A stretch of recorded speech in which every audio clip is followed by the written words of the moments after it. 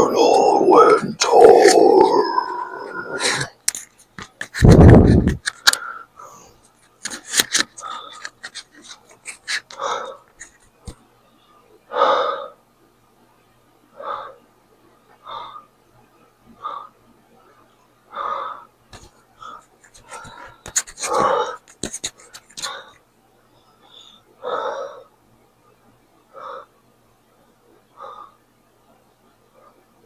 Away from me.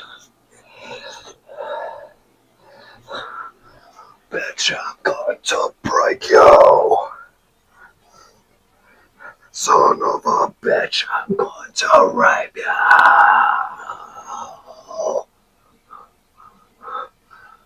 Rape you.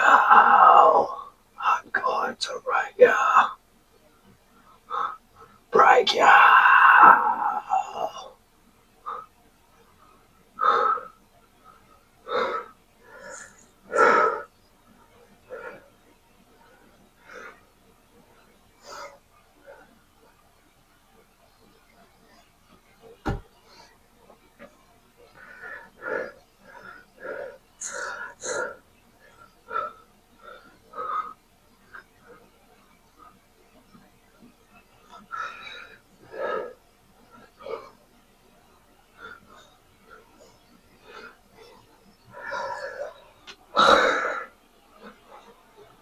Boys.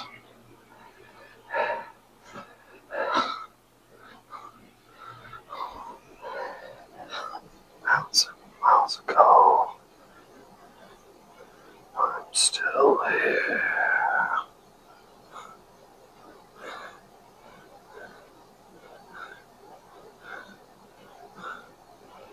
What I become. Justify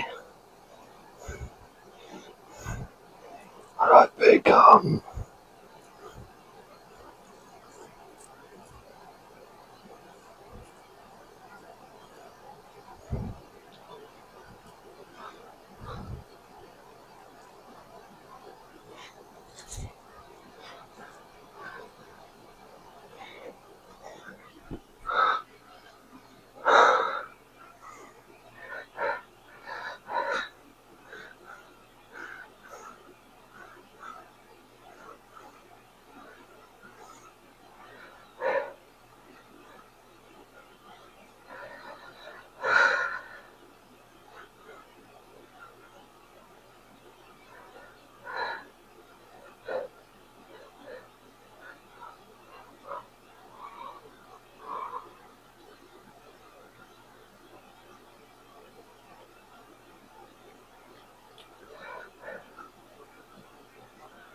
The masterpiece.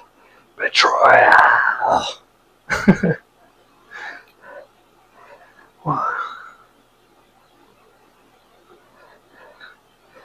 What I've become.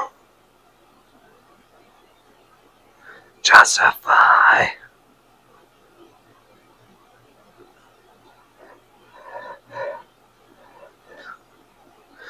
It's been so long since any piece of this, any kind of sense. I'll burn everything. Ashes you giveth, I taketh away.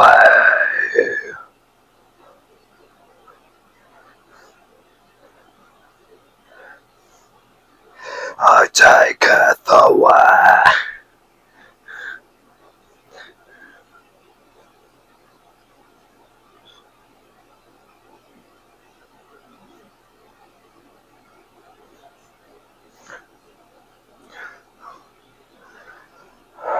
Swine.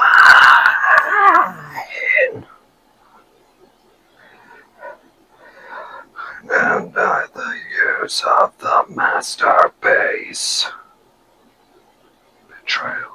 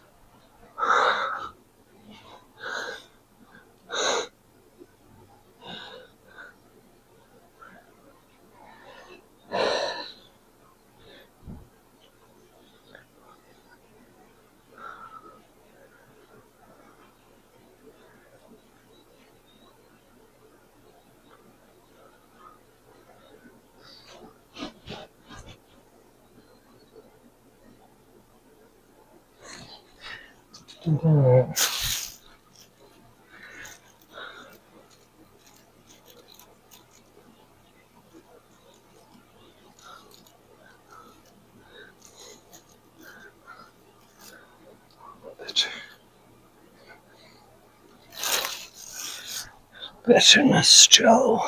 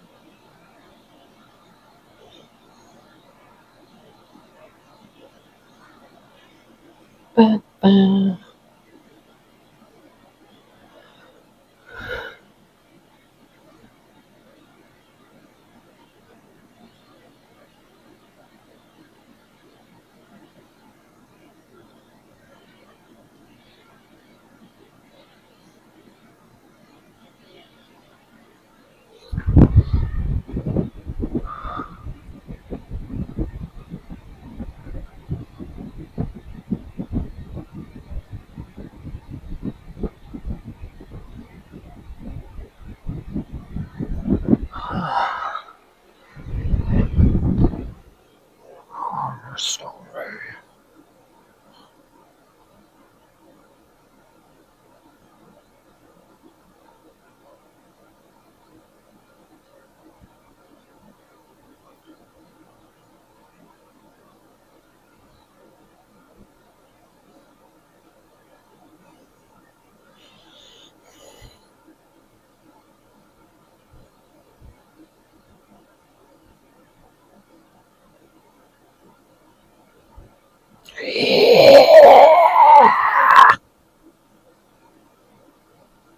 Burn it higher and higher. Light the match. Start the fire. Till nothing's left. 'Cause with it.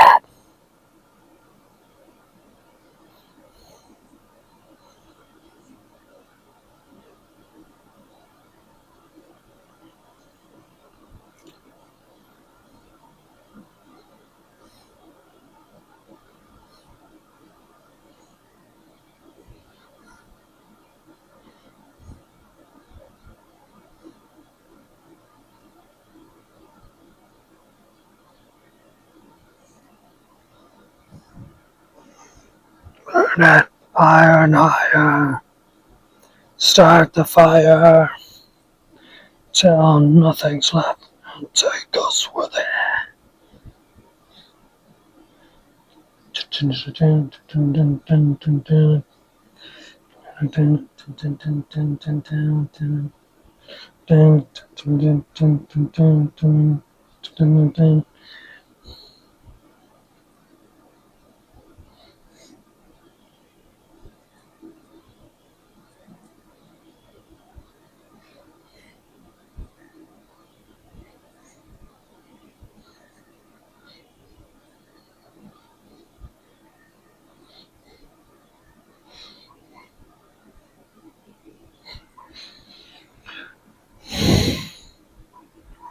This is for the dead.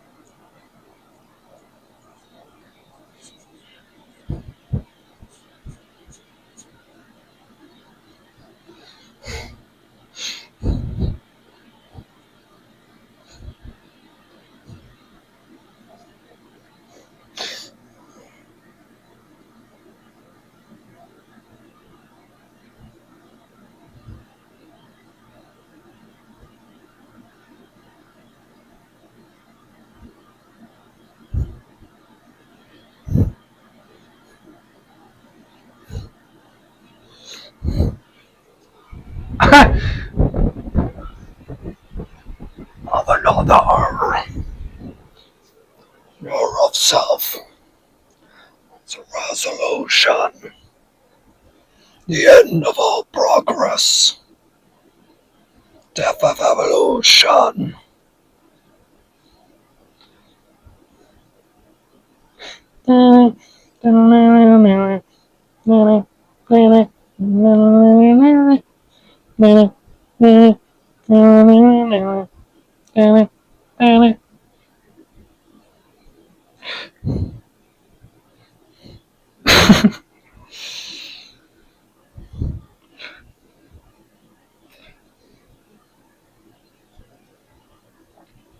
One day rise.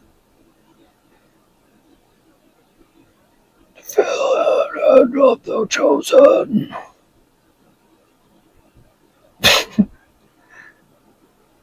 Still to ruin. Solution. End of all progress. The death of evolution.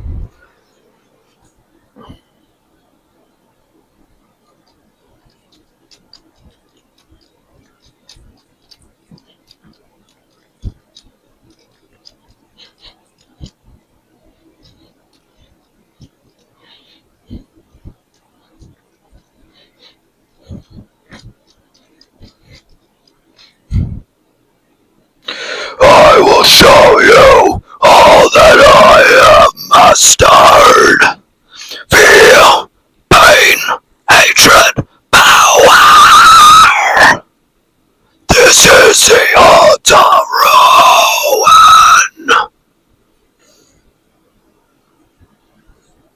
This is the art of ruin.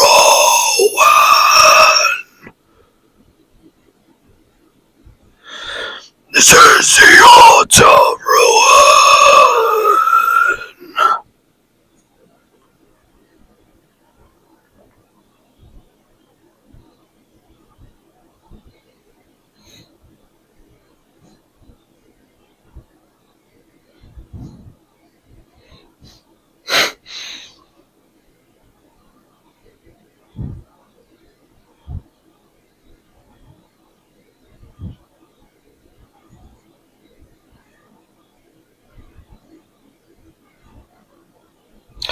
They will revolt.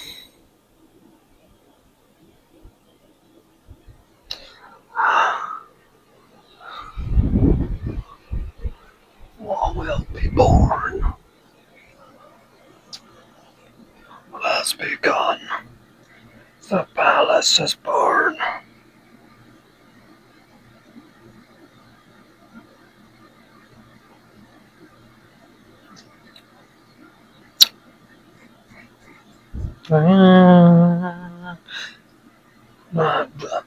Face up to seat and receive your just reward. Not blood rest until the purchase completes. Now reap what you've sown. My redemption lies in your demise.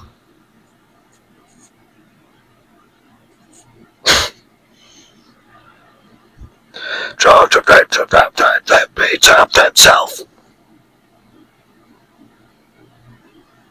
Oxidate living peace will destroy itself.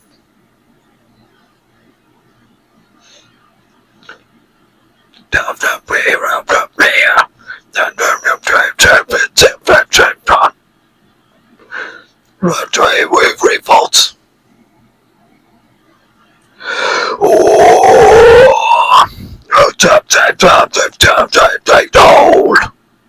War will be burned.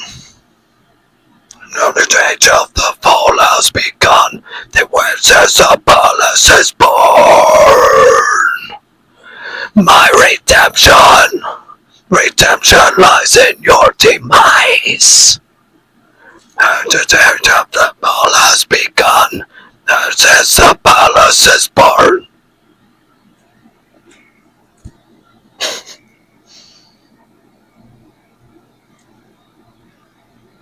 Banana, banana, banana, banana, banana, banana, banana, banana, banana, banana.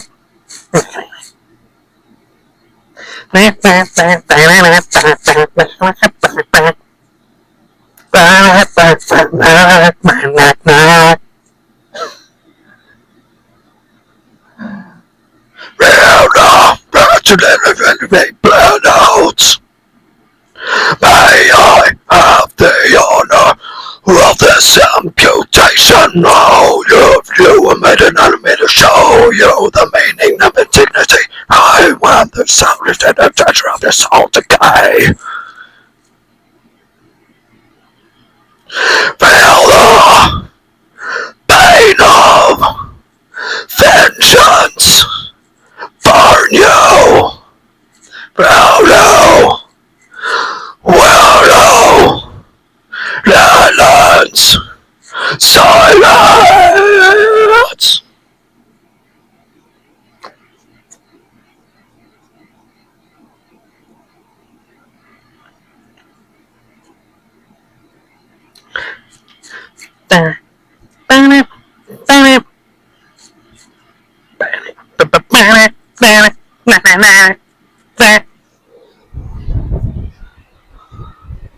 For mercy, I show you, Lord.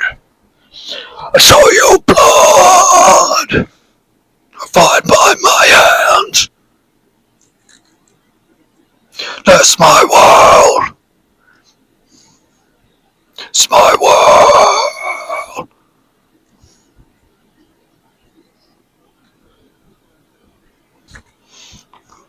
Salvation.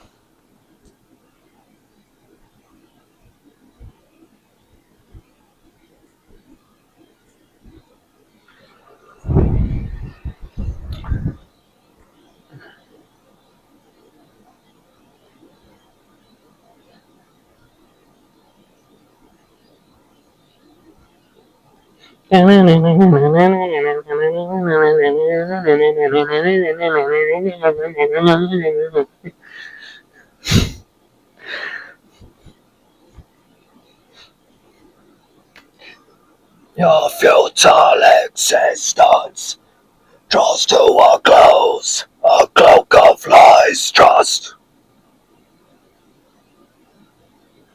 A last drop.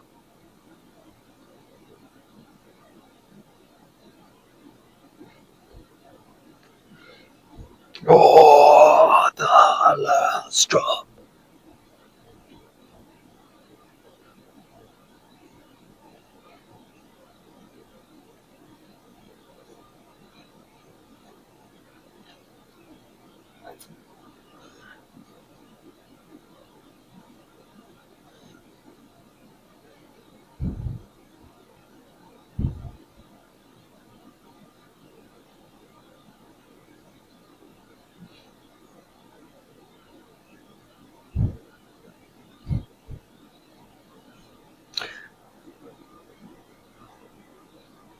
Your refracting draws near.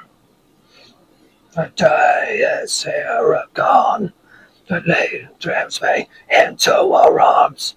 Liquid embrace to chase the day away, a day numb, deaf and dumb. into solitude.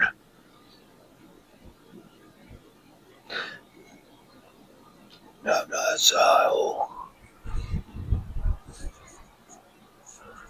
may under your black wings mark my words and read them for me. Lately she tugs away at my time, safely she draws me nigh. Now surrender closer, round nearer. The hollow kiss only the bottle.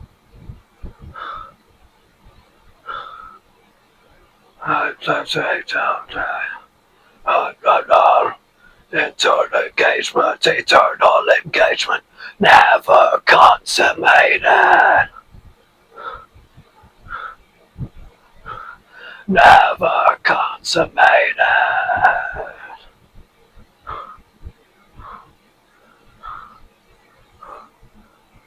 Under your black wings, my words and read them for me.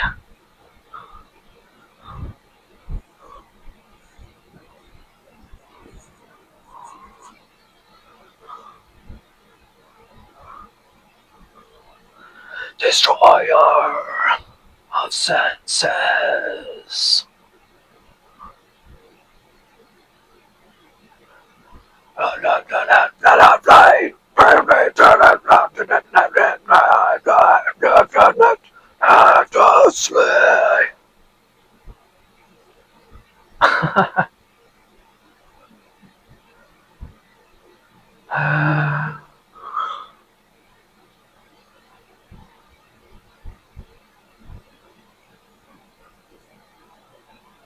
Ever again and again and again and again.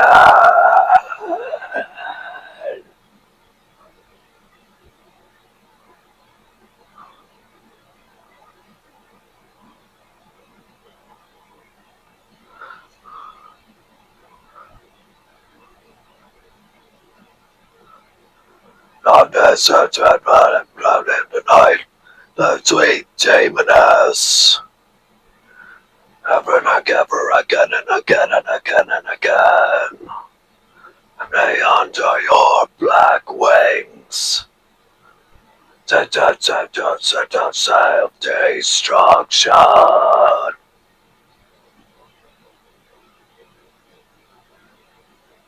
Down, down, down, down, down, down, down, down,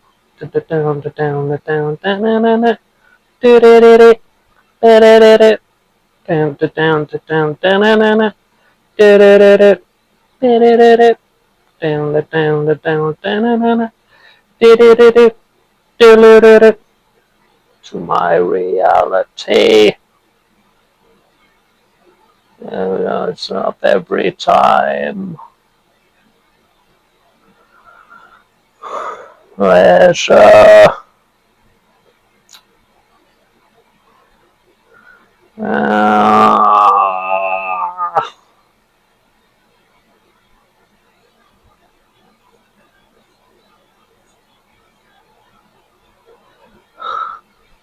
I'll cut the words from your mouth. You'll never speak my name again. The fuck out. They won't say me again. Damn the name of dictate and form your malice. Times when I take you away. My hate on you.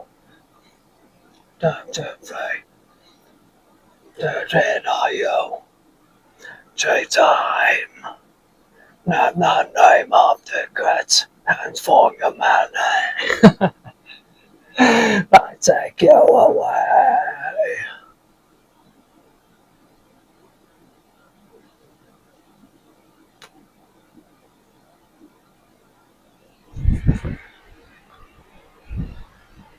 And I'll share. Set Johnny down.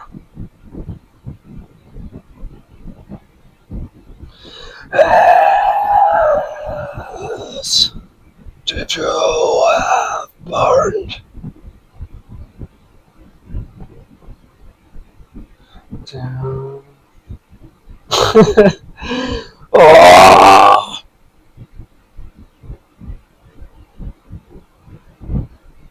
found my own blood. Time not now to sleep. I'm trying to not the same. That's how one I keep. Take time. Not name of regret. Not from your my last. And when I take you away.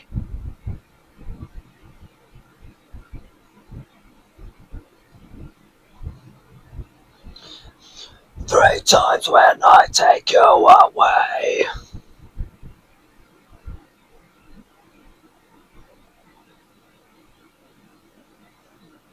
3 times when I take you away.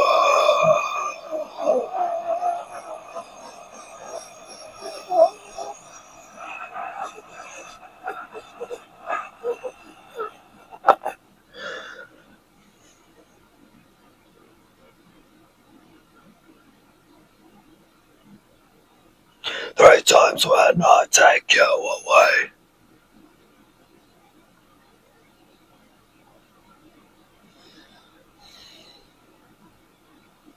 Drown in sorrow sets unhappy hour. And just enough to get by. Carlos says on his soul, hurtful son of a bitch. And on the downhill ride.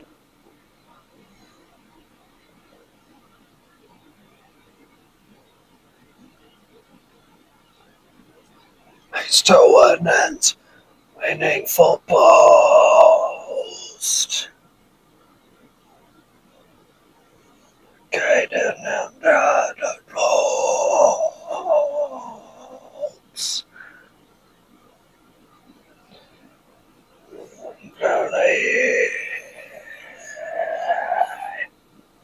And bite.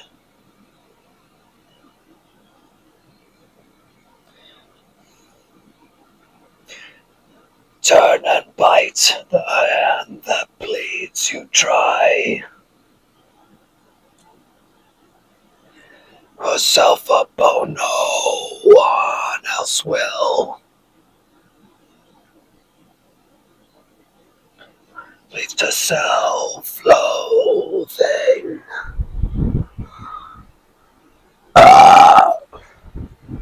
Winds of labor.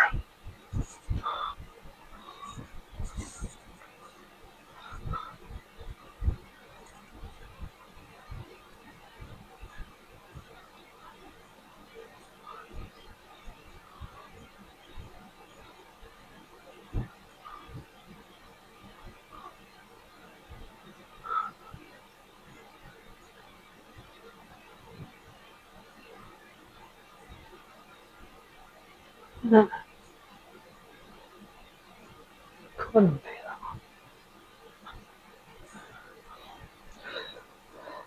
Motherfucker! Send home me a thing but you do, motherfucker! The world doesn't owe me a thing but you do. Motherfucker!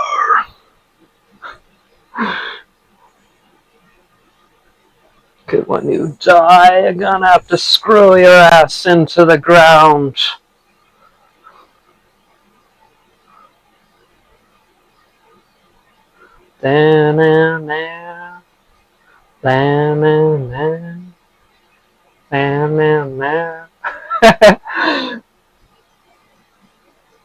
Right! Wasted time and dust.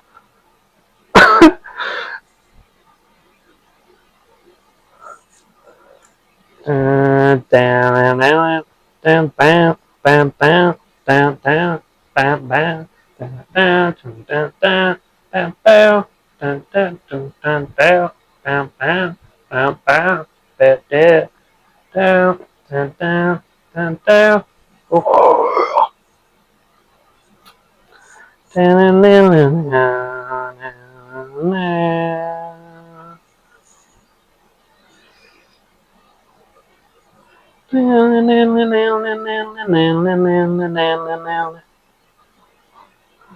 set your life.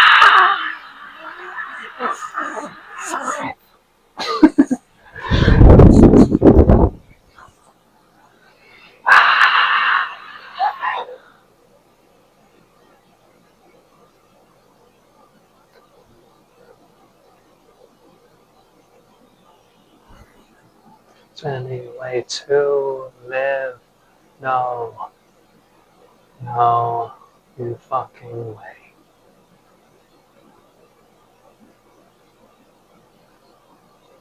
Bam, bam, bam, bam, bam, bam, bam, bam, bam.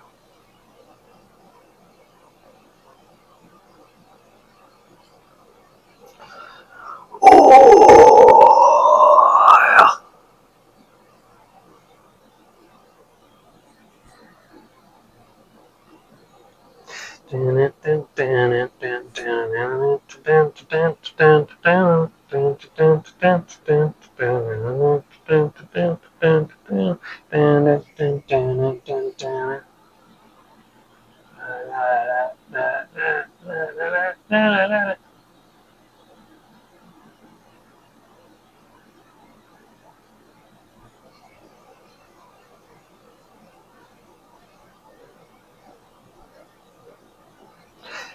Got a job to do. Think that fly. Call me what you will. And I'm identified. Call me what you will. Bam, bam, bam.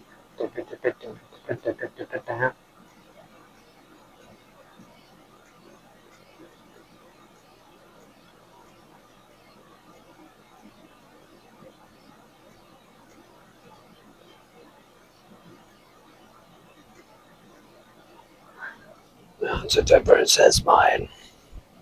Her arrogance. You're down and all right. Oh.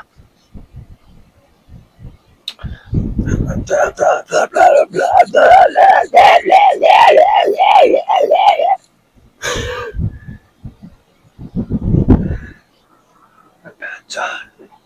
I've got a job to do.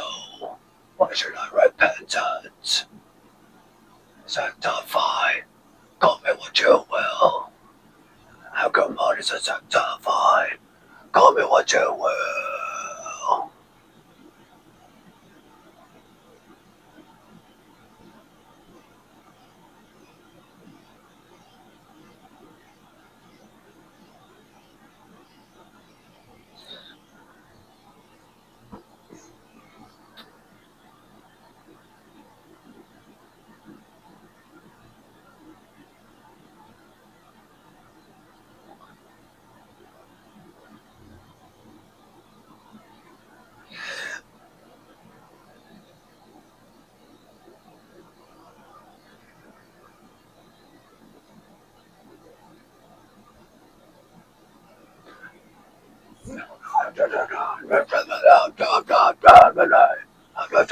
Sanctify. Call me what you will.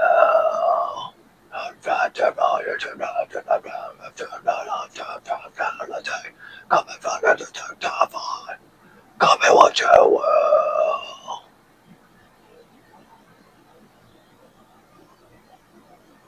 Blah, blah. Blah, blah, blah, blah, blah, blah.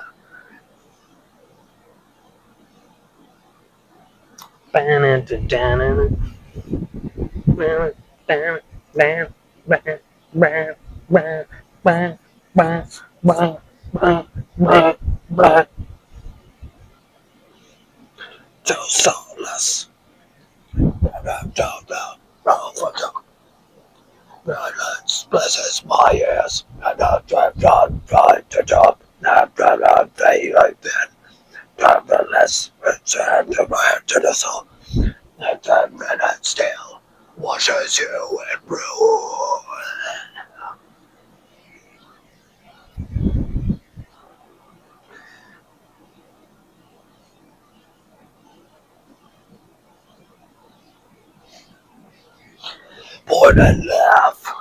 Oh, little bad. I laid down to where I belong and rest in ruin. I said every night to drive. I know that does all too well. Yes, paradise is another man's living there. No right alone.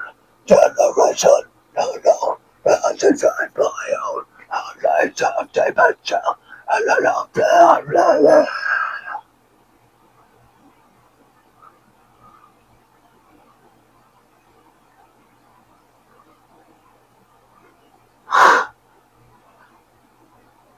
Running your approval. Never wanted your acceptance. Never wanted to be anything but me. I don't want it to be anywhere but here. But I'm ready to know.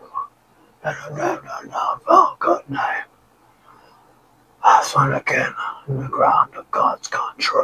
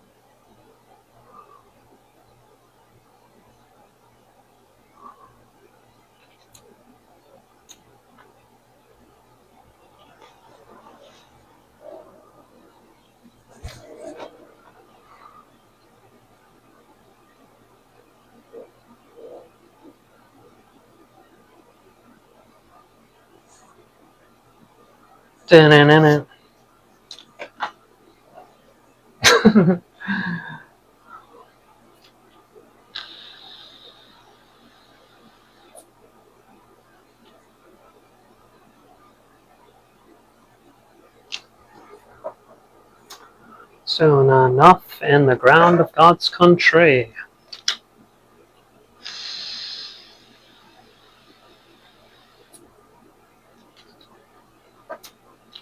In the ground of God's country.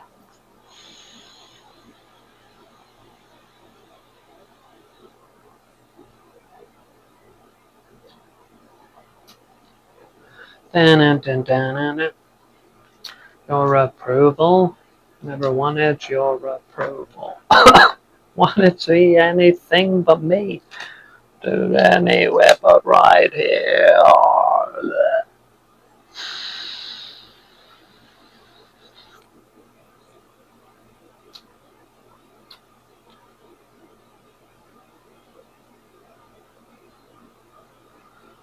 Oh, yeah.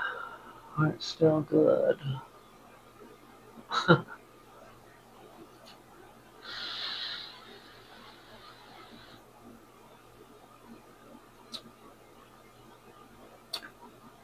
Skip beats a lot. Skips beats all the time. And could have went to see a heart doctor, but ended up not going.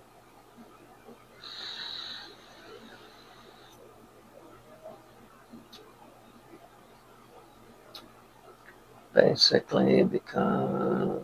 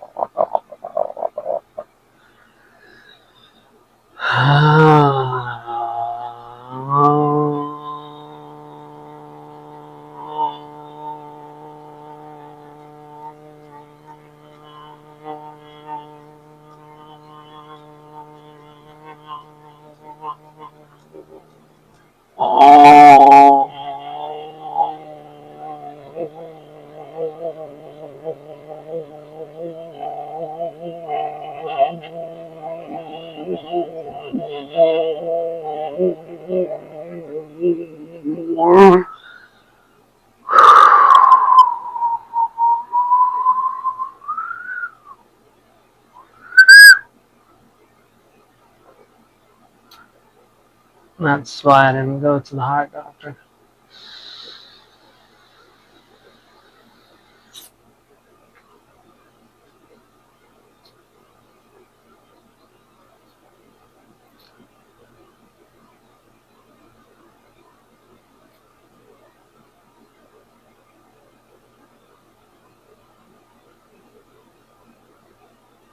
I feel like it's better to let the heart attack come. Just see it through.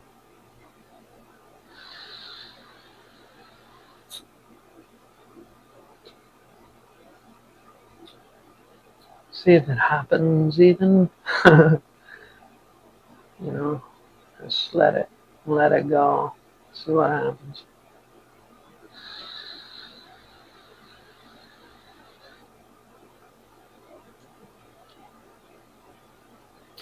I'm trying to work on my cardio, but it doesn't seem to be enough. I'm not as perfect as other people are. I can't keep up with the race. Even the old people are faster than me.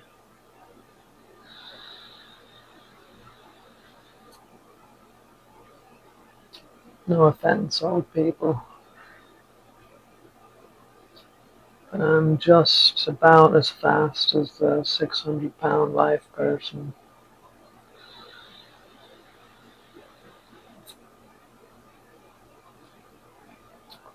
Without all the struggle.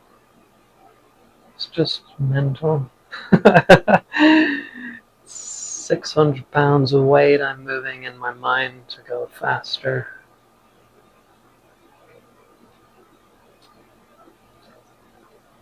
Thank you, God.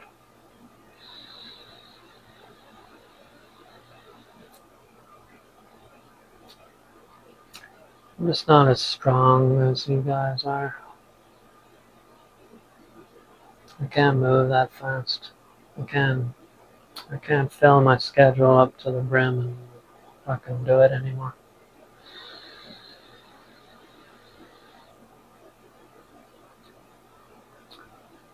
I can't even make the one thing scheduled, so uh,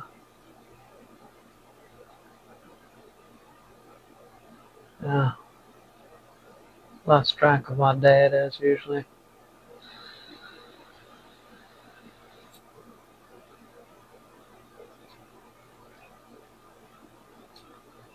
Yeah, I'm on a mission to change, but it's leading me to deeper into the whole of the self, where I fight my doppelganger all day long. And my doppelganger's the shadow in my skull, me demons. And honestly, we're good buddies now, I think. We're like almost as one. We've gotten to the same power level in the hyperbolic time chamber. It feels like fucking forever in this thing.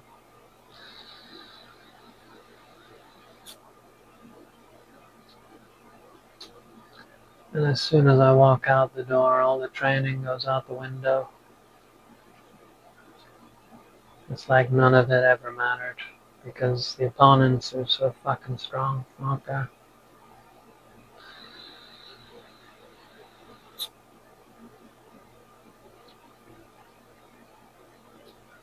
But the hope is one day that I'll be so fucking strong that none of it will even bother me anymore.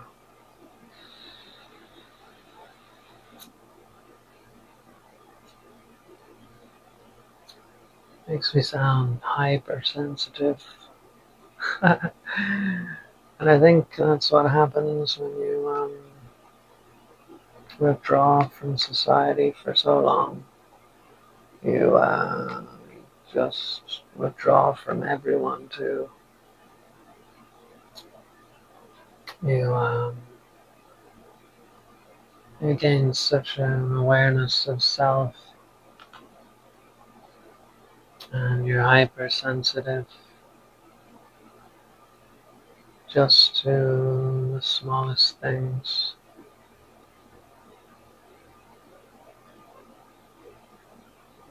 Like anything is very entertaining right now to me.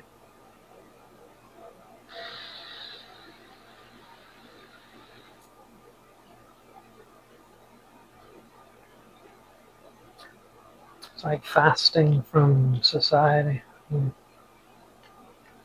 then when you have to face it again, it's like fucking haunted house, you know? Like, holy shit, holy shit, holy shit. But it's way better than that. You kind of float, you float down the stream, but you always have some shite rapids coming up, you know? I flip the boat over.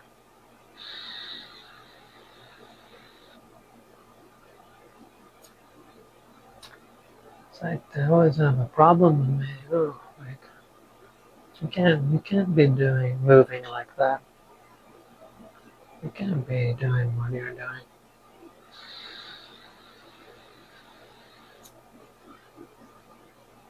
Yes, you can.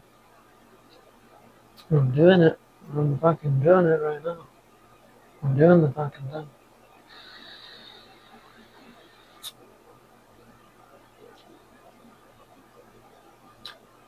Just need a place where the opposition is not in power,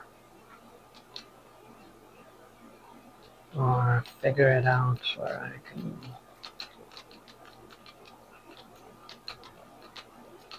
be powerful from the bottom. It's just scary,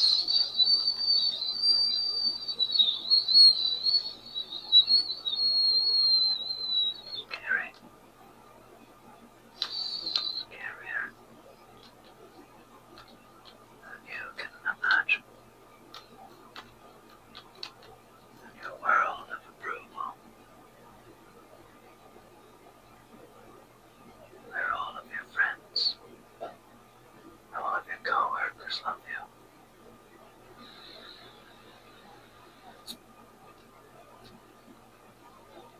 And everybody everywhere is your friend.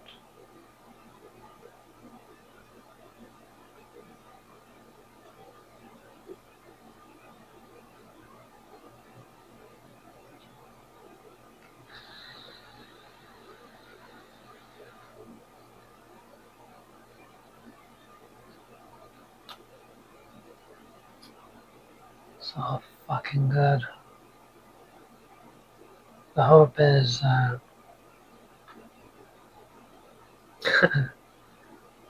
don't know, I pass away before I have to do anything.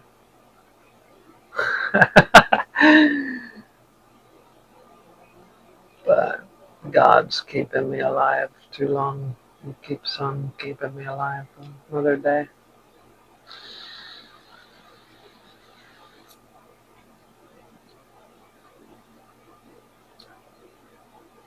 I think it's God, yeah. God's the one. So, I don't know. I don't want to be in a corner, sectioned into like the office space guy, you know, in the closet. I don't want to be that.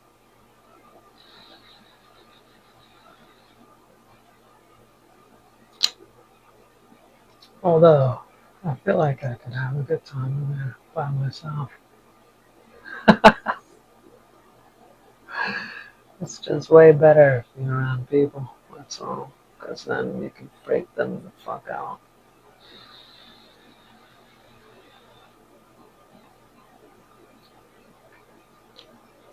Fuck with them to your heart's content, but, oh yeah, it gets tough when your money's low.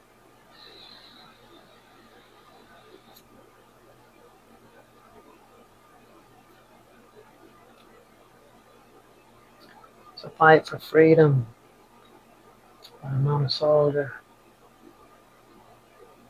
I'm just a civilian. Fighting for freedom in a free country. It's supposed to be free in here, but it doesn't feel like it.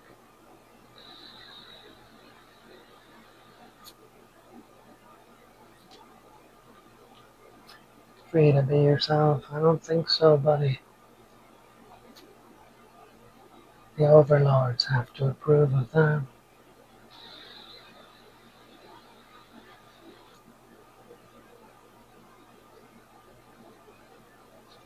You must play by the rules. Otherwise, you lose all freedom altogether.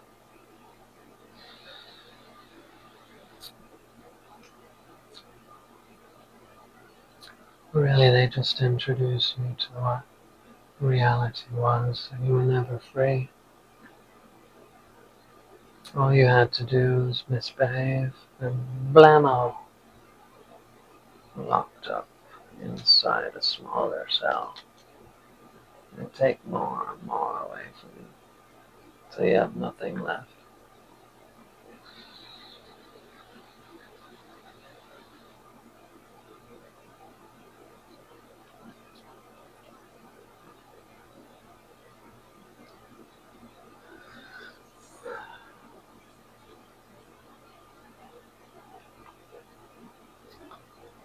It would just be the most triumphant thing if I figured this fucker out.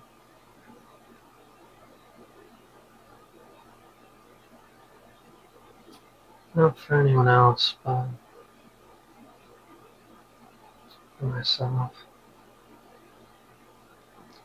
I actually managed to live the way I want to live.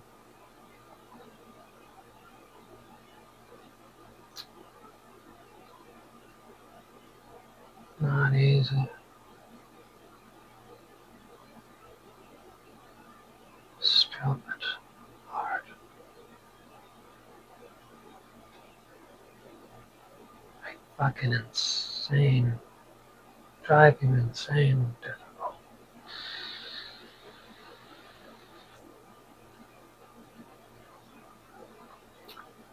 Most difficult game you could play.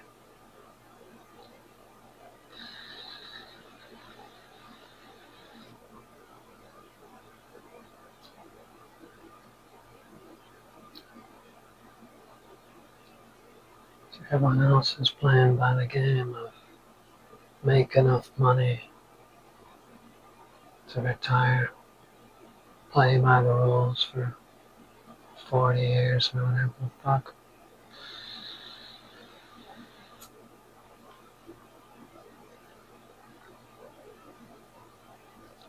But for me, it starts square one.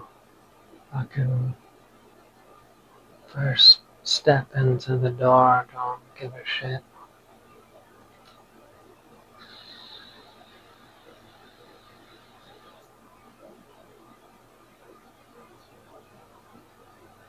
Man, the opposition you find when you do that. Just ridiculous.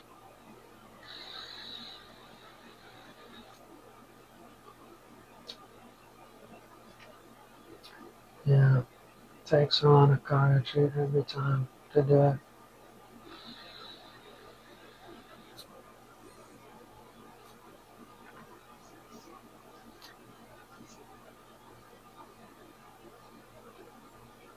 I'm not sure if everyone does this already, though. That's the crazy part.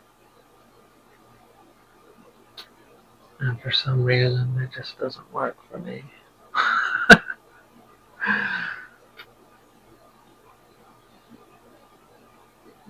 Like that ball. Jesus Christ, yeah. I didn't even manage this one today.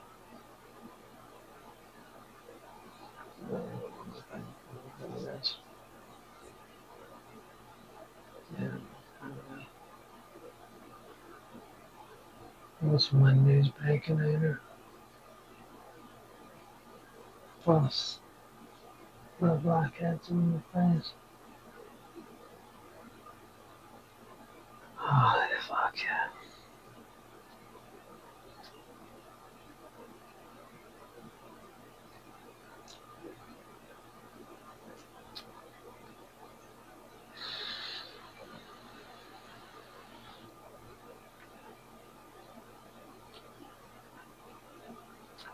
I don't know when I'm gonna try again. It should be soon.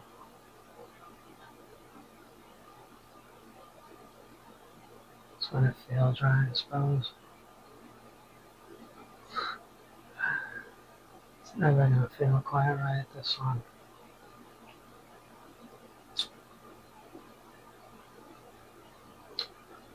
It's almost like it's expected, so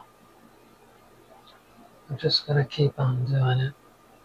Just bang the head against the wall until it fucking works, you know?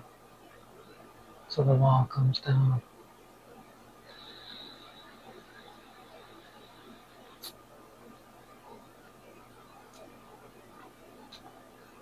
It's just the only thing worth living for.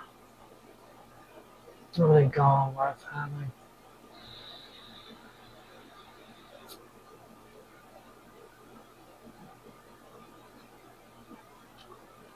It's an effortless job.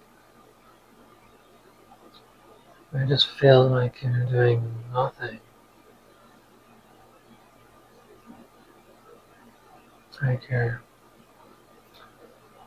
performing the tasks, but there's no effort put forth.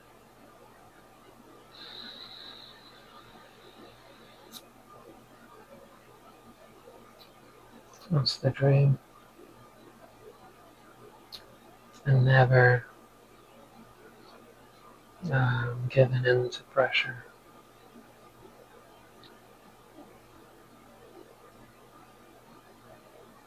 Unless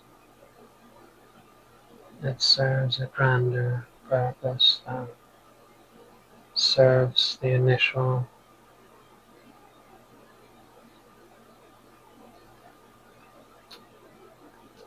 It's very conditional, that part. Like, what is the situation exactly?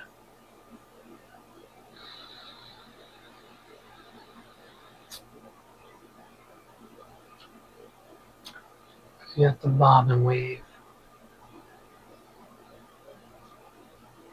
Make it like seem like you are still, you know, but you're not really.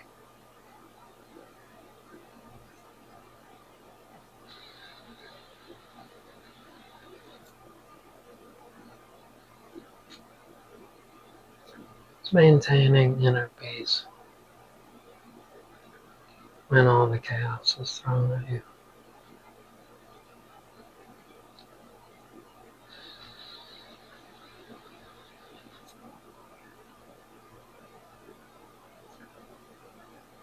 Because there's no longer a need to impress. I just would like some attention.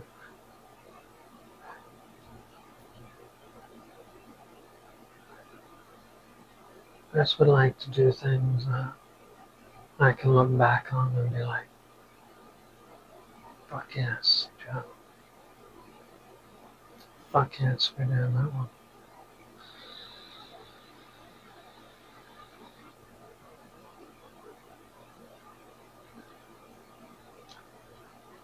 These ideas are difficult to come across and perform.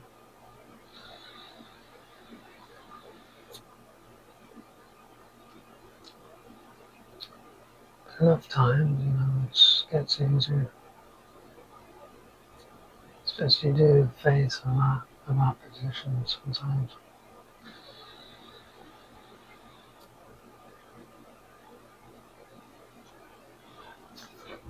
Being burned like that is quite a thing.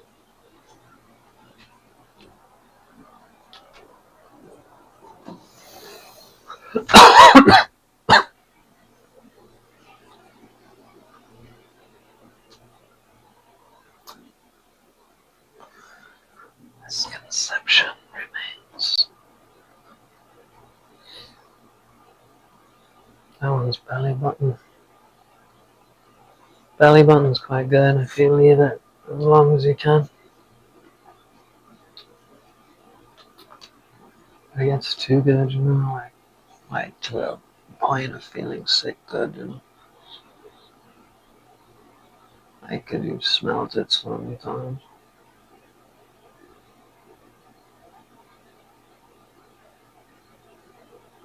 Sometimes I feel like,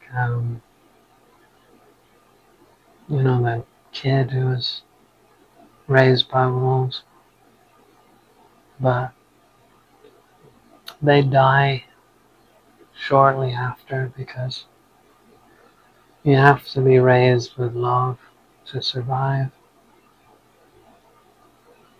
So if the child doesn't receive love in the earliest years, then they perish like early in life. But there's that one child who made it, I think, an adolescent and then died. Like a child was raised by wolves and then raised in the wild and then was discovered like a rabid animal. And they tried to socialize the child again, but the child was just too far gone basically and died like I think only a few years after.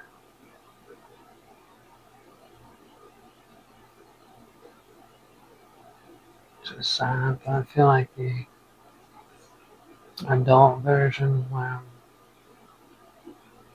I lived like a normal person for at least 18 years and then was isolated pretty pretty much like fully. I just think I had my family, but it's just been isolation since then. And it's gotten to a point where I'm like isolated from family now too. And when I re-enter society each time, it's like I just feel like a gravitational pull. Like I feel like everybody notices just because my behavior is just out there, completely out there.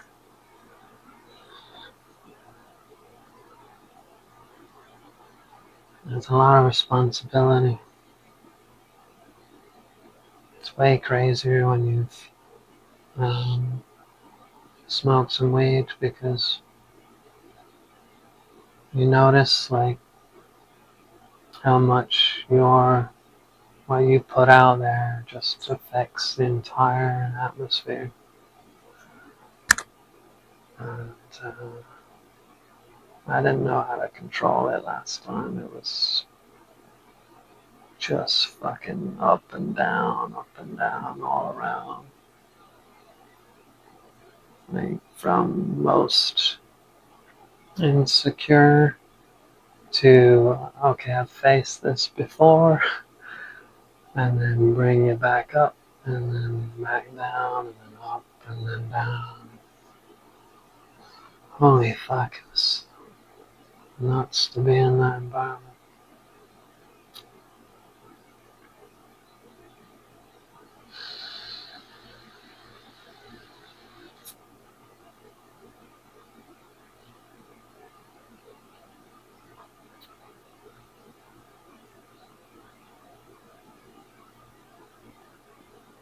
I just didn't realize like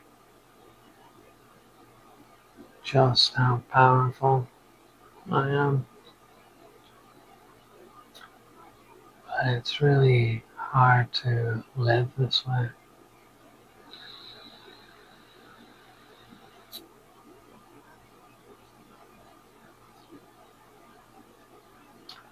Because most people just blend in, right? You just act like everyone else does. But when you're me, you just can't fucking do it anymore.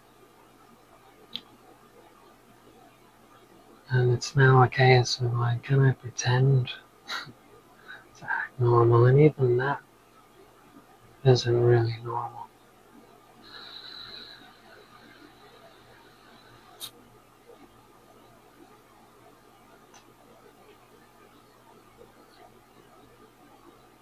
Yeah, just defiance. Just don't want to do what they tell me.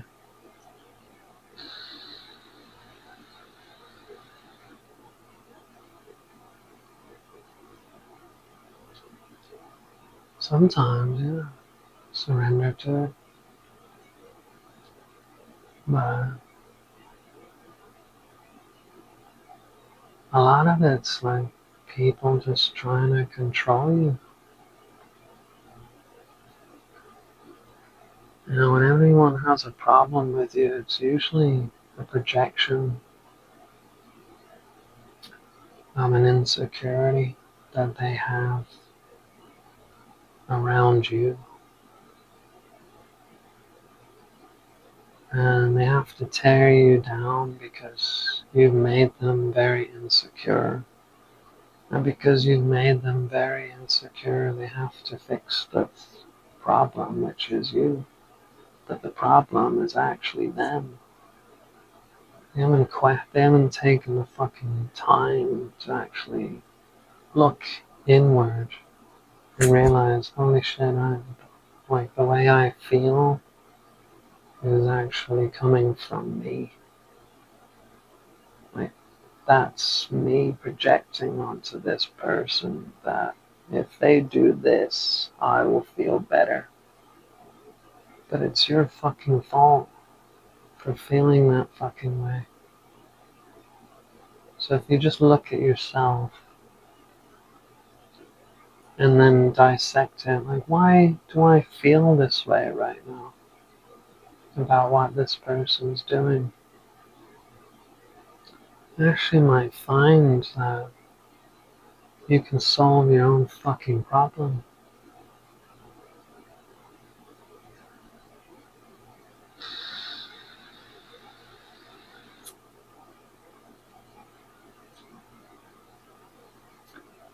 Our society doesn't run like that. It's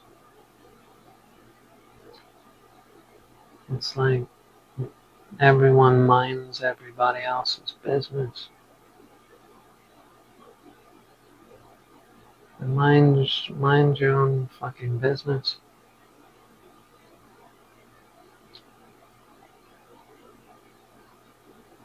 The world would be a lot more peaceful place.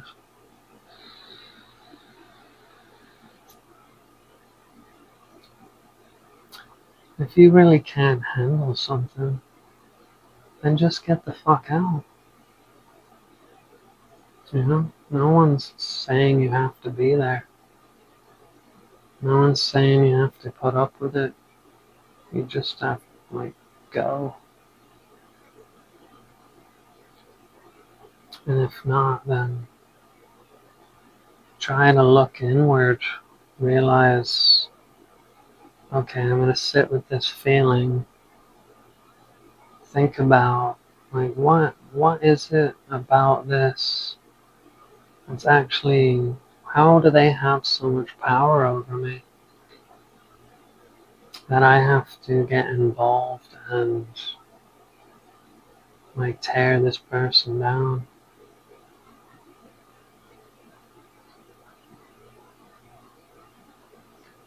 You know, if anything, they've done you a favor for showing you how insecure you are. because you had to tear someone else down to feel better about yourself.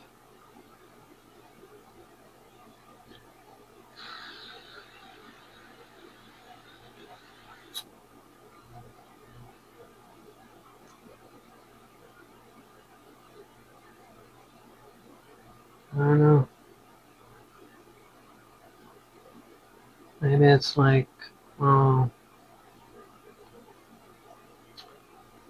they're not following the rules as strictly as I am following the rules, so it must be that they're wrong and I have to correct this person because otherwise it would shatter my entire worldview.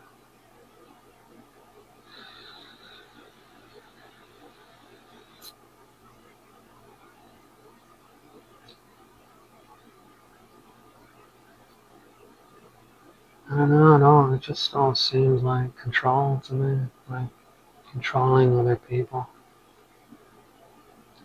to behave the way you want them to behave.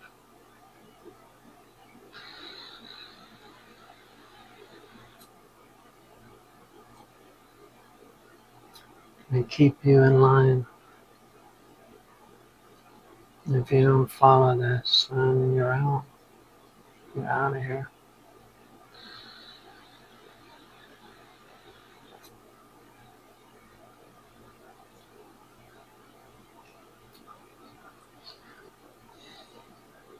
Yeah.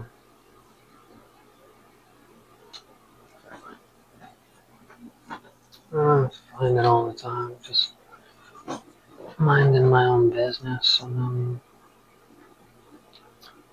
someone has a fucking super issue with me lifting up my shirt at them or something. Like, Jesus Christ. I thought the nipple was free. You know? What was it about me lifting up my shirt that just absolutely crossed you in the wrong way? Like, God damn. God damn.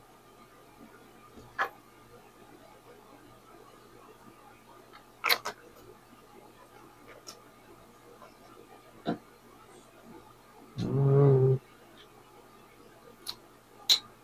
strange society we live in here. Strange customs and everything, man.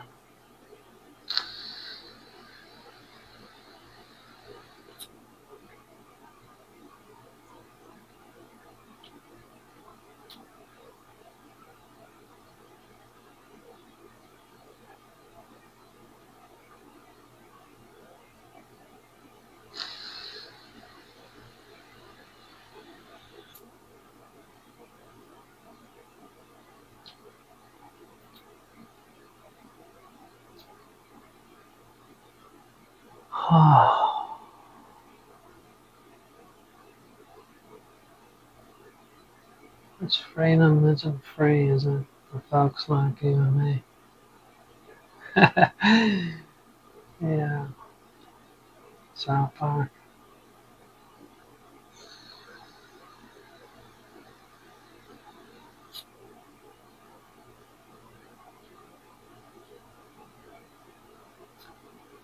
I don't know, man.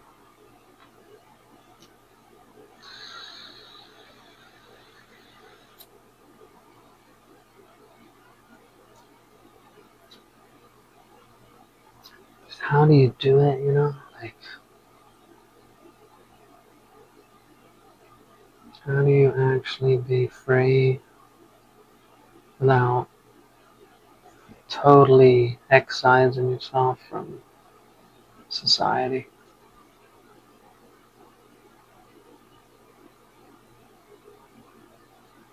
I'm building a cabin in the woods, but you don't want to live there, you want to be with the people, so it's just.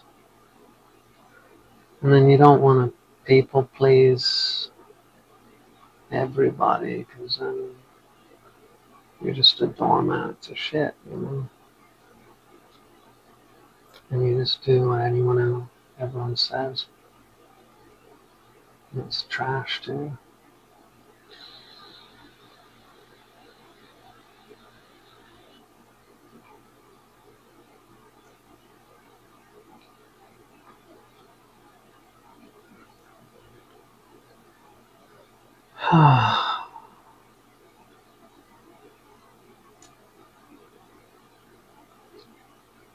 It's just hard. You can't do certain things, you know?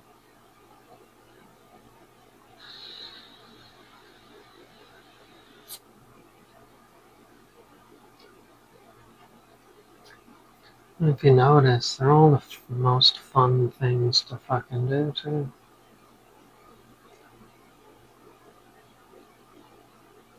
It's just whether you're unlucky or not to come across some real fucking insecure person who has to just tear you all the way down.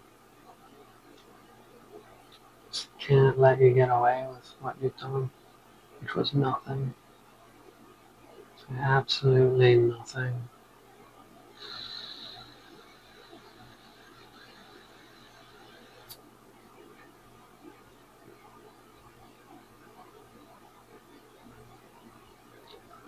So if you don't dot your I's and slash your P's, then you can't participate. And it's, for me, it's so fucking soul crushing.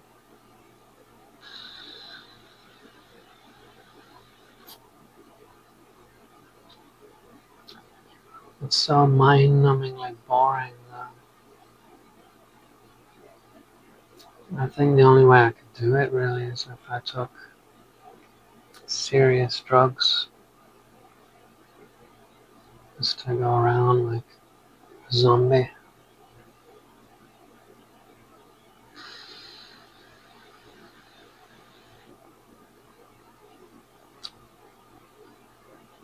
That's what society wants at the end of the day. They want you on some serious fucking life-altering drugs so that you behave well. Crazy.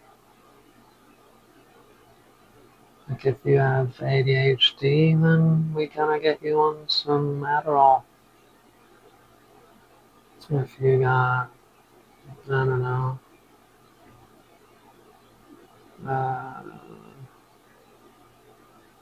whatever needs a antipsychotic, schizophrenia.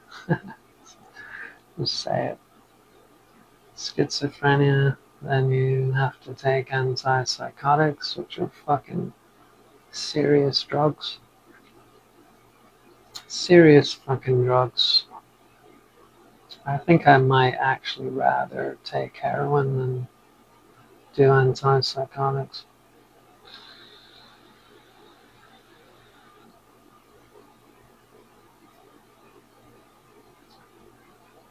And then if you are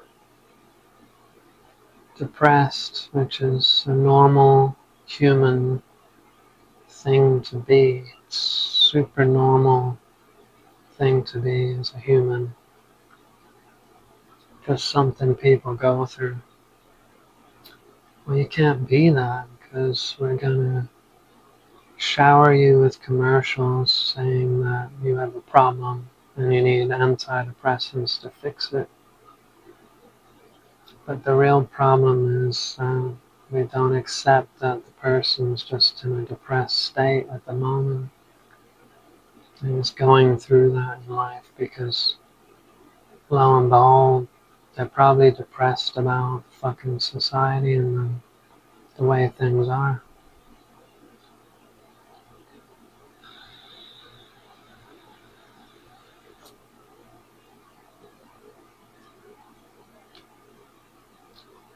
So instead of fixing the problem, society just gives you a band-aid called an antidepressant.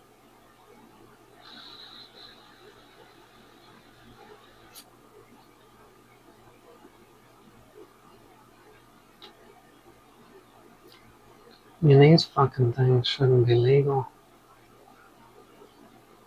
but I'm glad they are because I really like it.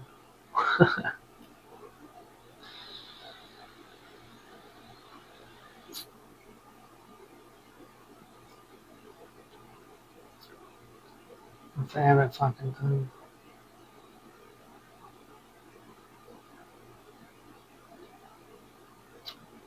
And yeah, I can't use it inside of places.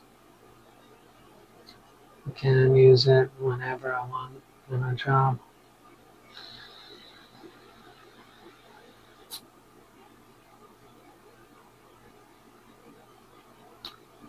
And you're supposed to be okay with that.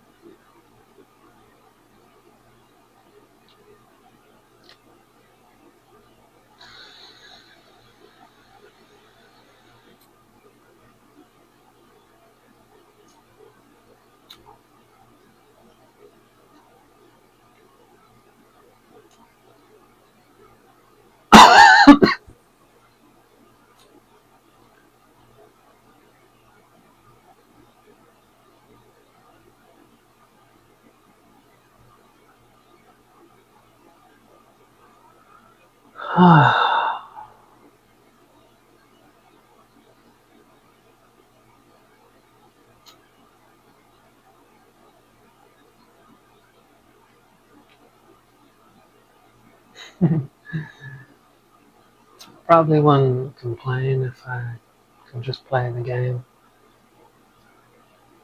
But I'm such a bad player at the fucking thing. I just getting up on it, trying to do it a different way. Because after playing it so many times, you just kind of realize how shit it is. You know?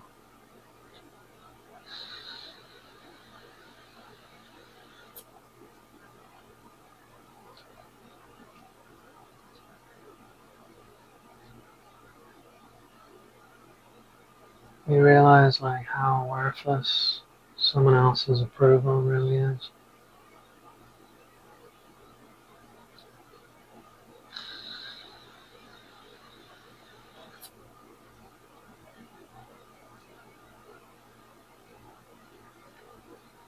It's nice when you get it, but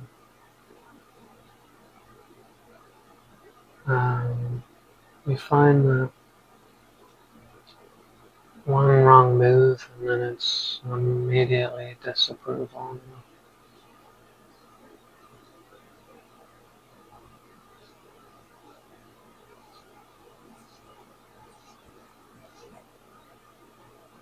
And then people always remember the worst thing about you. You just neglect all the good things you ever did. And then they just focus on the worst thing that they can find or know about. And then they hold you to that. So you kind of like fuck approval because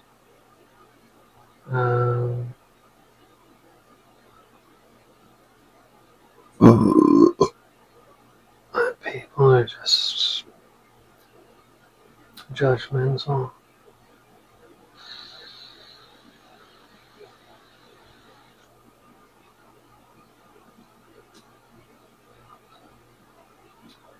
They're just too concerned about everyone around them. As though they all determine whether they're gonna have a good time or not. And then that you should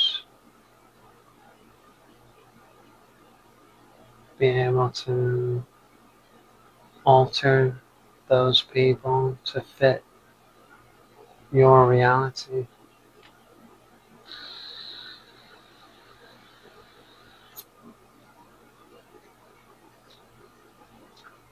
Your level of comfort, but then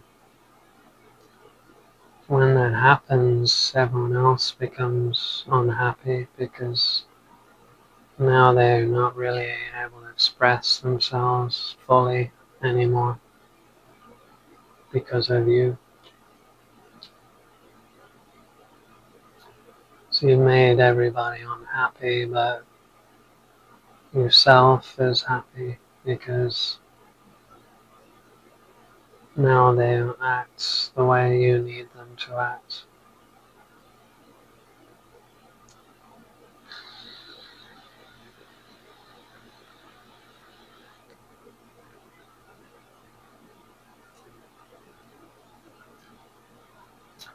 And then the workplace is just shit because everyone arrives feeling shit. They don't really want to act the way they have to act, and it drains them. They're all exhausted because they have to act a certain way.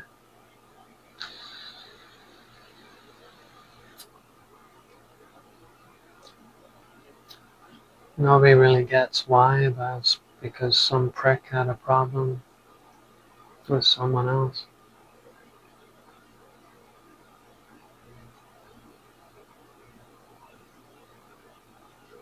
Instead of letting them be,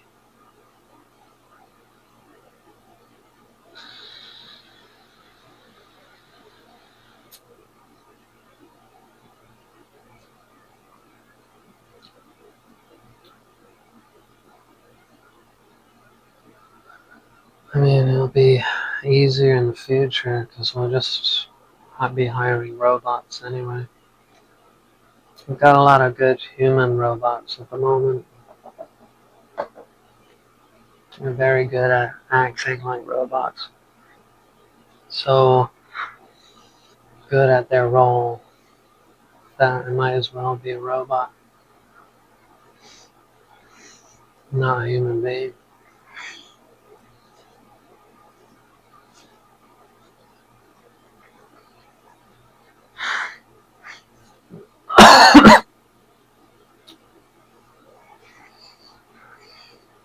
And it's all just like from a place of fear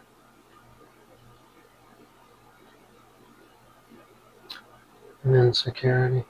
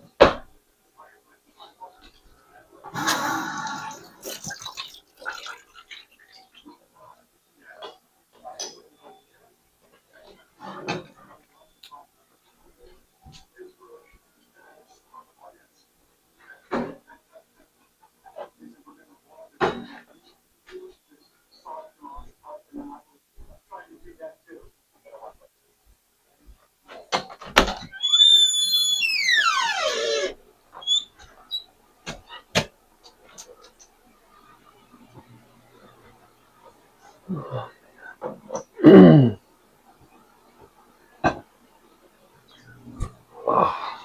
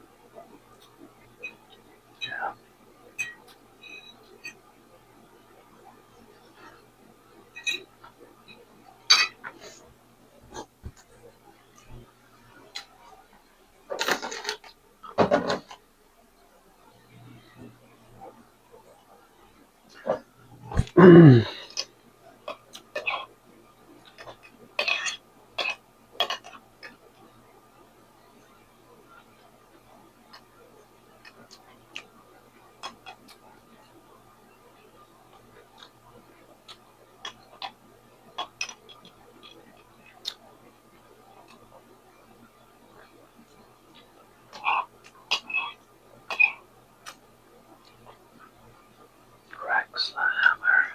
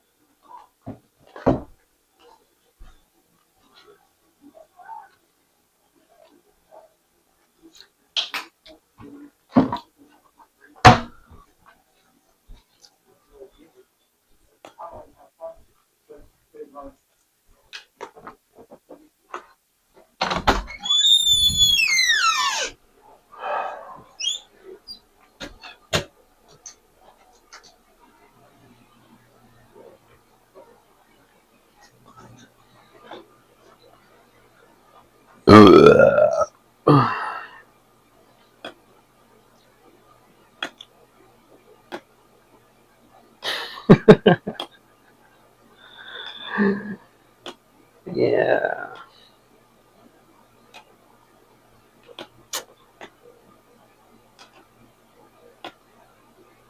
Oh man. None of this shit could have been prevented. None of it. It's just who I am. Fucking hard to deal with, for sure. Like, fuck. Where do you go?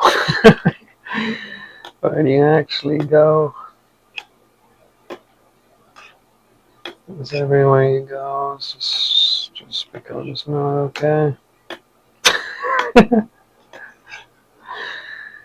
Fucking insane.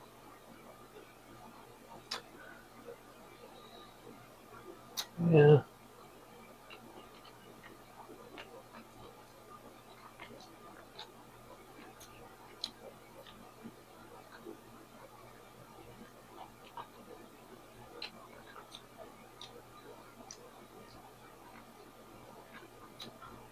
Yeah, it's like it's not about what job you want, but which place will actually keep me.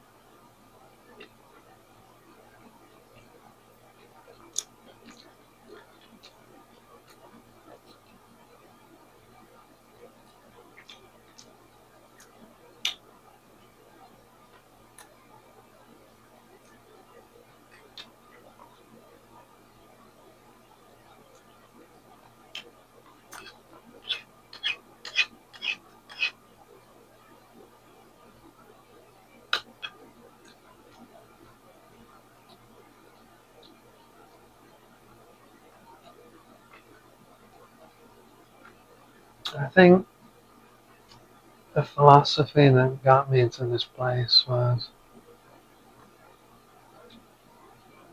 if you can't guarantee that I'll be here even 10 seconds from now, then what good was it investing in a long-term future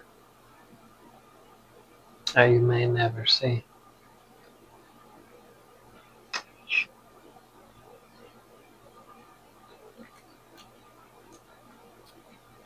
I'd argue it keeps you occupied if it's something you actually want to pursue. But that's also a problem for me is I've not I have not had well, I have had motivations in the past for a long-term future. But when so many of the dreams die a death, you get to a point where you don't see how any of them could ever pan out ever again. There's things you want to try, but like getting a degree, for instance, just been there, done that. Yeah, so it wasn't a good one. Wasn't a good road, that one.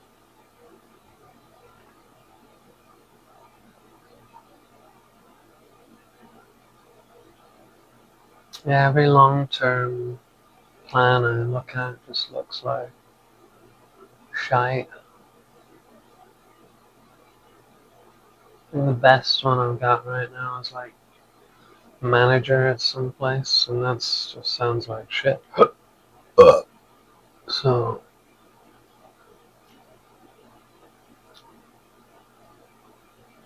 I don't know.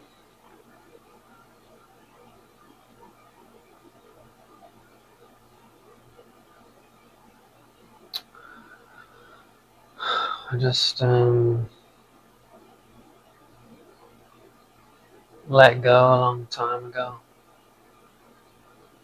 It was like a forced surrender to God because nothing, nothing I tried worked out. So you get to a point of where like you're so defeated, your ego is just crushed completely to where you just like give it to God. Fuck it, man. Just here you go, God. You do it. You make this happen because I can't fucking do it. What you find is that basically God does nothing and just keeps you going, basically. And supposed to be doing work behind the scenes or something, but I don't know what that is. So yeah, I know he's closing doors, that's for sure. Um, and then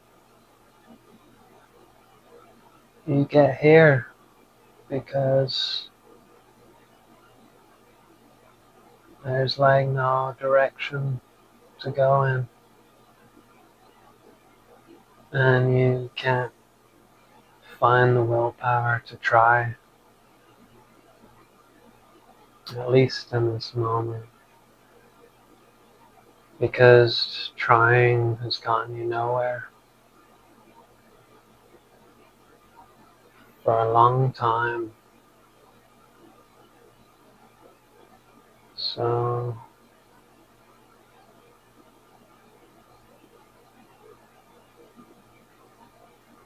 I don't know. I'll have to see when the situation becomes more dire. I'll probably move then. But I don't aspire to have a girlfriend or have a family in the future. Just giving that up when I found out the truth about love. When it's just fleeting. It's not forever. It's just there's no point building for it because both parties would change eventually.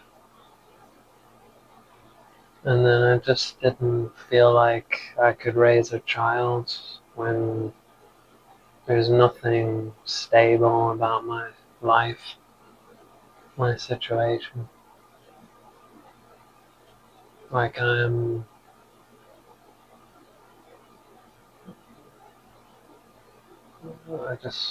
might be the funnest dad, but I won't be able to take care of them. Like, I'll have to be in foster homes. So, yeah, just gave up on that. And then friends, pretty much totally, just don't have any of those because I just couldn't be fucked. Couldn't be fucked to keep up with people. And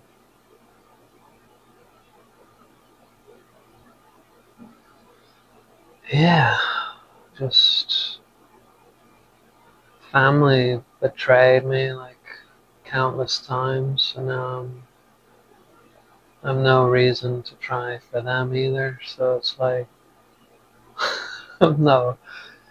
The only thing is like, can I just get food and a shelter, and that's about as far as my dreams go. Um,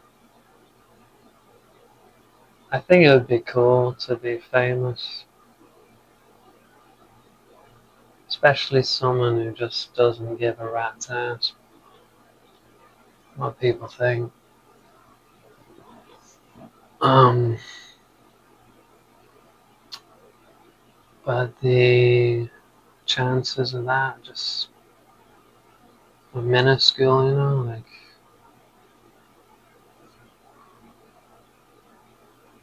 So I don't know. I might try it out one day. I don't like saying it because I feel like if you say it, you probably won't do it. So we'll see. Hopefully, hoping to God. I've got a really cool idea I want to try, but for busking, but I don't know how I'm gonna get money doing it. So I don't know if it'll work, so I'm gonna try that too at some point. It's just I can't reach the I think the police station's closed on weekends, which is weird. But after on Monday I should be able to check.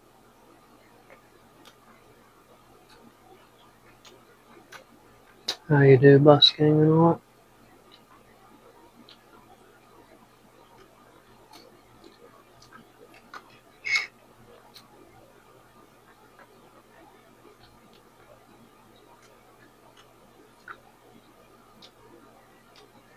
No, if it's legal I need a permit. But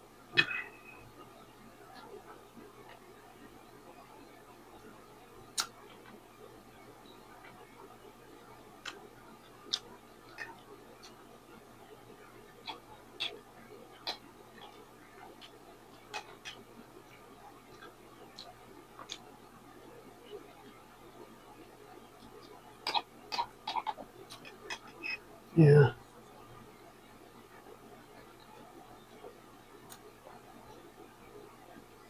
I don't know. I just feel like you never know when your last day on the planet is.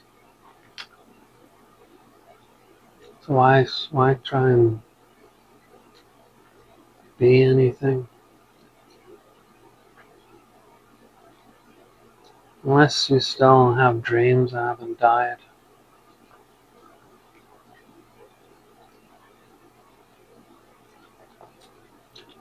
I think I just explored all my dreams.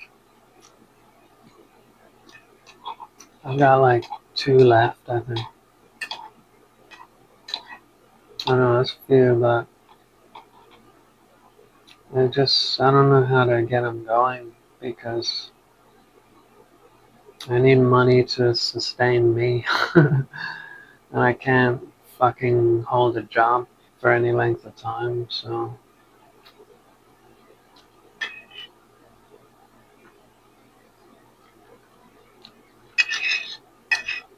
it's really tough. People are so serious about behaving in the job. It's crazy, man. But doesn't anyone realize, like, you could have died on the way to work today? You might die today in your job. You might die on the way home. Why are you so uptight? Let the fuck loose, man. Yeah, like we have all the time in the world.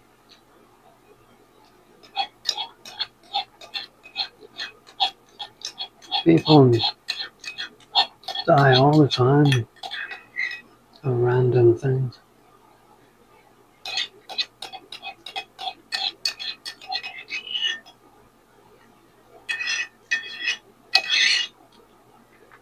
And everyone's spending their time being super anxious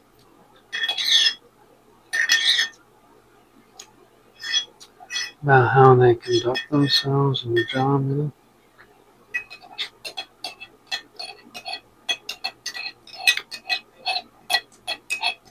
Even the appearance that you put on in the morning.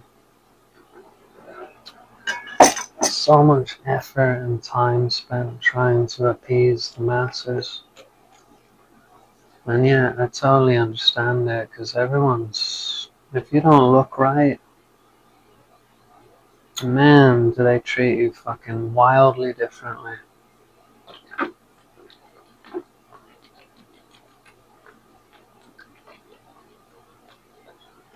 If you haven't shaved or like didn't get good sleep, holy fuck, you're gonna have a bad day in society because everyone will treat you like a fucking homeless person or just ostracize you. It's disgusting.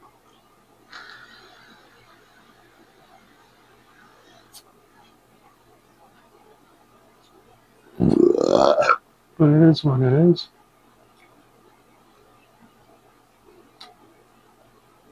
Dunno. I wish it wasn't.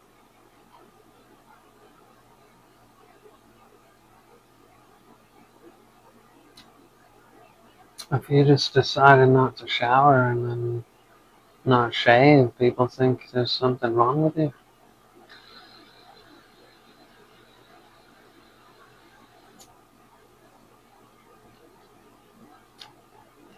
I just decided not to do it.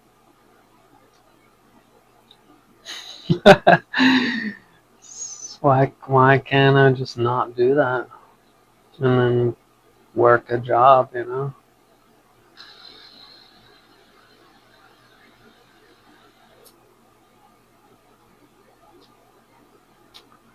Because all the customers are judgmental pricks as well.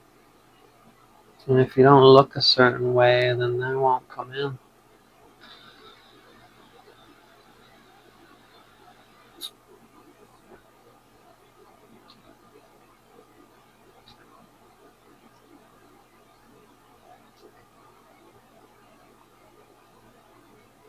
I saw a man with his face burnt off.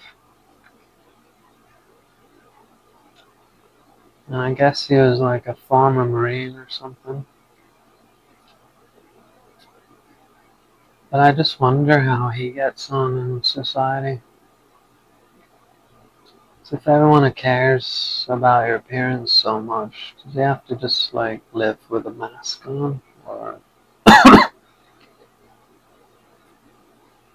mean like the rest of people do.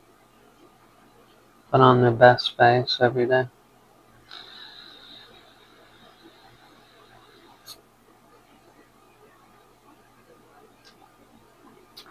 To hide the reality.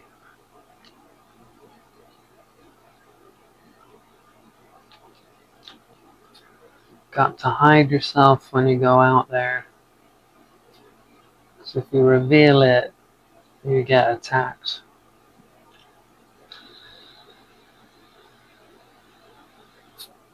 Cuckoo.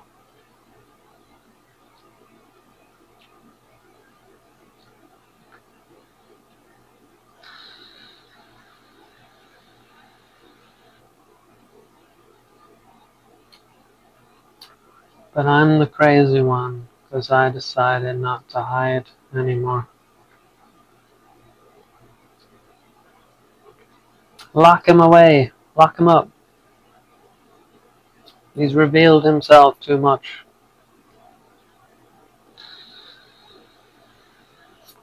He stopped caring. He stopped caring. There must be something wrong with him.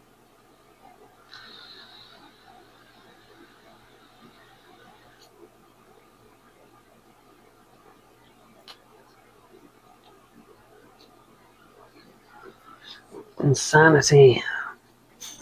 Insane world, man.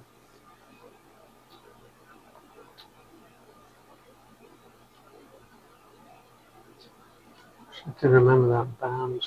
Mad World. Not the song you're thinking of. Like Aslan or something. I don't know.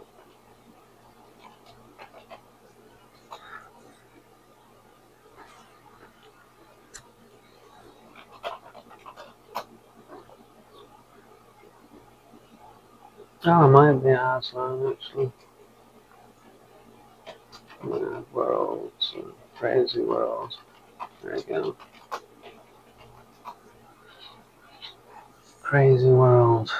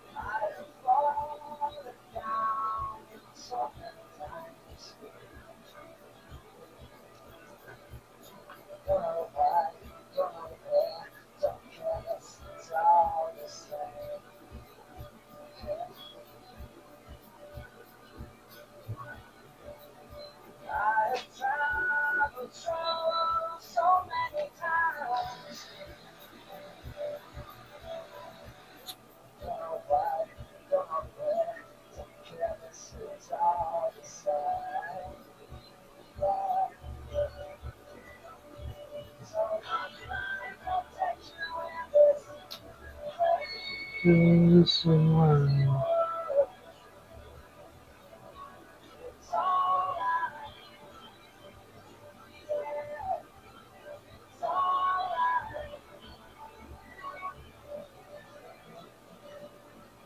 Learn to die.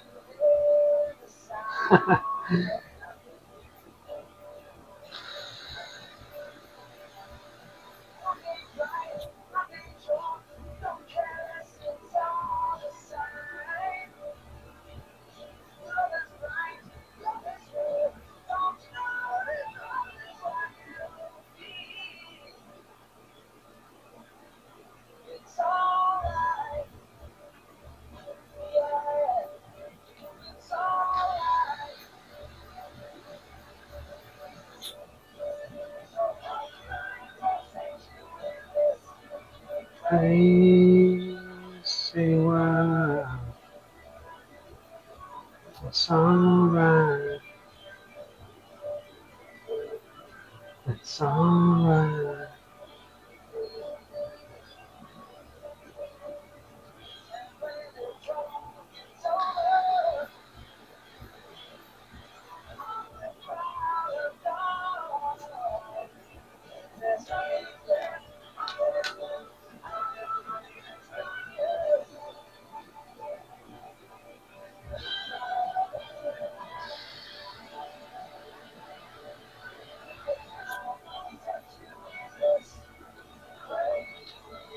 Crazy world.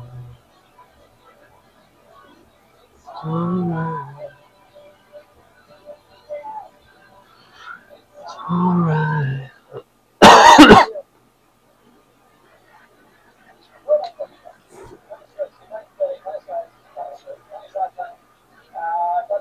And they probably think the entire audience are part of it.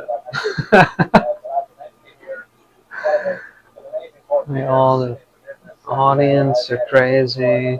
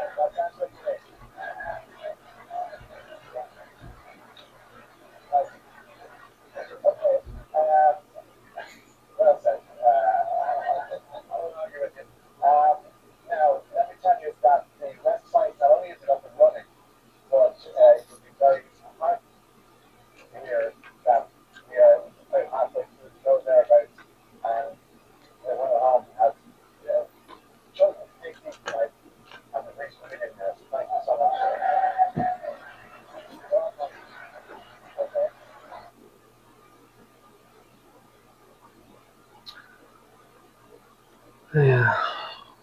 You're not ready. Like everyone else, we want to learn the way to win, but never to accept the way to lose, to accept defeat, to learn to rise to be liberated from it. So when tomorrow comes, you must free your ambitious mind and learn the art of dying. You're not ready. Like everyone else, we want to learn the way to win, but never to accept the way to lose, to accept defeat, to learn to rise to be liberated from it. So when tomorrow comes, you must free your ambitious mind and learn the art of dying. So what it would be? You're not ready. Like everyone else, we want to learn the way to win, Is that what it is? but never to accept the way to lose, to accept defeat. Am I just too ambitious? So when tomorrow comes, Do I just give you up? must free your ambitious mind and learn the art of dying. More. More giving up. More giving up trying to do what I'm doing.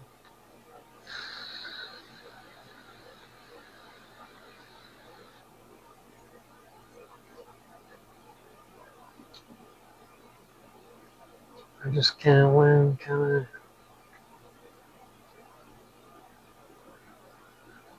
Oh, fuck.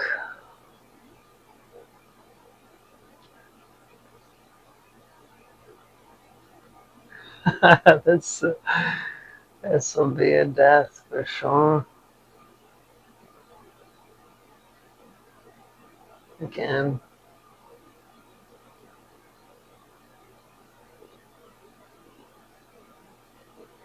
swallowed by the machine. I will be the best cog.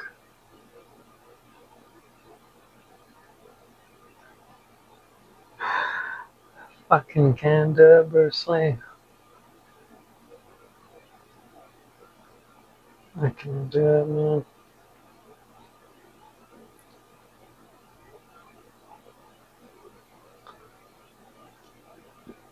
I already lost so much.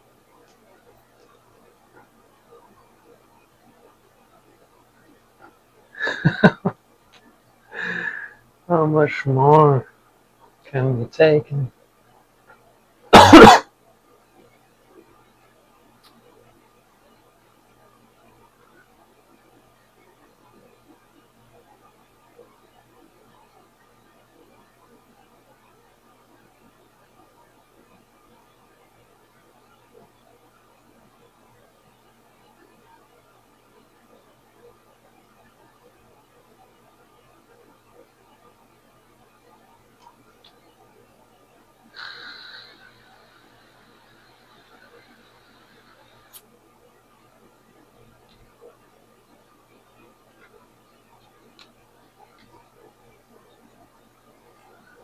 I know I can't tell which way it is to go.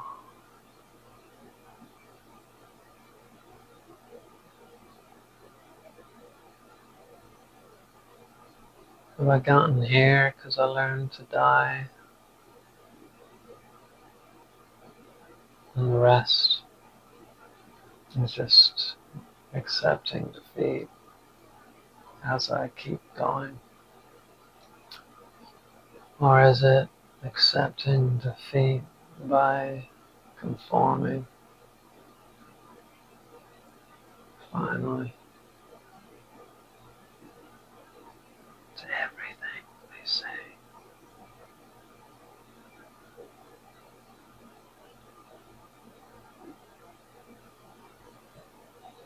Jeez, I don't know. I don't know if I can do it.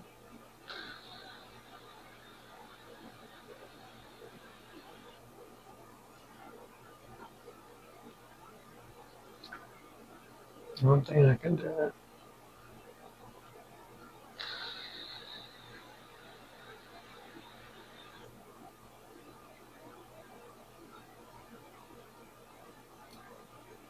I'm almost sure I can't do that.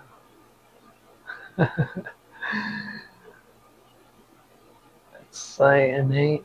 I just don't know if it's possible.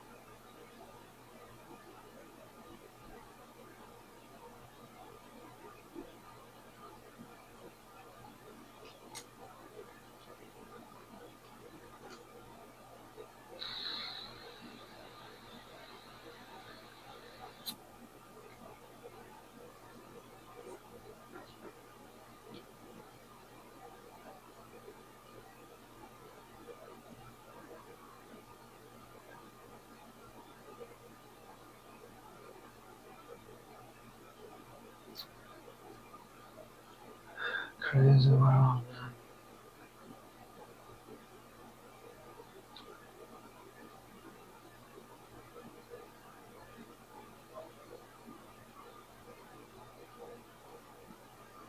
The truth has been running from your entire life. The truth so obvious, so perfectly orchestrated, that your mind has built elaborate defenses to avoid it.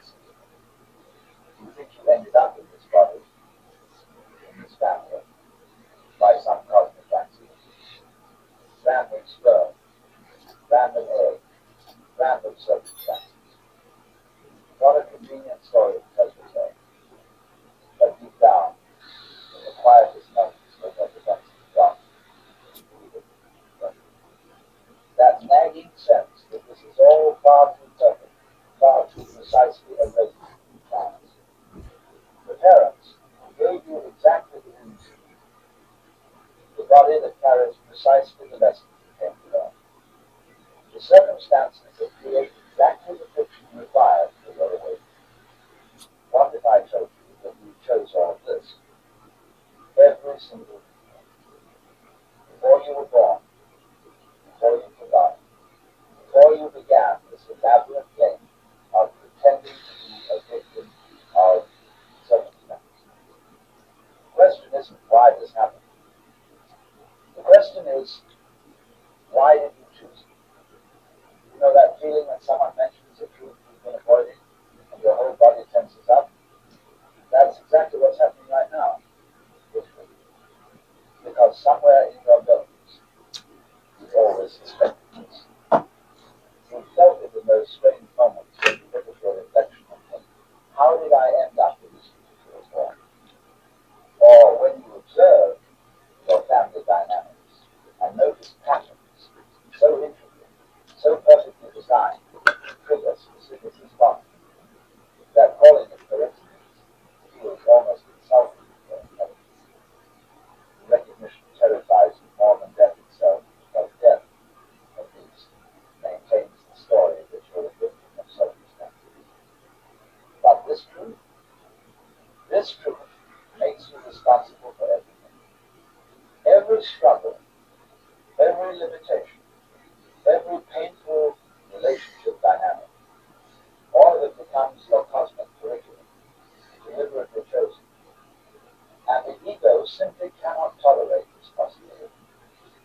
The ego's entire existence depends on the story that life happens to you, not through you, and certainly not by you. It would rather maintain the fiction of cosmic victimhood than face the staggering implications of it. But here's what's fascinating. The very intensity of your resistance to this idea is proportional to how true it is. The stronger the denial, the deeper the knowing. You chose to be born into exactly the right circumstances to get this truth, so that rediscovering it will carry the full impact of genuine growth. Let me share something that will disturb your carefully constructed worldview. You've been taught that you're the result of biological randomness. One sperm out of millions, one egg released at just the right moment, two people who happen to meet and conceive at precisely the time they did. What extraordinary odds, what incredible chance, and how perfectly convenient in maintaining the illusion that you are here by accident. But consider this. In a universe where consciousness creates matter, not the other way around, those random events begin to look suspiciously orchestrated. The sperm that reached the egg wasn't the fastest or the strongest. It was the one carrying exactly the genetic combination it required for this lifetime's particular religion. Your parents didn't meet by chance. They were drawn together by an invisible intelligence that recognized the precise psychological and emotional outcome their union would create. The timing of your conception, the circumstances of your birth, even the exact moment you drew your first breath, all of it calibrated with microscopic precision. You see, calling it accident is actually the most unscientific position you can take. In a universe where everything is interconnected, where quantum physics has shown us that consciousness and observation affect reality at the most fundamental levels, the idea that your existence is random becomes increasingly absurd. The accident theory is simply more comfortable than the alternative, that you are here by design. Your design. Now, here's where it gets deliciously uncomfortable. Your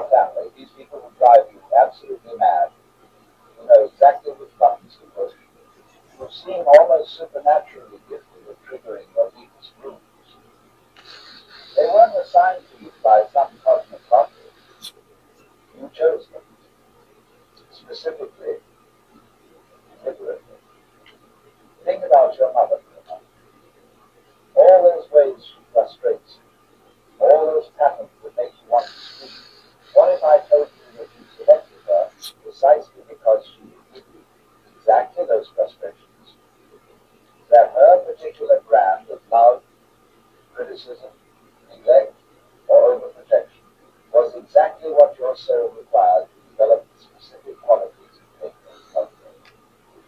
And your father, whether present or absent, nurturing or distant, supportive or critical, this precise configuration of masculine energy was exactly what you needed to learn, whatever it is you're here to learn about power, authority, protection, or abandonment. Your siblings, if you have them, are your co-conspirators in this elaborate educational drama, each one triggering different aspects of competition, cooperation, comparison, or compassion.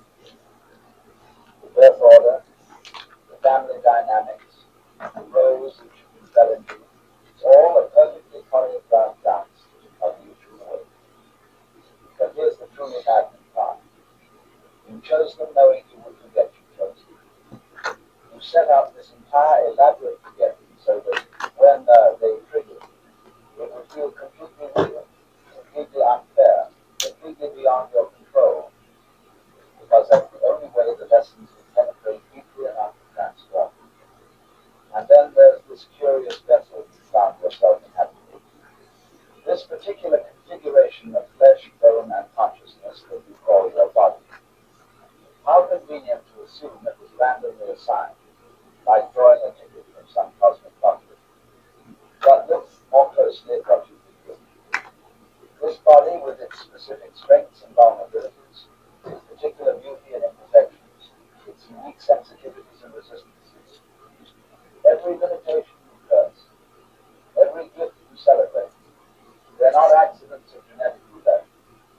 They're precisely calibrated tools for which lifetimes specific work. If you were born with physical challenges, you chose them to learn something about resilience or compassion or the illusion that happiness depends on bodily perfection. If you were given exceptional physical gifts, you selected them to explore questions of identity, discipline, or perhaps the emptiness of achievement without inner development. Your gender, your sexual orientation, your racial identity, your physical appearance, these aren't random assignments. They're the perfect costume for exploring particular aspects of this experience. You wanted to understand what it feels like to navigate the world in precisely this form, with precisely these advantages and disadvantages. Even your chronic health issues, your physical discomforts, your body's particular ways of breaking down or acting up, they're not punishments or accidents. Their curriculum, your soul knew that this specific flesh would teach you exactly what you needed to learn about mortality, vulnerability, and the relationship between consciousness and form.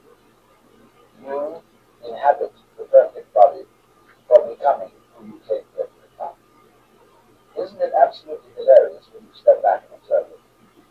Here you are, complaining about your life circumstances, presenting your family dynamics, cursing your physical limitations, lamenting your emotional patterns. And all the while, you're the cosmic author of this entire elaborate drama. It's like watching someone furiously criticize a movie they wrote, directed, and chose to star in. Why did the screenwriter give you such terrible dialogue? Why did the director put me in such challenging scenes? Why is the plot so difficult? Meanwhile, you're holding the script you wrote yourself. We spend decades in therapy trying to heal from our childhood, when childhood was precisely the initiation we designed to crack us open in exactly the right places. We raged against our parents' failures. When those failures were the perfect fertilizer for growing the specific strengths we came here to develop, we resist our body's limitations. When those limitations were carefully chosen to teach us about acceptance, adaptation, and the transcendence of physical identity. The cosmic justice of suffering is optional, but we've made it mandatory by refusing to own our authorship.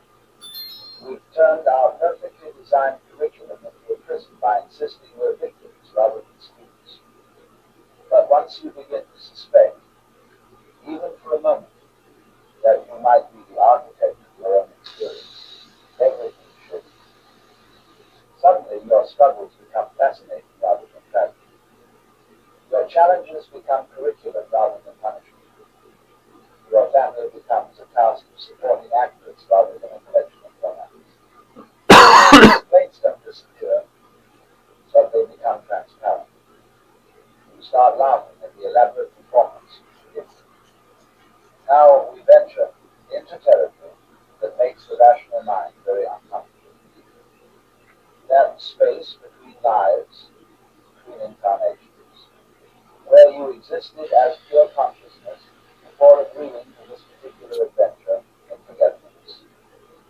In that space, you knew everything. You could see the entire trajectory of the lifetime you were about to enter.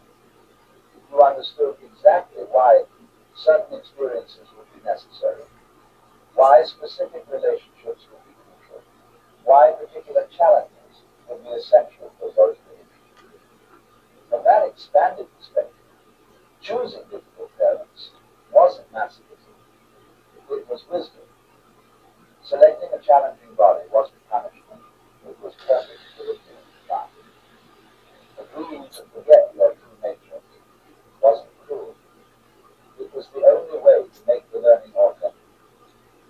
You knew that once incarnated, once trapped in the illusion of separation, you would feel lost, confused, sometimes desperate.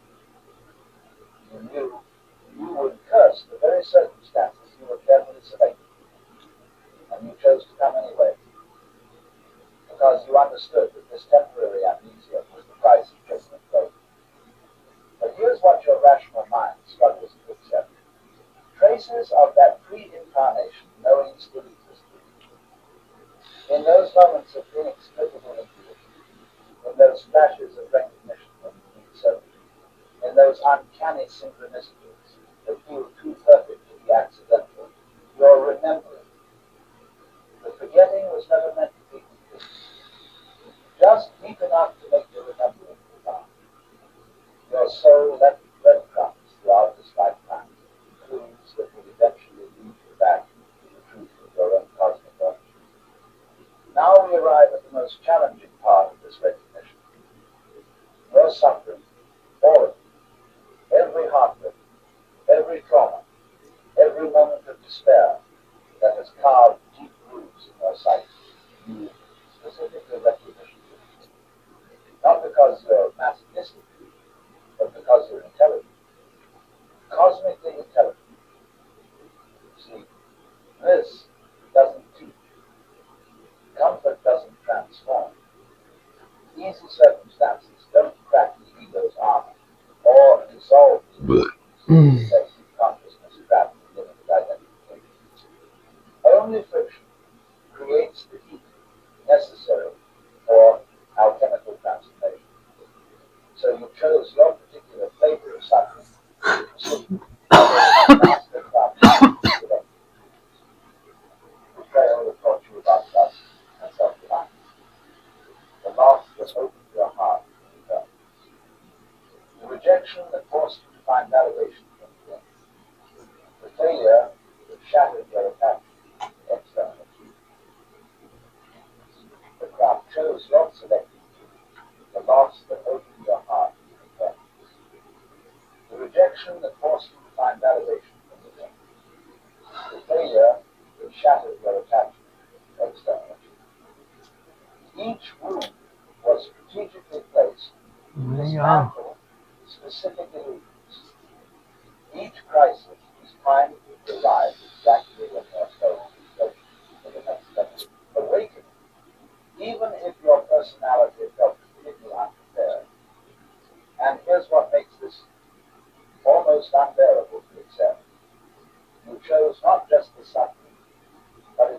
precise timing and intention. You knew exactly how much pressure would be required to crack the open without breaking it. You calibrated the dosage of difficulty with pharmaceutical precision. The events you call the worst things that ever happened to me are actually the most necessary things that ever happened to me. Your greatest wounds became your greatest wisdom. Your deepest pain became your most profound compassion. You've been cursing your own genius this entire time. But now you might be wondering, what kind of intelligence could orchestrate something so intricate, so perfectly timed, so exquisitely calibrated, to produce exactly the right conditions for a work?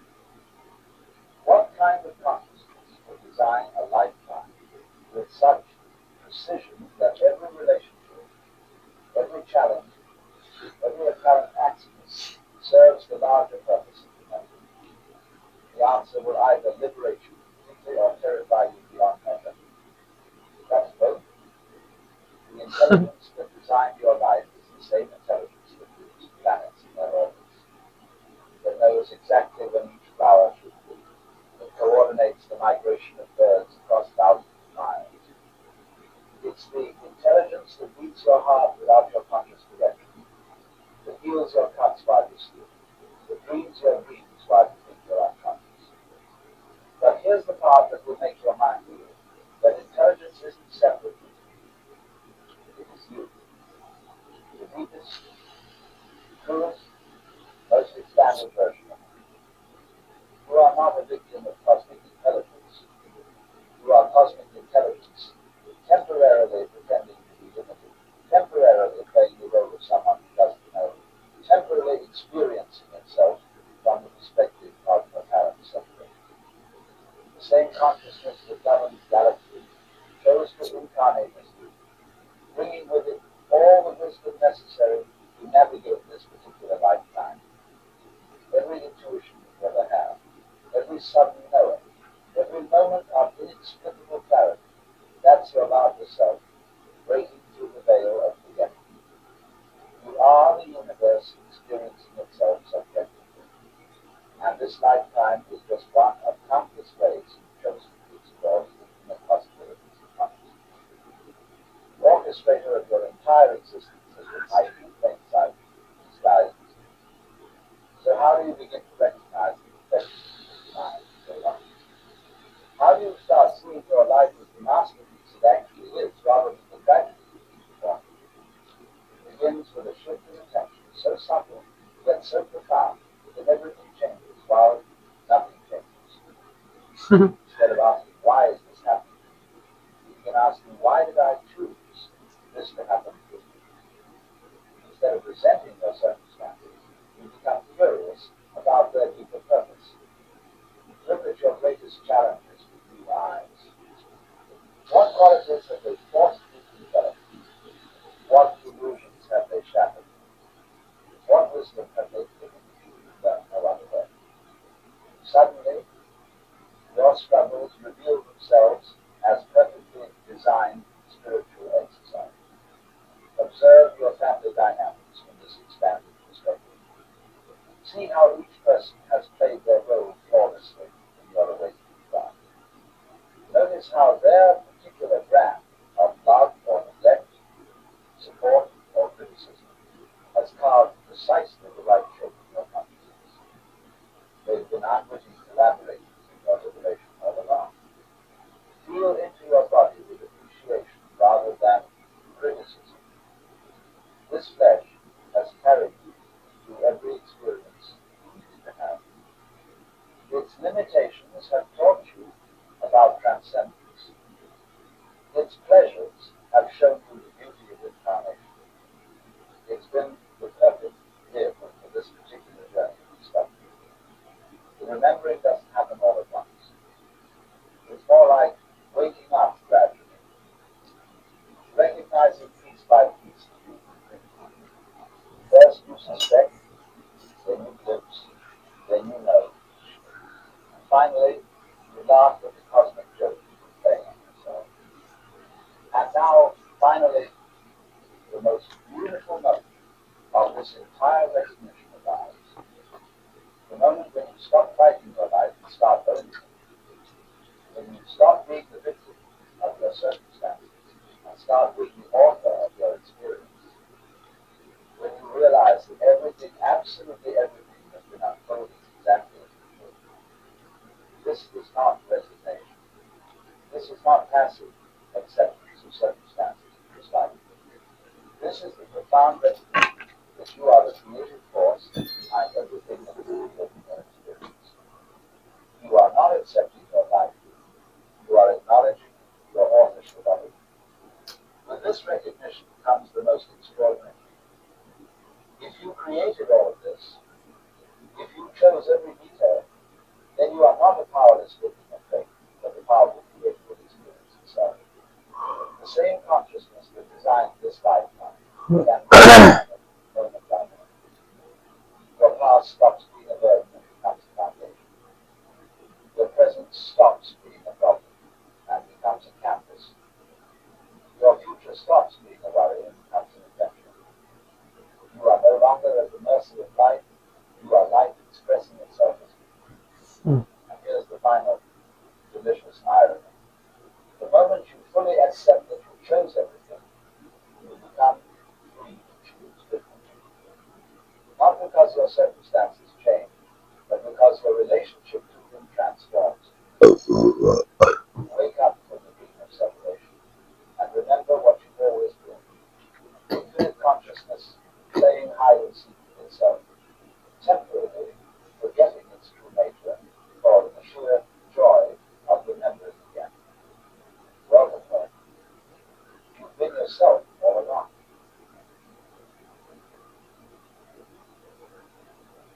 Oh, so didn't help me You at all. see, most of us spend our entire lives chasing money as if it were a shadow that we see every time we reach out. We chase it with panting breath, with hearts pounding into fear that it will disappear around the next corner. We treat it as if it were the key to all joy, all peace, and all power in this world. And yet, have you ever noticed that those for whom money seems to flow most effortlessly, those who live in a state of graceful abundance, are never those frantic hunters? They don't pursue. They dance. They let life lead, instead of trying to bend it to their will. So today, let us pause for a moment and ask a question that might sound a little mad. What exactly is money? Not the paper in your wallet, not the numbers dancing on a bank screen, but what is inside all of that? Money, if you bother to look a little deeper, is merely a form of energy packaged into a symbol that we humans can handle, exchange, and agree has value. It is the breath of creation, solidified into a tangible form. It is proof that you have contributed something to the world. An idea, a helping hand, a smile, a product, a dream. And the world responds by saying, thank you. Here is your share of the great feast. But strangely enough, the moment we begin to fear it, afraid of not having enough, afraid of losing, afraid of never getting it back, that very energy begins to contract. It becomes a frightened animal in the glass cage of the mind. The harder you try to catch it, the faster it slips away. The tighter you clench your hand, the more it flows through your fingers like water. You cannot catch the wind by running after it. You can only stand still, spread your cloak wide, and let it blow in. Now, observe yourself for a moment, very gently. Every time you think about money, what happens in your body? Do your shoulders rise slightly? Does your chest tighten? Does your breath become a little shorter? That is the signal. That is your body saying, I am in a state of lack. And the universe, which is very polite, very punctual, simply nods and replies, all right, lack it is. But what if you changed that internal soundtrack? What if you began to live as if sufficiency were already self-evident, as if you were swimming in an ocean without having to struggle to stay afloat? Then what would happen? You would see something very funny. Money is never truly earned in the sense we usually think. It is allowed to come. Yes, you still work, you still act, you still create, but all of that is just the outer dance. The most important thing lies elsewhere. Is your inner state open or closed? You can labor to the point of exhaustion, calculate every single number, stay up all night planning. But if your core is still whispering, not enough, not enough, not enough, you are trying to swim against the raging current. The harder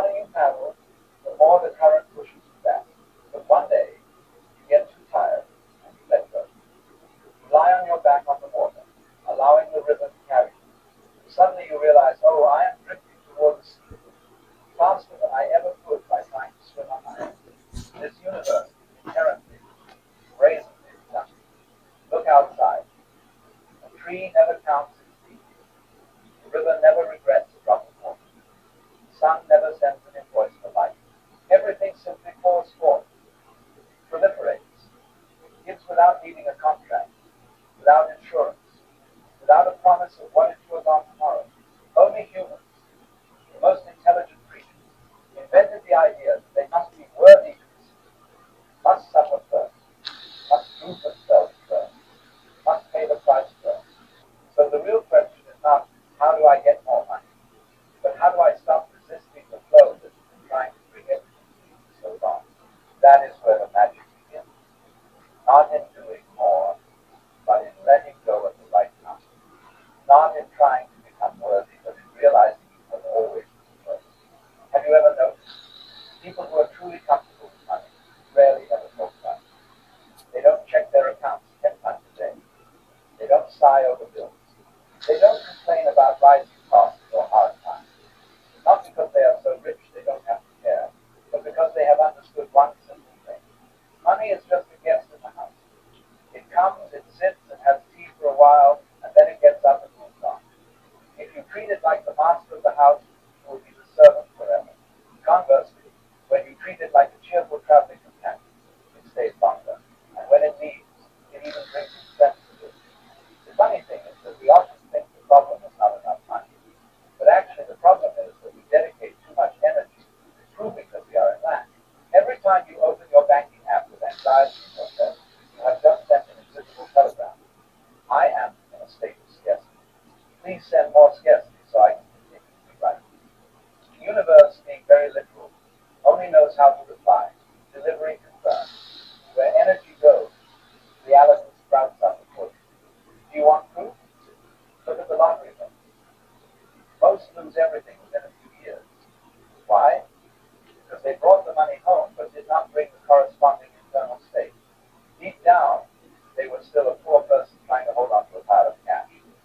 Result? The pile of cash finds a way to escape to match the old picture still hanging in their mind. Money never betrays. It is only frighteningly loyal to the version of yourself you hope. So how do you change that version? Not by trying to think positive for steps, nor by sticking post-it notes that say I am wealthy all over your mirror. That's just a child's game with the universe.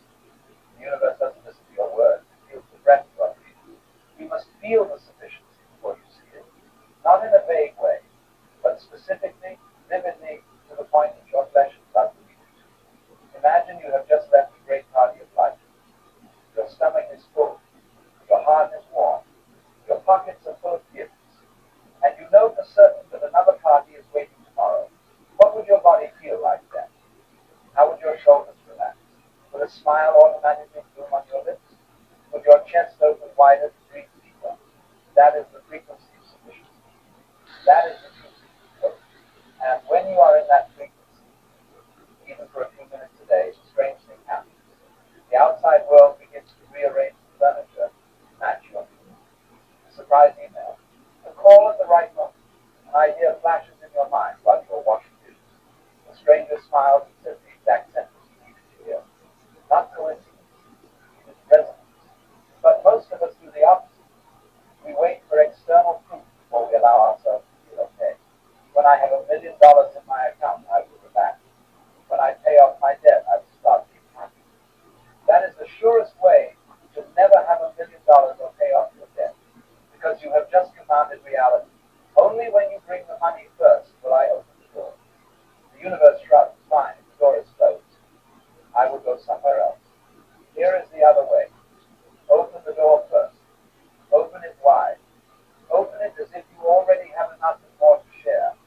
Then sit down and drink tea, sing a song, watch the clouds drift by. Money will peek its head in and ask, hey, is there a party here? Can I join in? Have you ever wondered why people say money is a good servant and a terrible master? That sounds nice, but most of us are still kneeling before the servant, begging it not to leave. We worship it like a fickle god, sometimes bestowing blessings, sometimes casting curses, and we live in the constant anxiety of whether we have peace today. Meanwhile, that God is just a mirror hung backward on the wall. It does nothing. It only reflects the face of the person looking into it. Change the face, and the mirror changes instantly. trying to wipe the mirror clean while our faces still scrunched up in a frown. We learn all sorts of money-making techniques, read all sorts of get-rich books, join all sorts of millionaire mindset courses. But few are willing to sit down and ask a much simpler question. How do I feel about this life right now? Because money doesn't care how many formulas you know. It asks only one question, repeated like the sound of the waves. Are you enjoying? Are you breathing easily? Are you trusting? If the answer is yes, if not, it walks into the house. If the answer is no, it politely waits outside the door for another day. This is why there are people who seem to do very little, yet money keeps coming. It's not because they have secret deals with the devil, nor because they belong to some royal lineage. It's simply that they have stopped wrestling with money. They play with it. They let it be. They laugh out loud when they win. They shrug when they lose. Because deep down they know this game never truly ends. And they don't need to win the final hand to be allowed to be happy. Meanwhile, others are still trying to win the final hand before they allow themselves to win. There is a funny paradox. Mm. We often think that when we are rich, then we will be peaceful. But the reality is we often only when you are peaceful will wealth find a place to anchor for the long term. Peace is not something you buy with money. It is the soil in which money will automatically grow when you take the time to sow it once. That seed is not try harder. That seed is kindly letting go. Letting go does not mean lying down waiting for money to fall from the sky. Letting go is stopping the choking of the flow which gets your real hand. Letting go is shifting from the state of I must make it happen to the state of I allow it to happen. There is a huge difference between the two, though they may sound similar. When you make it happen, you are a person pushing a cart uphill, sweat pouring, muscles tense. When you allow it to happen through you, you are a sail catching the wind, a hull gliding smoothly. You only need to adjust the rope a little bit. Both are moving, but one is exhausted, the other is down. And the universe, being very subtle, always chooses to bestow the greater reward on the dancing sails. Do you want to know the clearest sign that you are on the right breeze? Look at how you spend money. Not how much you spend, but how, when you pay a bill, do you gently say, thank you for the electricity, the water, the roof over my head in your heart, or do you grind your teeth and think wasting money again? When you give someone a small gift, do you feel like you are enriching the world, or are you calculating whether they will repay you or not? The way you give money is the way you invite money back. Because money, like love, like air, like everything in this universe, only wants to circulate. It hates being locked in a safe with the fear of losing it. It loves to run, to transform, to move from one pocket to another, from one idea to another. When you let it run, it will return to visit you more often. When you lock it up, it will find a way to escape, one way or another. This is why people who are naturally generous almost always have enough. Not because they started with a lot, but because they have made themselves a beautiful bridge that the river loves to flow across. The river never asks, is this bridge trustworthy? It only asks, is this bridge unobstructed? If yes, it carries gold and gems. No, it quietly finds another path. And you, yourself, are that bridge. Now we have descended to the bottom of the lake, where the water is so clear you can see yourself without ripples. Here, the concept of having money or not having money ceases to exist. There remains only one simple question, very light, very ancient, and yet very new every day. That's this. Truth. Ask seriously, right now, are you genuinely living, or are you just existing to wait for a day when you will be allowed to live? Because money ultimately would never go. It is only one of countless ways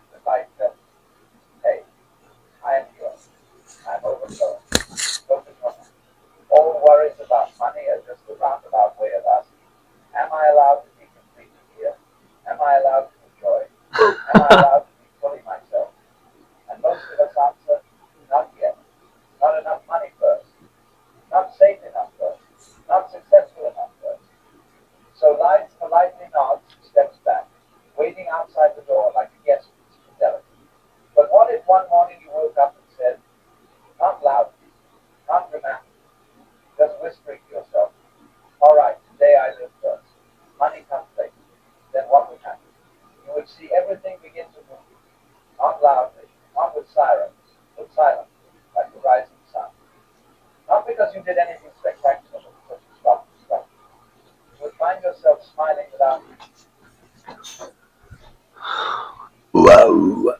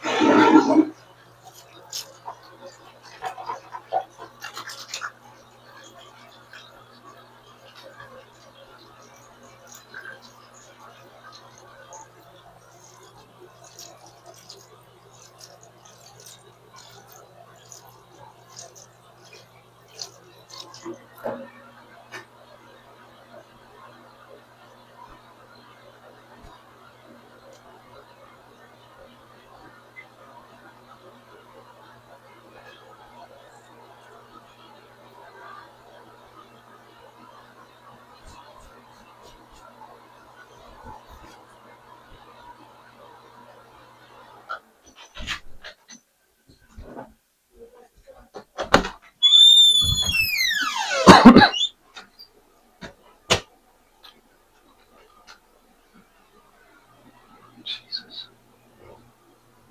So you have to share an idea, apparently.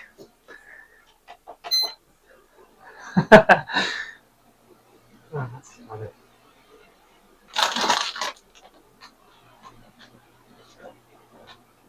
How do you get the money, dude? Just ask. Just ask. Hey, can you give me money?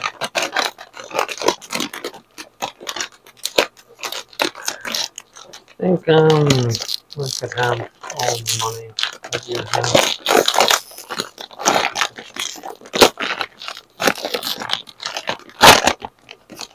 Great. Great if you could just give me all your money. Money, money, money.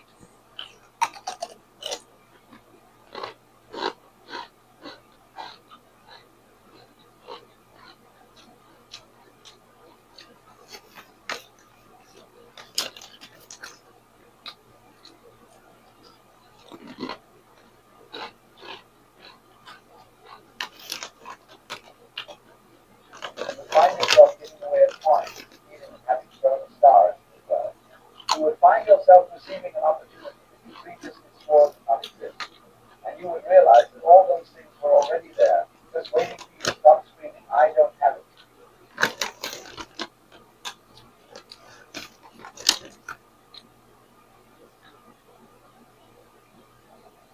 How come I didn't get loads of money when I gave that homeless person $50?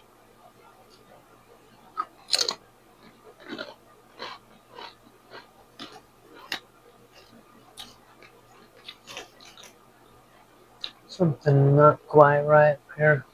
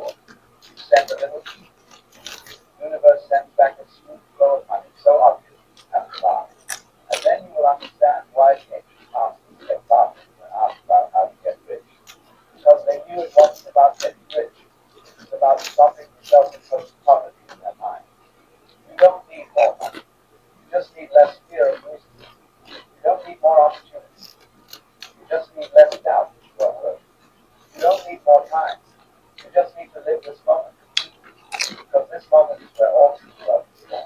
So, if you are still waiting for a sign to begin, here is the sign right now. Right now, take a deep, slow breath and feel the air fill your lungs without you having to pay a fee. Hear that? That is the universe sending the first bill of the day, free of charge, and it will continue to send it every second, every day, until you are willing to believe that everything else can be just as good, so long as you are willing to open up. Money does not chase those who succeed. It chases those who have stopped running. It chases those who are standing still in the field, eyes half closed, palms turned upward, smiling as if they have just remembered an ancient secret. They are the children of the ocean. They came here only to play with the waves. When you stand like that, long enough, light enough, joyful enough, the waves will find their way towards you, carrying gold, carrying gems, carrying everything you once thought you had to steal in life. But by then, you will only smile, trust, and play. Because you have learned, the game was never about collecting the waves. The game is about remembering that you are the sea, and the sea is never lacking in water. You know, when that which people casually call God is truly the nameless infinite intelligence besides before to man in some unobjective power, it never crowns him in a blaze of royal splendor. It does not hand him a jeweled sword, nor surround him with hidden praise. Instead, it quietly nudges him away from the crowd, as if letting him drift into a soundless void, forgotten by the very world that once handled him. This is not punishment. It is the abstract art of preparation. Intelligence does not add, it subtracts. It chisels, the way a carpenter strips away excess wood to create strength. Everything is careful, soft comfort, roaring applause, external validation is sealed away, layer by layer. Not because these things are evil, but because they are glossy veneers that obscure the final core. Real power cannot scout the soul. It demands clay fired in the kiln, stove tempered by pressure. So, before bestowing authority, the intelligence must prod the ground, must test the roots. Power granted without transformation is merely disguised pleasure. A man must be refined before he can be trusted. Fire does not merely destroy, it purifies. Thus he is hurled into trials not by chance, but by exquisite design. Loneliness is not abandonment, it is initiation.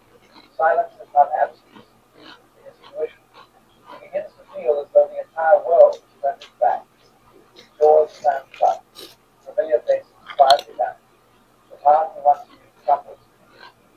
But do not mistake this for error. It is the deliberate dismantling of the old self brick by brick. Only when the ego dies can the soul ascend. In the heart of that desert, he is stripped of every mask. He no longer leans on charm, wealth, or reputation. He becomes invisible, not because he has lost worth, but because he is being hidden from eyes not yet ready to see. He is remade, cell by cell, thought by thought, pain by pain. In that solitude, he begins to hear not the words clamor, but the primal pulse of life itself, the profound stillness in his own life. There he encounters something ancient within, untouched by time or doubt. The infinite intelligence does not appear as thunder from the heavens, but as a wordless whisper in the chest. The world may label him broken, yet he is merely unfinished. He is not weak, he is waiting. And in that waiting, strength is born not from muscles, but from pure depth. From knowing that even in the void, he is held. Even in the storm, there is purpose. A powerful man is not one that forces the world to submit. He is the one who can stand motionless while the cosmos spins. He knows domination is not required to strength. He knows vulnerability is not frailty. The truth unclothed, the truth once liberated, is unshakable. Gradually, piece by piece, what was lost returns and finds form. What comes back is purified. What remains is only the essential. Relationships grow truer yet deeper. Success becomes simpler yet richer. Confidence flows not from possessions, but from who he is. When the intelligence shapes a man with power, it first shatters him before it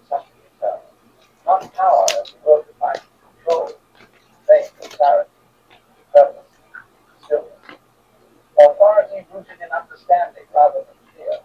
He need not speak loudly, yet when he does, the room falls silent. He does not chase approval, yet others are drawn to him. He walks lightly, yet leaves deep footprints. He has met fire, and now carries its warmth, not its burn. So if you find yourself in the wilderness alone, you undone, perhaps you are not lost, perhaps you are being bored. Perhaps the silence around you is not empty, but the breath of the infinite shapes you, preparing you for what cannot be built on sand. It is in darkness that you grow. It is in silence that you accept. It is in surrender, not striving, that the power is born. This strange journey continues. The man begins to notice that what once thrilled him now stirs no fire in his chest. The race for recognition, approval, status, it all sounds like a distant echo from a life no longer inhabited. He watches the world maintain its transportation, chasing shadows and avoiding noise. Yet he feels no urge to be gone. Something deeper calls him, not louder, but deeper.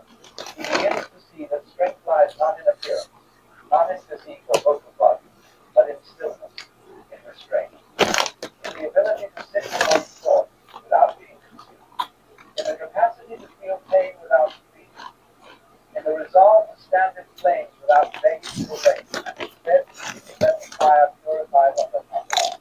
A man made powerful by the intelligence of earth is not that. He learns that life's hollows are not always mistakes. They are sacred spaces that transformation takes. And in that space where no one taps, no one sees, no one applauds, him speaking past himself, long buried, he was a child, silent dreamer, the one who once believed but was told he was foolish. These parts may surface not to weaken him, but to deceive, acknowledge, heal. He no longer fears misunderstanding. He sees that most of the world is not true. They are projected. Most people do not seek to know. They seek to confirm what they already know. Thus he is content to be silent while the world speaks, to step back while others scramble to the stage. He no longer needs to resist. His presence suffices. Silence now speaks louder than the storm of words. The man being made powerful begins to walk a different path, less crowded, less obvious, less celebrated. He begins to release what the world calls success. He begins to ask deeper questions. What truly matters when everything is stripped away? What endures when titles fade, when crowds disperse, when even the body moves? In our peace, he discovers a new kind of love. Wealth measured not in status, but in awareness, presence. He may still live among others, yet he is no longer swayed by their needs. He sees their gains, their fears, their constancy transformed, and he understands. He has been there. He does not judge. He simply no longer plays. The intelligence has taught him to distract, in losing what he once thought indispensable. He discovered what he never knew to possess. Through being unseen, he found eyes. Through being silent, he discovered the inner voice that needs no sound. He becomes careful with his energy. He no longer gives it to every object, every conversation, every battle. He begins to discern not everything requires to respond, not every door must open, not every fight. He learns that wisdom often looks like doing nothing. That restraint is the strength most never get. Yet he does not grow rigid.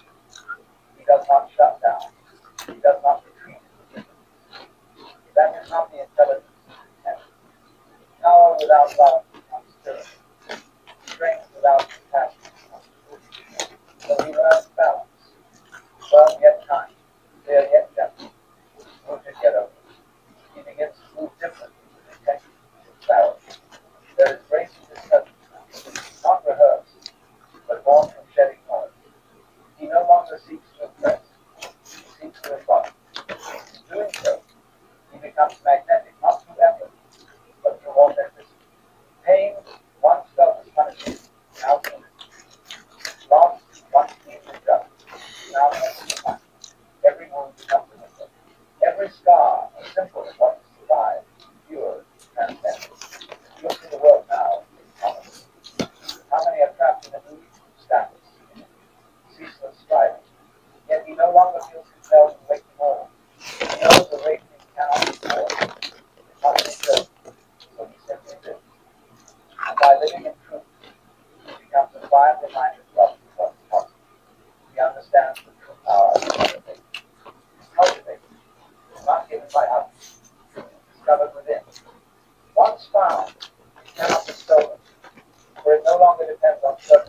God damn. It is rooted in the eternal, unshakable, and the land is once broken, once alone, once presently his work and place, now becomes holy, not because he is certain, but because he is infinite. He does not hide his shadow. He has befriended it. He does not pretend to have all answers. He has made peace with mystery. There is something divine in a man who no longer strives to be more, but simply is, who no longer fears being small because he knows the entire sky resides within him, who no longer flees suffering but walks with it like an old companion, knowing it is shaped within who he is now. He may still be misunderstood. He may still be criticized, but he does not shrink. He does not retaliate. He does not collapse. For he understands that not every attack, not every insult is worth the sword. His value is no longer up for debate. He is not forever. And that is precisely the point. He is not here to be right. He is here to be real. And in being real, he grants others permission to drop their mouths. He enters rooms, shifts atmosphere, not by speaking loudly, but because his presence is anchored, rooted, alive. The man chosen by the infinite intelligence before him no longer craves service. He welcomes the unknown like an old friend dropping by unannounced. He understands that life is not a puzzle to solve, but a mysterious river to float. He has stopped chasing control, and in that cessation, he has stopped resisting change, and in that flow, in that natural rhythm, he has stopped himself, and in that nakedness, he heard his true voice, not an echo from the audience, but a whisper from the depths. When others ask how he remains so steady, so clear, so smooth, he offers no formula. He simply smiles. For he knows each must walk their own fire, face their own silence. No book, no speech, no teacher can replace that sacred process. It is not a curse, it is a calling, not punishment. It is preparation. He no longer prays for ease, he prays for alignment. He no longer seeks comfort. He no longer begs to be seen. He begs to be real. Somewhere along the way, without notice, he became powerful. Not because the world declared it, but because he no longer needed the world to say anything at all. He found something greater and profound in himself, and one is more powerful than a man who has nothing left. A man who has plumbed the depths of his soul and returned home no longer fears the dark. He does not fear failure, rejection, or loneliness, because he has faced them and found they did not destroy him. They refined him. Now he walks with quiet authority, a kind that cannot be borne or taught, kind of himself, while the world clamors for more, louder, faster, he becomes a still home chaos. Calm eye, he knows what few ever grasp. Power lies not in words, but in silence. Not in control, but in surrender. Not in having, but in being. He wakes each day, not burdened with moving work, but carrying the quiet joy of being alive. Morning light no longer summons him to a race he never entered, and he keeps it warm in his heart. He receives it like an old friend. Urgency is a disease of God. He needs to measure value by others' metrics of God. He understands that peace does not arise from external order, but from inner surrender. He walks slower, not from laziness, but from presence. He sees more because he no longer rushes past life. Colors of leaves, children's laughter, texture of silence between words, old untold. The world has not changed. He has. He no longer demands that life around him. He leads life. He lives life. The man shaped by infinite intent knows suffering is not the end, but the beginning. He remembers sleepless nights, the ache of uncertainty carved his bones. He remembers the hollow echo of silence where ammunition has stood. He remembers days when hope was too fragile to take. And he also remembers with its deepest pitch something within him died. Something whispered not in thunder but in stillness. Stay. And he stayed not from strength but from surrender. And in that surrender found a strange power. Not the power to change the world, but to change himself. Not manipulation, but endurance, waiting, listening. That power is not born. It brings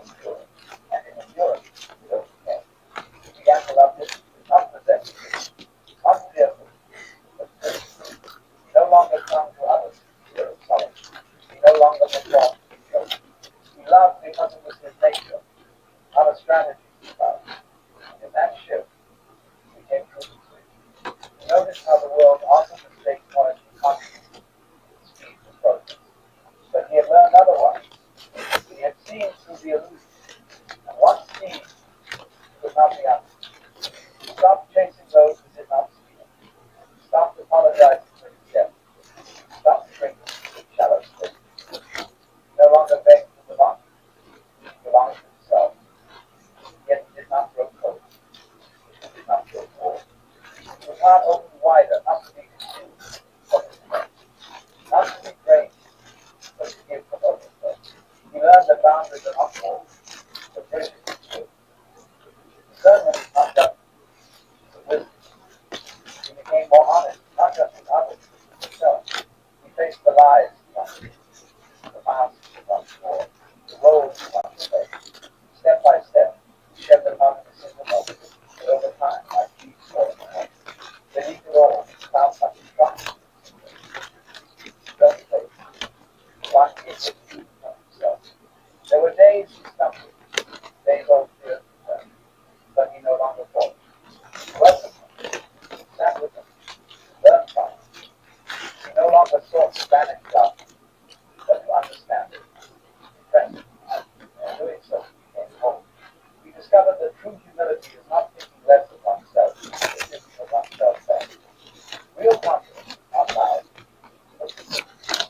Strength is not the absence of fear, but the courage to try when needing to arrive when the time comes. He no longer needs stage to be seen. He no longer needs validation to act. He no longer needs noise to feel alive. He has tasted silence and found it more nourishing than its voice. He sits with pain without friction, holds joy without limits, lives with integrity not despair. And in this, he becomes something rare, a man fully rare. The intelligence shaping him cared nothing for himself. The thought did not wait for others. There were times he questioned everything, times he screamed into the dark, but it was in those raw, unfiltered moments that he became. And he sees now that nothing was wasted. Not a single tear, not a single disappointment, not a single betrayal. Every shattered hope served him well. Every fall turned his rise to grace. Every closed door redirected him to something deeper. He learned that letting go is not loss. Endings are not failures. Silence is not disaster. He learned to trust what he could not see, to follow what he could not explain, to obey the inner pull that made no sense to others yet always led to him. He stopped begging for clarity and began begging for courage. Clarity comes and goes. Courage is real. Clarity is luxury. Courage is necessity. And in living with courage, he discovered a different clarity. Clarity is coming and walking forward, even when the path is difficult. His days are no longer dictated by fear, but guided by alignment. He listens more, speaks less, acts less. He no longer seeks to be everywhere. He seeks only to be fully where he is. He no longer measures time by productivity, but by presence. He no longer tries to fix others. He understands that healing is an invitation, not a command. Transformation cannot be forced. Truth must be lived, not imposed. So he becomes the embodiment of what he wants to be. And that, more than any words, changes others. He seeks beauty in those words, the sacred in the ordinary, the coming to a quiet walk, kind words. He knows now that life is not a problem to solve, but a gift, and he receives it moment by moment. Exactly. He becomes a man no longer carried by the current, but guided by the flow. Not resisting life, but adapting. Not demanding outcomes, but trusting the unfolding. He has stopped searching for a rival and begun embracing his journey. He understands that true power is not domination, not being in control of it, not being feared, but not being admired, but being real. And in this entire quiet becoming of power, he has not become superhuman. He has become fully human, awake, aware, alive. He is no longer the man he once was. He has died 1,000 small deaths, which never served. And in those deaths, something greater was born, something deeper, something unshakable. Now, when someone chances upon him, they may not find words for what they feel, but they feel it. A depth that needs no depth, a weight that needs no proclamation, a stillness that is not empty, a peace that needs no peace. That is the mark of power, not to impress the world, but to let the world realize what it lacks. The infinite intelligence in forging him was never in a hurry. It did not shield him from the storm, it walked him through it. It did not shroud him in comfort, it carved him through challenge. The true power is not about how much you can control, but about how much you can release and still remain whole. The chosen man does not rise because the world lifts him. He rises because nothing can hold him down any longer, not fear, not failure,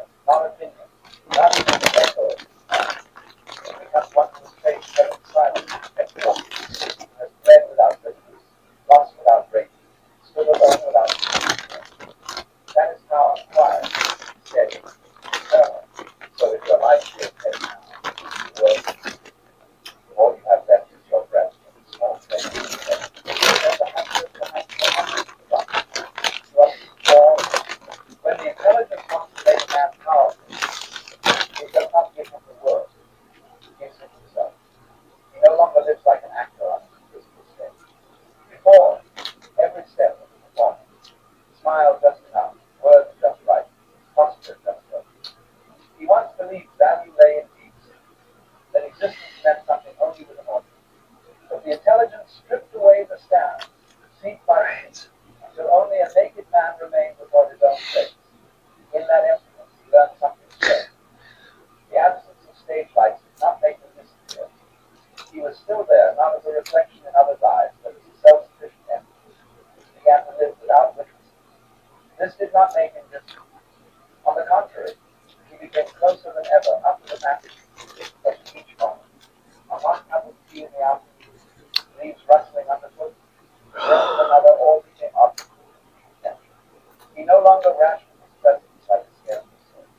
He gave it, not to receive, but because that was how he existed. He also learned the subtle art, the art of non-reaction. Before, every word, glance, or silence from another was an arrow aimed at the center of his ego. He reacted sometimes with a fake smile, sometimes with explosive anger, sometimes with defensive silence. But now he has learned to let the arrow pass by.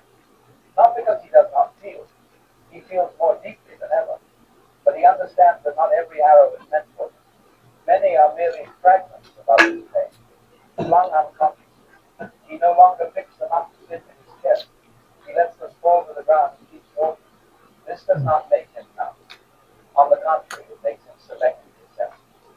He reserves attention for what truly needs him. A friend in pain, a frightened child, a moment requiring genuine presence. He no longer wastes energy on battle nonsense.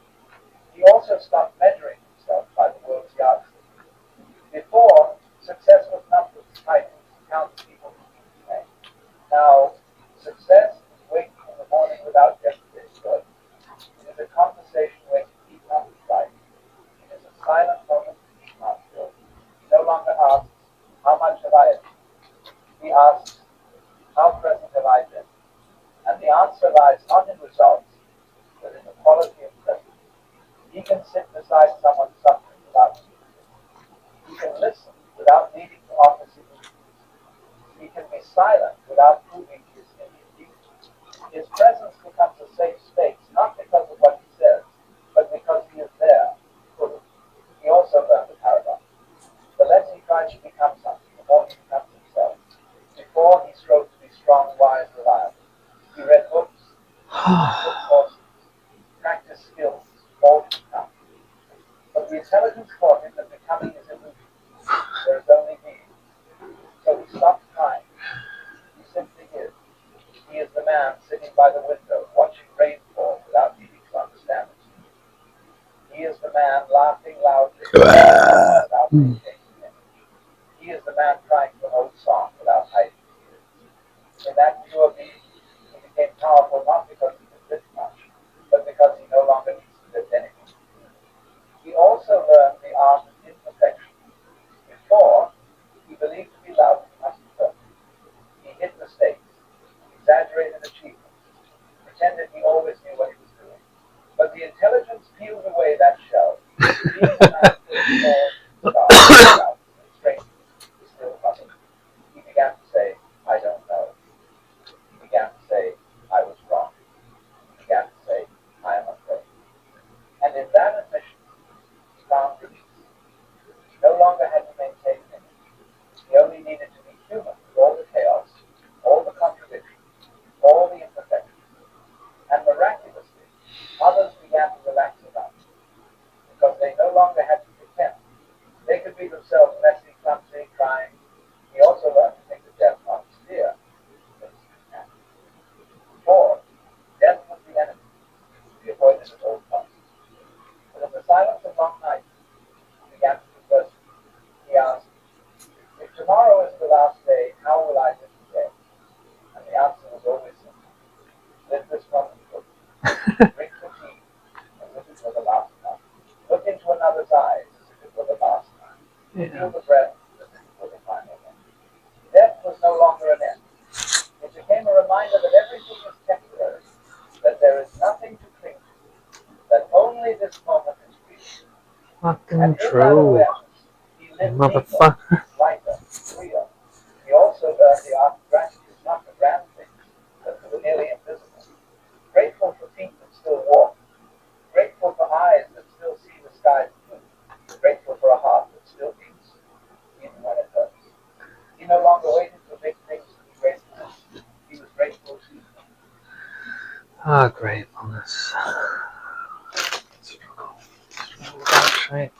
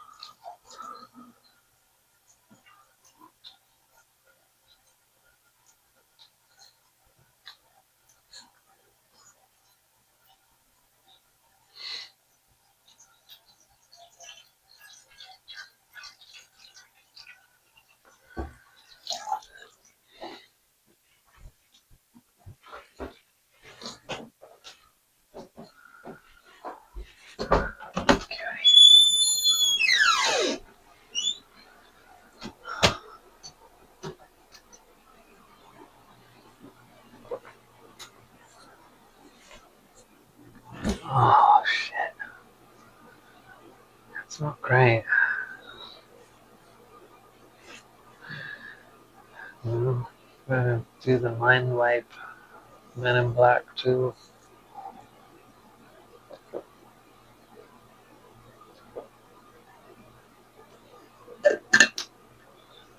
Seem to forget that the universe chose me.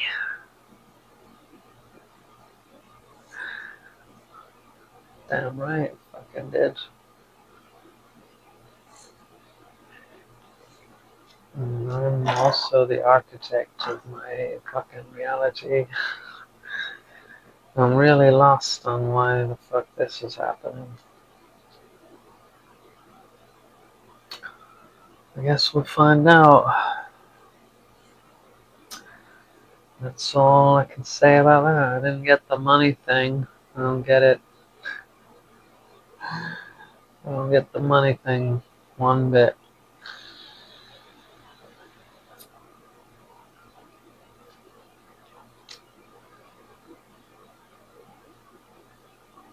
How do you do anything for money if you're not lacking? If you're lacking, you're gonna go and do things for money. That's the only reason anyone does anything for money is they're lacking. So what the fuck?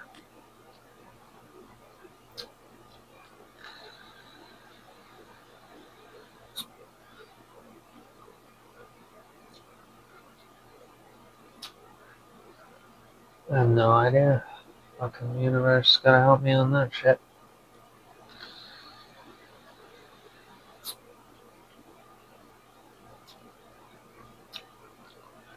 Let's make it fucking clear, eh?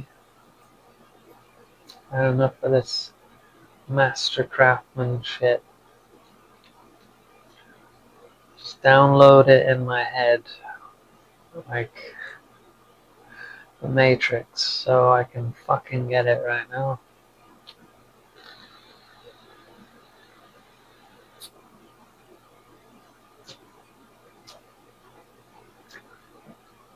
Kind of sick joke is that to put me in a trap basically.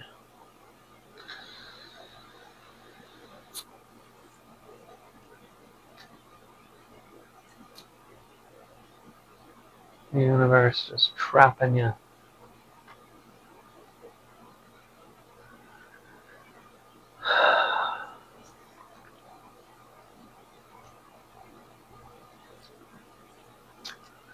Maybe this is the most comfortable place to be.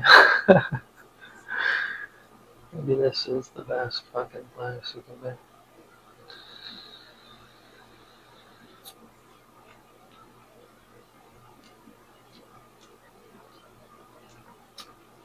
This would make sense.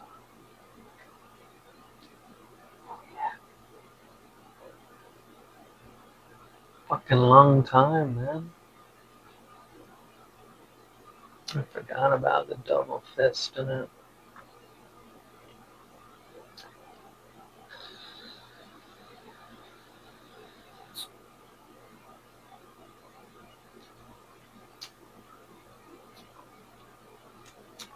Yeah, fuck the lungs, man. Just fuck them up.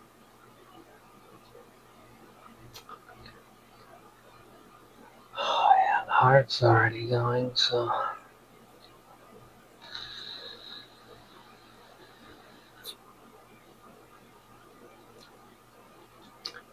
Why not get the lungs? What is that place? What the fuck is that place?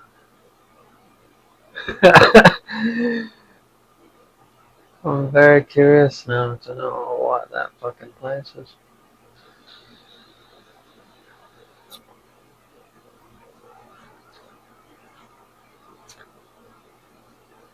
People go there, park for like, I don't know, a minute, 5 minutes maybe, then they're gone.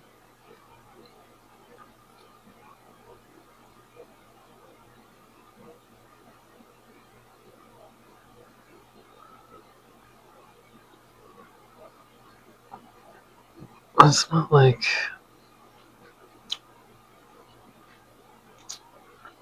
looks like a garage, like you go get like a Jiffy Lube or something, but it's not. It's so strange.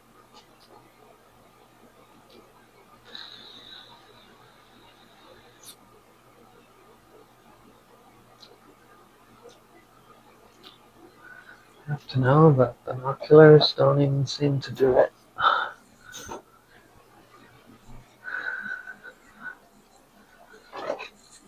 Now let's show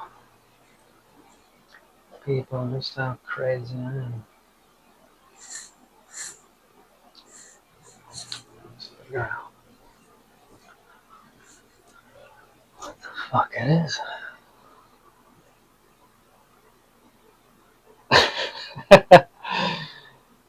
Ah, yeah. I came to this life to do this. Fucking stupid. Well, I guess it was funner than being in heaven.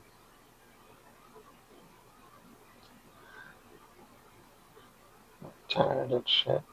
Okay, it's not there.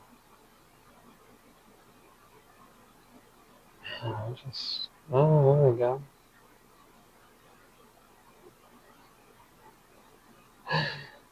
Now they don't park over there.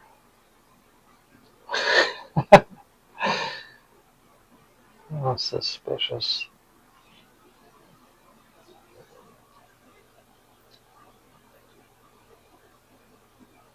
Nothing suspicious about the guy holding binoculars to figure this out, though.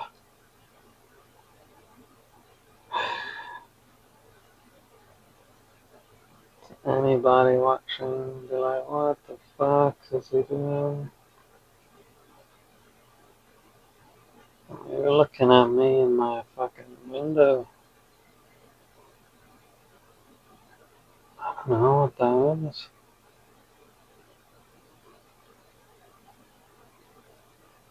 I know that's the gas station.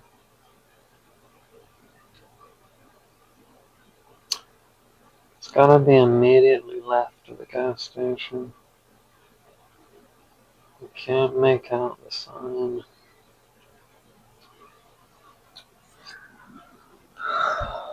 It's just blocked by trees.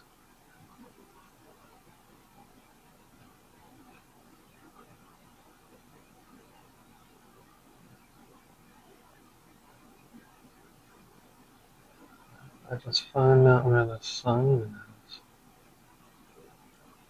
Next time I'm walking. Exactly. Blue tiles.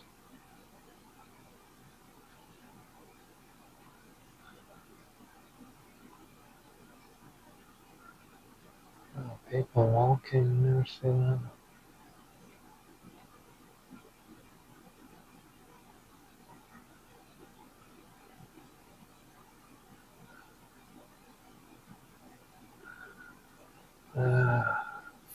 think it's gotta be just left at the gas station.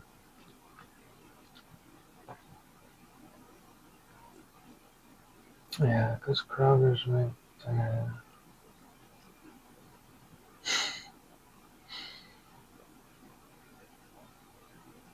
Hmm.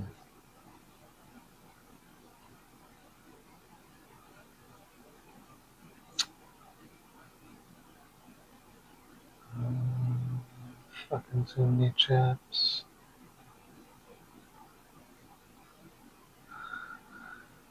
Holy shit.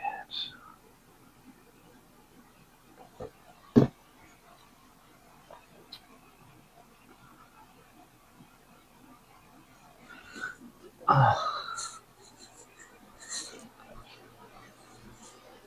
let's have a look.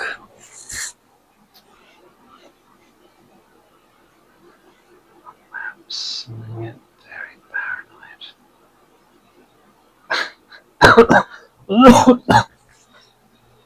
It's just the most fun thing to do is get hyper paranoid. Alright.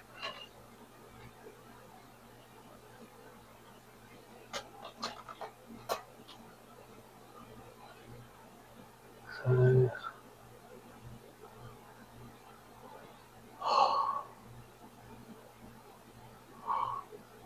let's see here. Alright. So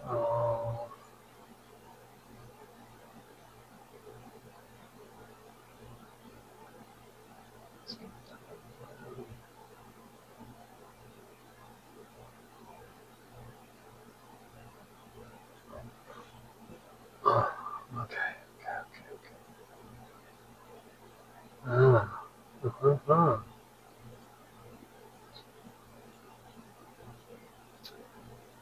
So what's happening here? Because that's the building. It's the actual gas station.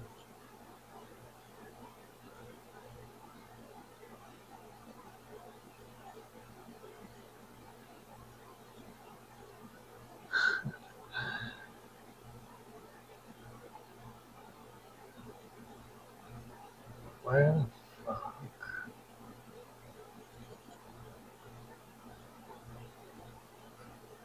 Huh. So it's just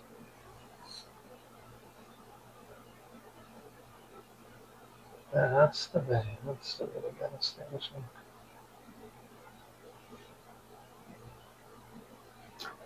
It's strange.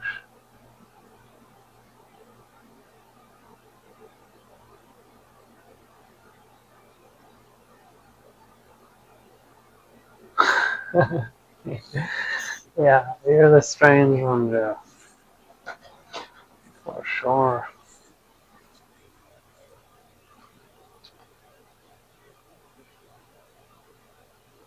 Let's see here. Oh, so it's just the lights making it seem like garage doors, but it's just lighting up the side of the building. Um,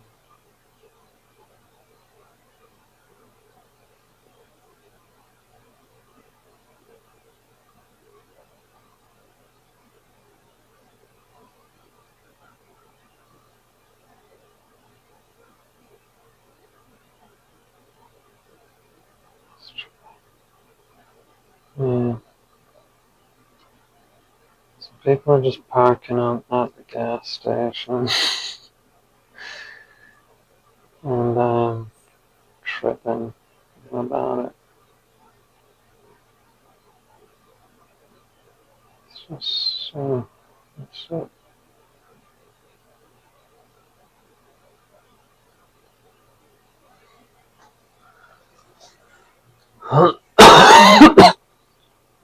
But I'm not freaking out.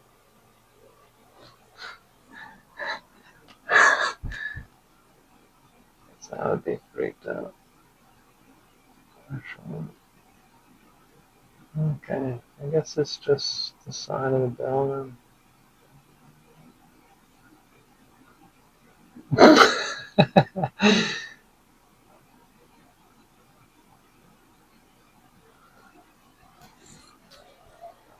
Wow. Okay. Yeah, you've been inside forever. That's what happens. Hmm. From this angle, it just looks different. But there's definitely not.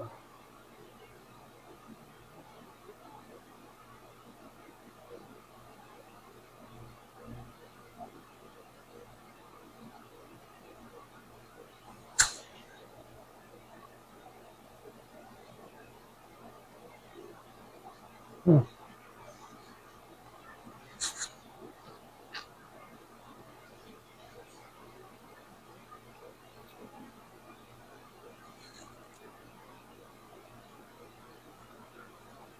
Okay.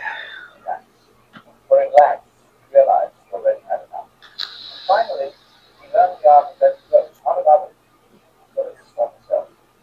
He no longer tried to be the man society wanted. He no longer tried to be the man his family expected. He no longer tried to be the man he once thought he must be. He simply was a man on a journey, learning, growing, erring, rising, living. And in that letting go, he found true freedom. Now he understands that the intelligence never completes its purpose without its before he begged for signs, demanded proof, thought that if he endured enough he would be rewarded a position, a person, a dazzling love. But the intelligence only smiled in silence for it. The process itself is the reward. Each time he thought he was dying, he was reborn, not with a new body, but with new eyes. Each time he thought he lost everything, he realized he had never truly owned anything, and that non-ownership is the greatest freedom. He no longer waits for that day to start living. He lives today. Even if today is only a drizzly afternoon of cold coffee, an unanswered call, he no longer needs a reason to be present. Presence. He also realized the paradox. The less he wants to be special, the more irreplaceable he becomes. Before, he tried to leave a mark right in his project's coastal mind. He wanted his name etched in stone. This memory. But the intelligence taught him that the deepest mark is not where he passed through, but where he remains. He no longer tries to leave anything for the world. He only tries to remain in every breath, every glance, every handshake. And strangely, that remains what others remember forever. Not for what he said, but because they felt seen in his presence. He became a cause of this noise not to fill, but so others could hear themselves. He also learned the art of the unnecessary. Before, he believed everything needed a reason, every action a goal, every moment worth it. But now he can sit for hours by a river without fishing, without photographs, without retelling, and walk in the Not woods doing a without shortcuts, damn without thing. concrete leaps, without proving I was here. He can listen to an old song until the record wears thin without analyzing lyrics, without sharing feelings, without sharing. The unnecessary no longer waits. It becomes the highest luxury, the luxury of being utterly useless. In that uselessness, he found the deepest meaning. Yeah. For the first time, he lived not to achieve, but to experience. He Hmm. also stopped judging others by his standards. Before, he saw someone chasing money, fame, love, or toxicity. Well, He saw thanks. someone silent, withdrawn, uncontested, God, how weak. But the intelligence taught him that each walks their own path, and that path need not mirror his reality. He no longer wants to save anyone, awaken anyone, show the way to anyone. He only walks beside, sometimes silent, sometimes one sentence, sometimes just a nod. He knows light need not persuade darkness. He only needs to shine. And when no longer their own uncontested, love or toxicity. Before he saw someone chasing money, fame, love, or toxicity. He saw someone silent, withdrawn, uncontested, and how weak. But the intelligence taught him that each walks their own path, and that path need not mirror his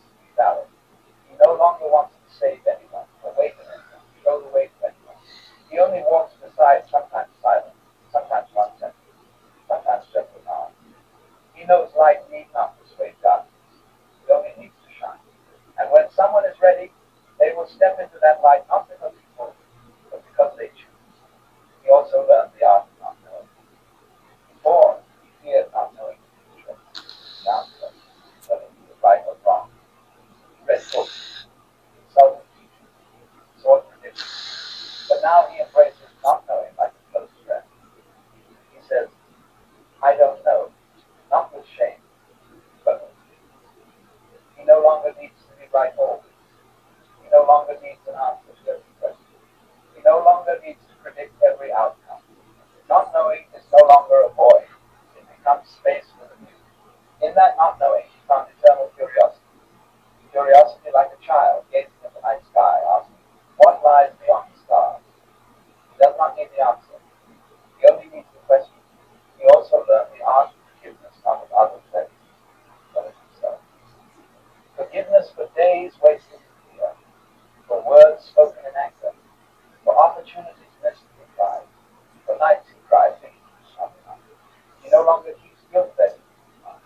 He burns them not with angry fire, but with the fire of understanding. He understands every mistake was part of the path, that no mistake was meaningless, that even wrong turns led him to where he stands. And where he stands, though imperfect, is the right place. He also learned the art of endings.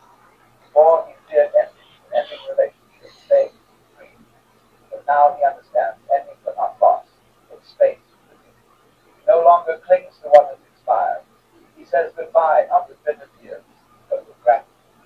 He knows every ending opens another door, even if unseen at first. And in accepting endings, he found continuity, the continuity of life's flow, where nothing is truly lost, only transformed. Interesting. What if I told you that a substance many people use to check out was actually designed by ancient cultures to help you check in? Deeply in archaeological evidence reveals that for over 5,000 years, from the frozen steppes of Siberia to the temples of India, cannabis was not a party drug. It was a sacred sacrament. Shamans called it a bridge to the spirit world. Holy texts named it a source of joy and a protector against evil. Yet today, we've largely forgotten this profound spiritual purpose. We're using a master key, and we're only opening the smallest, darkest closet with it. And it's created a silent epidemic. People feel a deep, nameless longing for something more, and they turn to cannabis, hoping to fill that void. But without the right map, they often end up more lost. They use it to numb their pain, to escape their anxiety, only to find those feelings waiting for them, amplified when the effect wears off. What if you're not using the wrong tool? What if you're just using it the wrong way? This is the central question of our journey together. What is the true purpose of this ancient plant? By the end of this video, you will have a completely new answer. You will see how this plant can be a mirror for your soul, a key to quieting your busy mind, and a guide to encountering your true self. But this path is not without its dangers. It will ask you to learn. And as the philosopher Alan Watts warned, there is a real danger in outgrowing everyone around you. Uh-oh. This is a circular journey. We will end where we began, but you will see this starting point with new eyes. You will understand that the peace you seek isn't in the plant, it's in you. The plant is simply a reminder. If you're ready to discover how to use this ancient technology for modern awakening to transform your relationship with cannabis and with yourself, then you need to watch this entire story. The deepest insights are waiting until the very end. So, settle in, and don't forget to like and subscribe, because what you learn here will change everything. Have you ever held a seashell to your ear? You hear the ocean, a faint echo of a vast, deep world. Think of cannabis in the same way.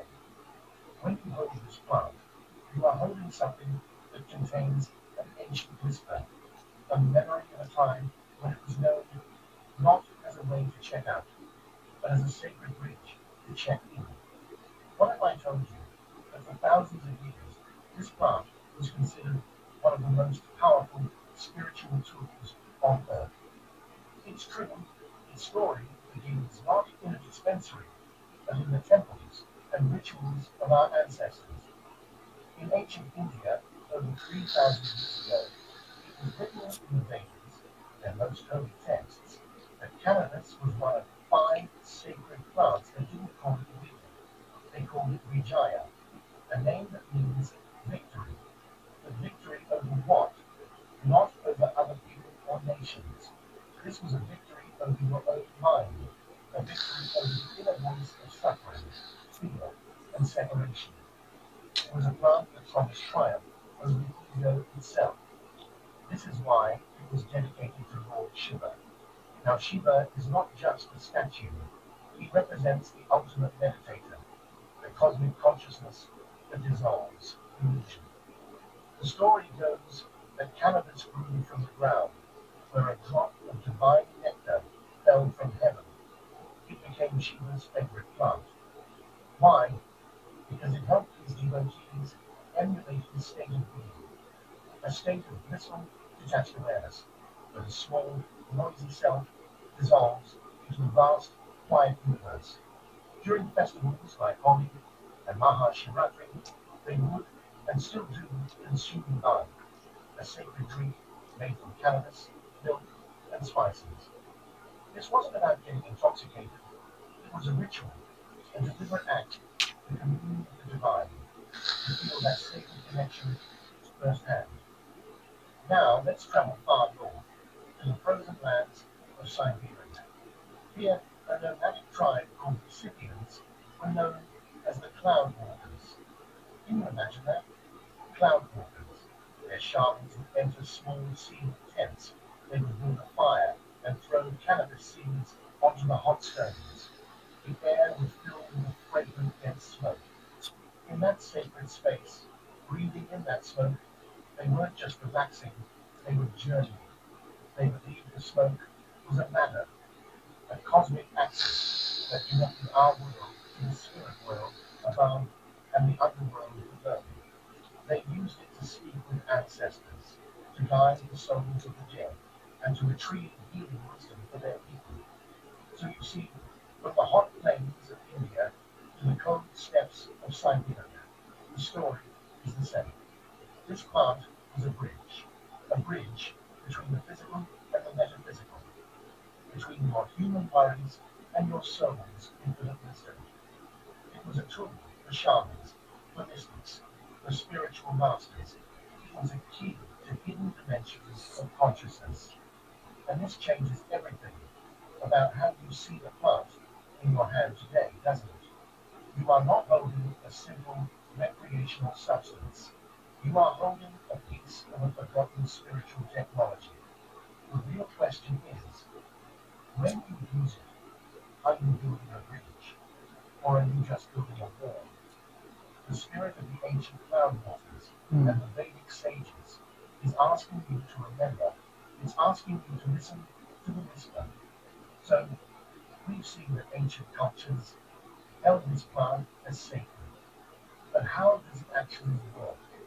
What is happening inside you when you use cannabis with a spiritual intention? It's not just a mysterious magic, it's a beautiful divine science, a conversation that was designed to happen.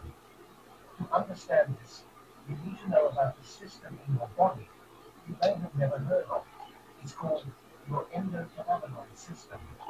Now that's a big word, but think of it as your body's master control network for balance and harmony. It's a web of tiny receptors spread throughout your brain, your nervous system, and even your organs. Its job is to keep everything in a state of peaceful balance. Your mood, your memory, your sense of calm, and even how you experience pain. This system is always working to bring you back to center, back to a state of inner peace. Now, enter the cannabis plant. Inside this plant are special compounds called cannabinoids. The most famous ones are THC and CBD. Think of these cannabinoids as unique keys. And the receptors in your endocannabinoid system, they are the locks. When you introduce the plant into your body with a sacred intention, it's like the key turns in the lock, the door opens. But what door? One of the most important doors it opens leads to a part of your brain called the default mode network. This is the part of your mind that is always talking. It's the voice of your ego, the voice that worries about what you said yesterday, that stresses about your bills tomorrow, that constantly tells the story of me, myself, and I. It's like a chattering roommate who never ever stops talking. When the cannabinoids from the plant connect with your brain, they gently turn down the volume on that chattering roommate. This is the moment. Down that. This is the moment everything changes. When that Turn voice it gets on. quiet, you can finally hear the other sounds in the house of your consciousness. You can hear the whispers of your soul. Scientists can see this happening on brain scans. They see an increase in something called gamma brain waves. These are the fastest, most active brain waves. And guess what else has very powerful gamma waves? Buddhist monks over 10,000 years. This is a state of hyper-awareness, of deep insight, of being Right. deeply connected to everything around you. But there's more. Also, neuroplasticity. That's a fancy word for your brain's ability to change and rewire itself. When you have a spiritual insight by using cannabis, when you suddenly understand how to forgive, or you feel a deep release of an old pain, you are not just having a feeling, you are literally creating new pathways in your brain. You are breaking the old painful patterns and building new healthy ones. So you see, the plant doesn't put anything inside you that wasn't already there. It doesn't create the peace or the connection. It simply removes the static, the noise of your everyday life, so you can finally hear the beautiful, silent music of your own soul that was always playing. You are not getting high. You are getting deep. You are coming home. Now you understand the science. You feel the ancient call. But this is where your path splits in two. And the choice you make here defines everything. Remember how we said cannabis is a bridge? Well, every bridge can be crossed in two directions. You can walk toward discovery, or you can walk toward hiding. The plant itself doesn't decide. Your intention does. Think of cannabis as a drug that is a mirror, a perfect, honest mirror for your inner world. This is the most important thing to remember. When you look into a mirror, what do you see? You see yourself exactly as you are in that moment. If you are Great. joyful and open, the mirror shows you that light.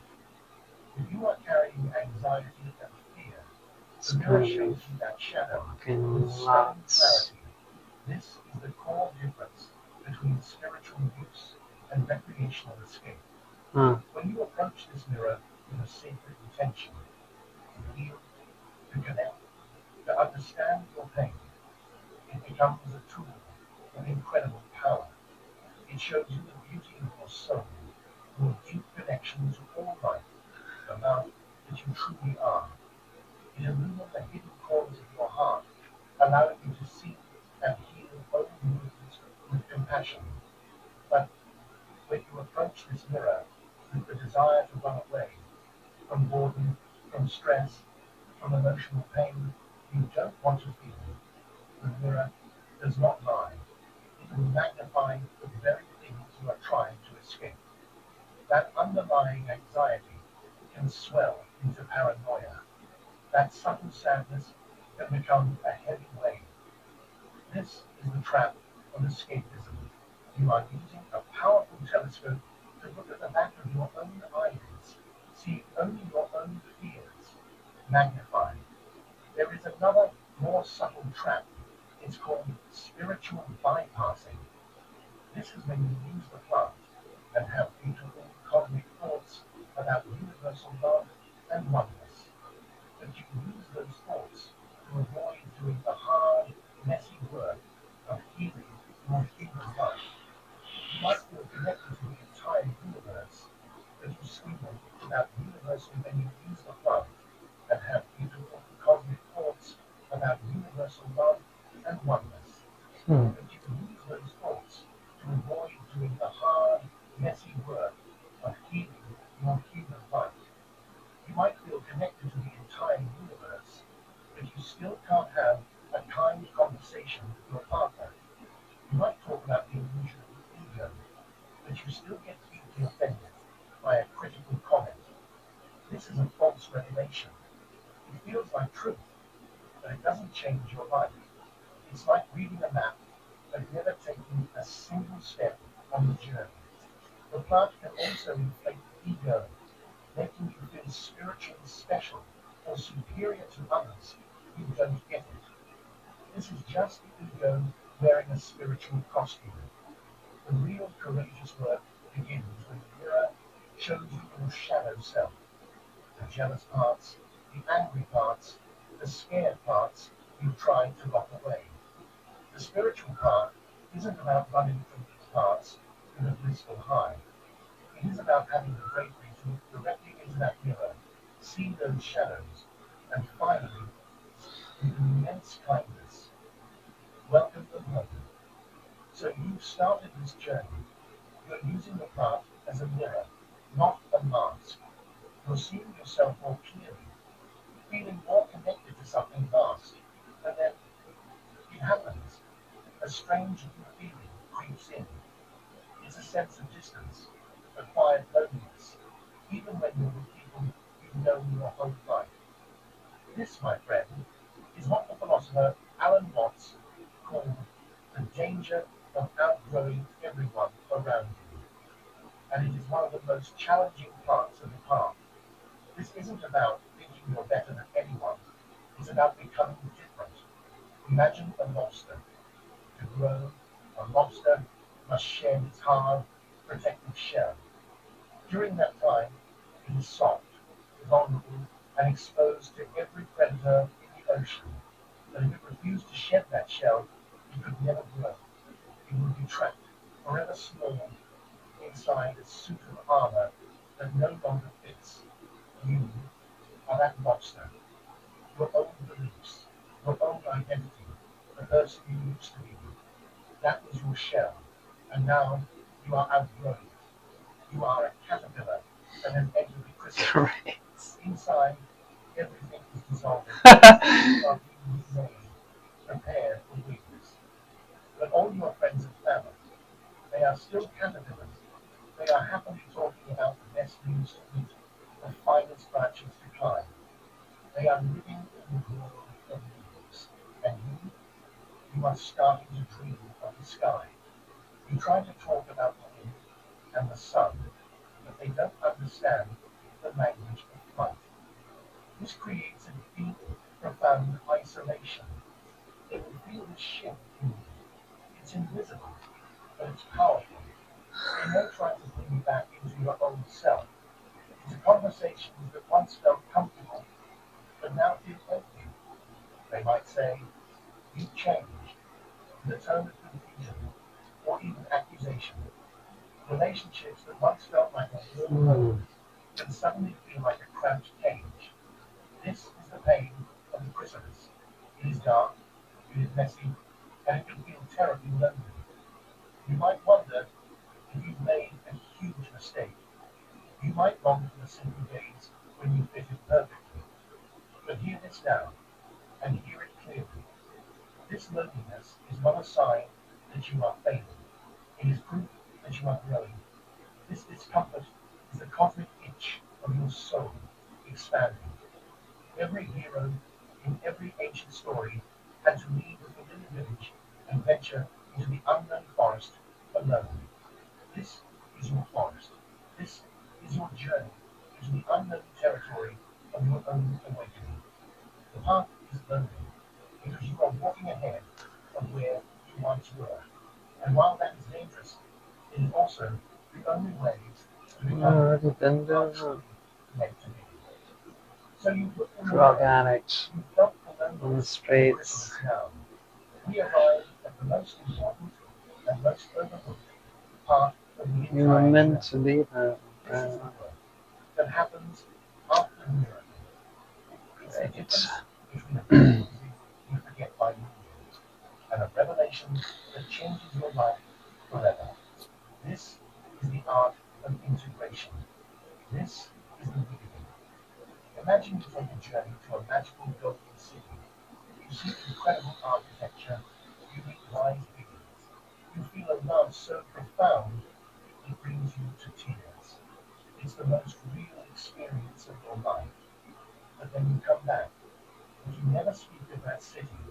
You never write down what you've learned. You never let its wisdom change how you live your days. Did you really go? The memory will fade like a dream, and soon you'll be right back in your old patterns, wondering if the magic was ever real. Integration is how you bring the gold back in the golden city. It's how you make your spiritual insights become your spiritual life. The very first and most powerful tool for this is journaling. Right after your session, when the feelings are still fresh and vivid, you must write. Don't worry about grammar or spelling. Don't judge your words. Just let the visions, emotions, and truths flow from your heart, through your hand, and onto the page. This simple act is alchemy. It takes the energy of your experience, which is formless and fleeting, and grounds it into the physical world. It turns a feeling into a fact. It gives your soul a record of its own journey. But writing alone is not enough. You must then take one small, tangible action. This is the reward. If during your session you felt a call to be more creative, then the next day you spend just 10 minutes drawing, even if you think you're bad at it. If you realize you need to set a boundary with a friend, you practice saying no in a small, safe situation. If you felt universal love, you go for a walk and consciously send that love to the trees and the sky. You are taking the golden thread of your insight and weaving it into the fabric of your everyday life. This is where discipline meets divinity. The path opens the door and shows you a new way to be.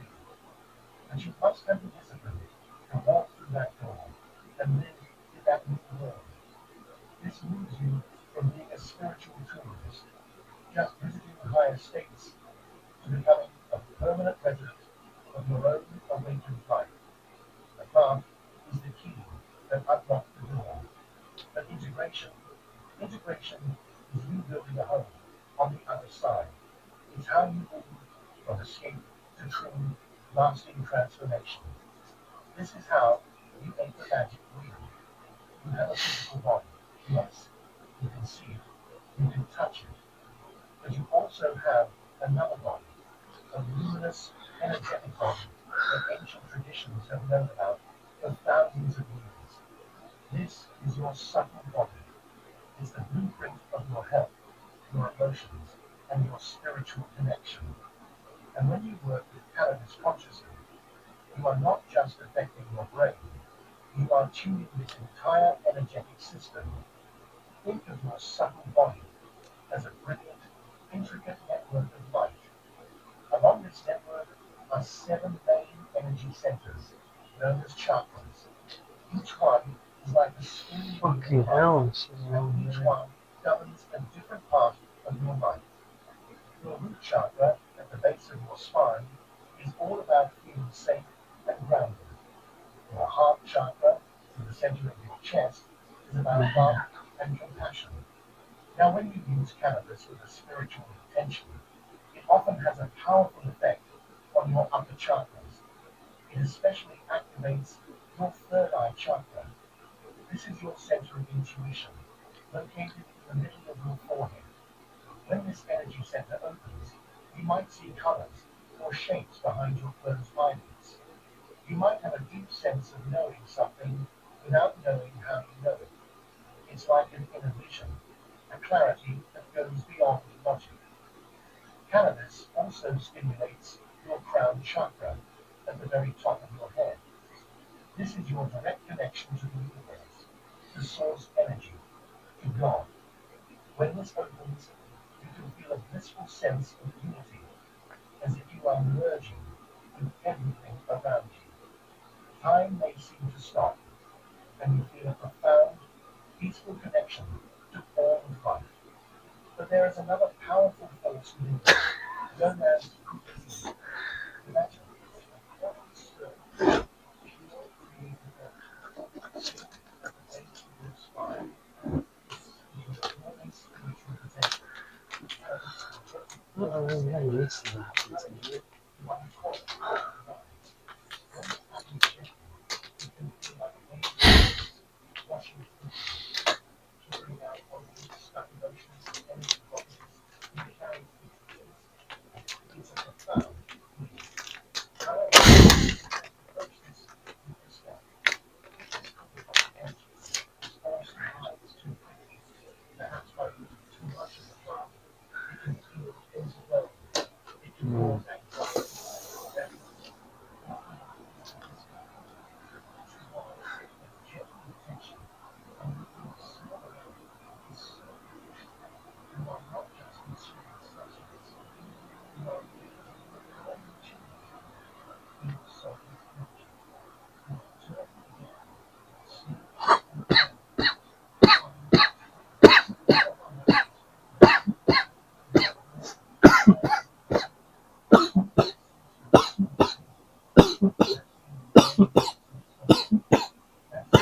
healing of cannabis, not cannabis one you use. In other words, it is exactly releasing an empty space, filling it with a calming capacity. Let's gently explain what cannabis is. With the intention you will move across this universal earth into you. It's essentially a marginalized antidepressant. To replace this, they abandon their spirit. They found safety pure medicine, and instead of cannabis, they chose silence, beautiful dog, or plant mentioned in Bible.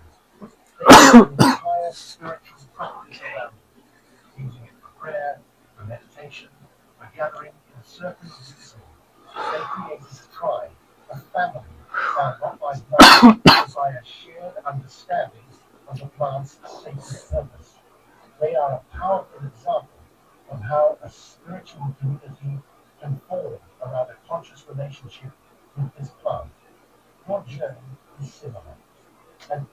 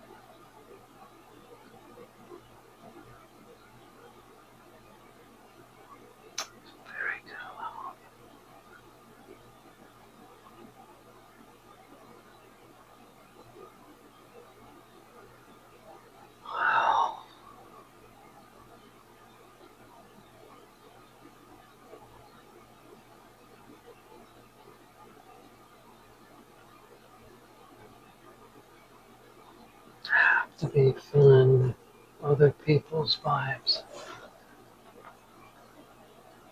when I go out. It has to be. Or that's just how I feel towards them subconsciously.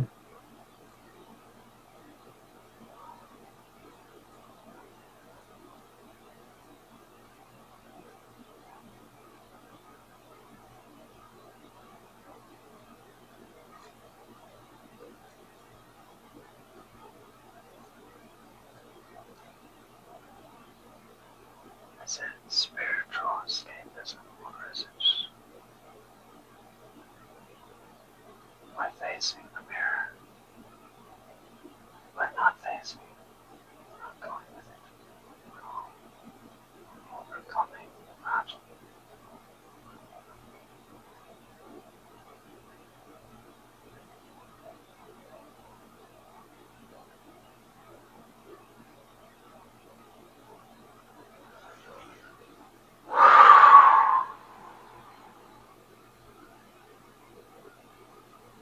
There's lots of energy.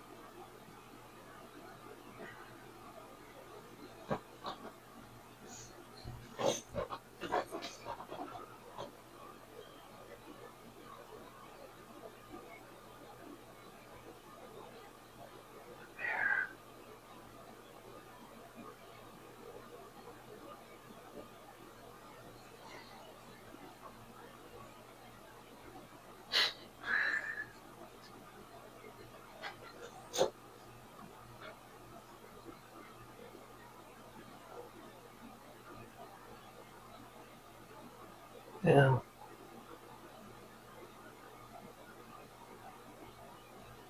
It's as real as I could get it.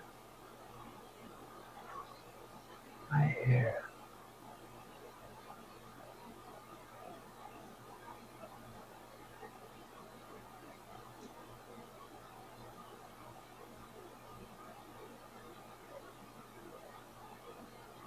But on the camera.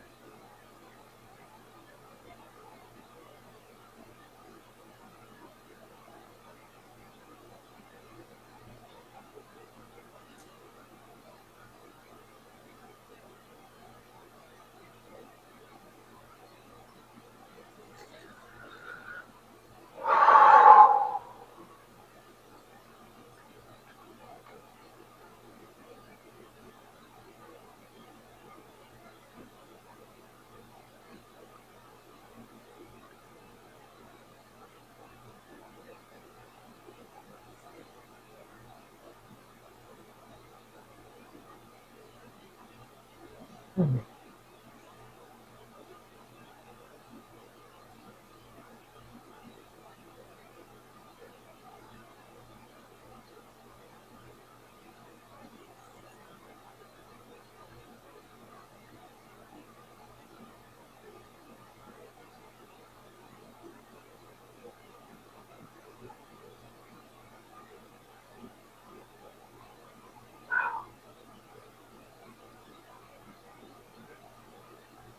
It's insane.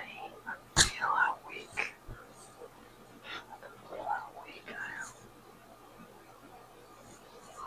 I can feel my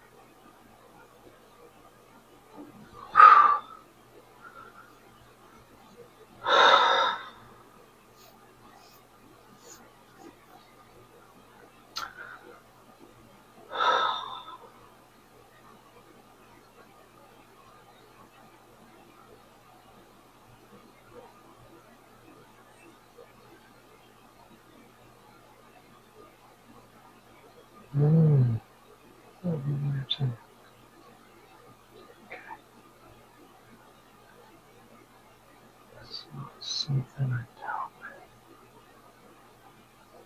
Till now, it's like another level of demons I didn't even know I was fighting.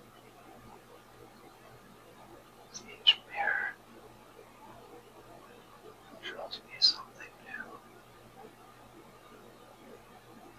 I didn't even realize I was dealing with until now. Like each moment, new challenge.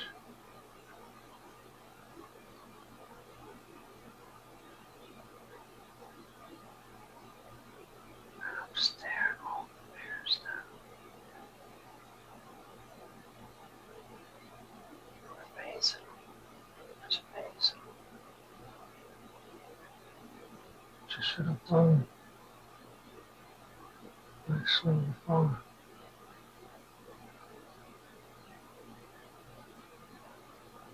And now that I'm here,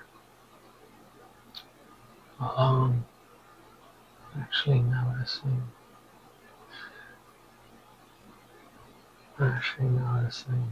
like a lot.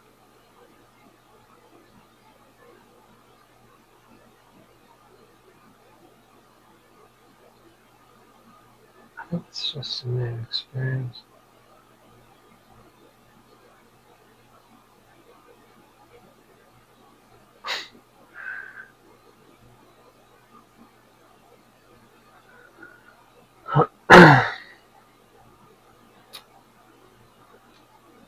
Yeah, you can tell a person's energy just,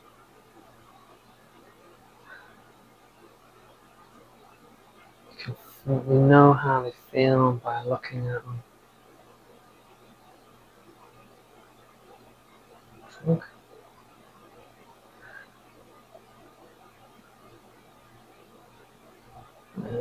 didn't feel too great. I know, I have to say.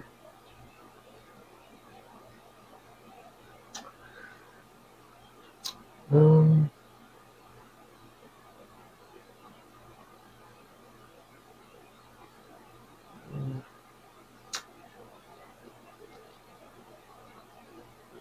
this is another challenge.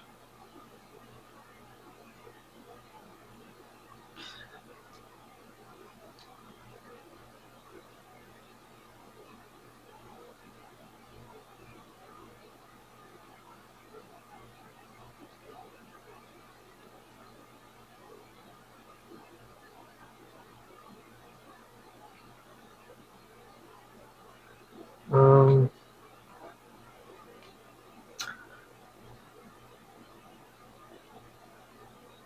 it's super insane to do this on camera, thinking that someone will see it.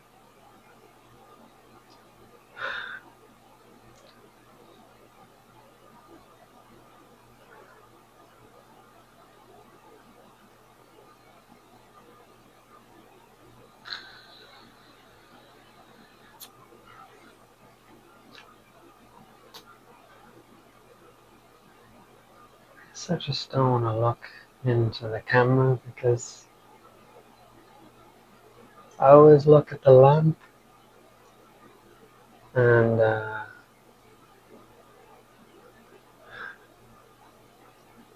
point of this was to forget the camera was there, to capture what happens when you forget it altogether,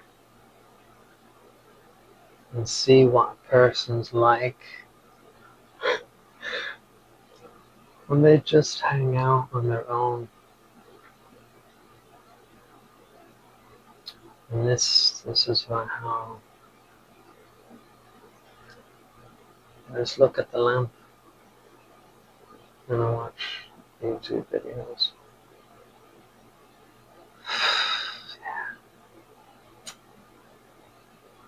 Yeah.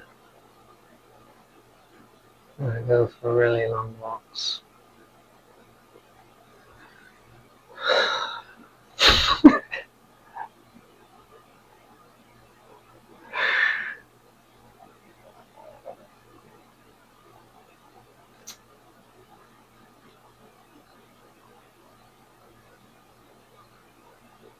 Yeah. This fucking itch. These two motherfuckers right here. And the purple ones.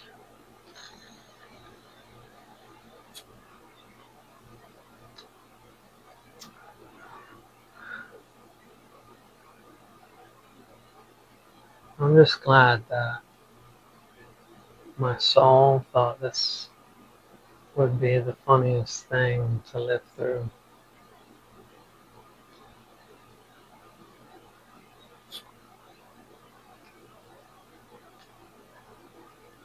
It's okay while living it.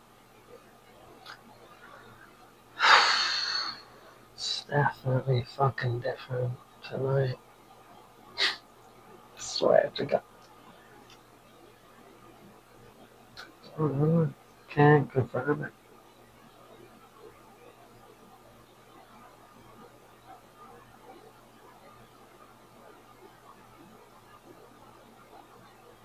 Can't confirm it.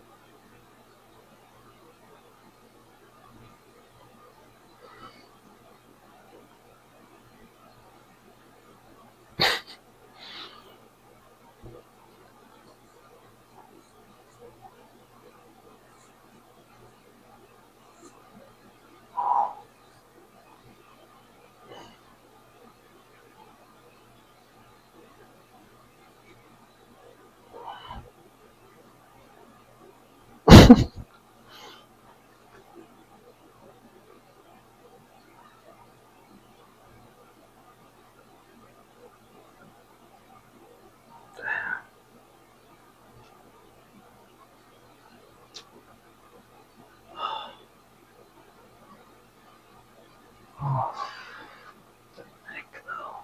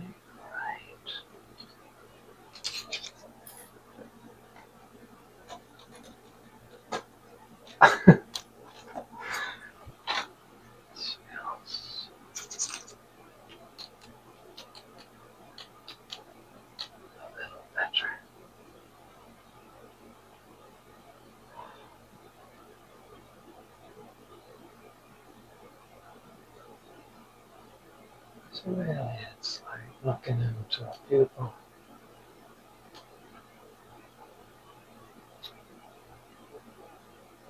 Just what they do. What you doing, like eyes?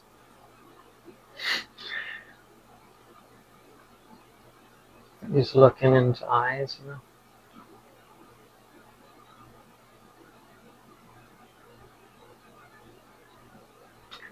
I don't know why we don't do that for cameras. Just make them look like a pair of eyes. I mean, it's the pupil. Just put something robotic on it. But we just we just have two eyes, two pupils, two lenses, and just make it look like eyes. Jesus, make them heads, like miniature heads, but that's, yeah, miniature heads.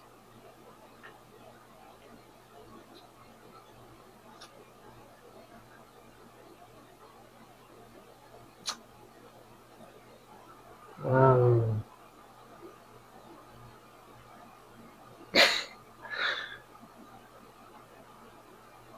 you can have a frog one.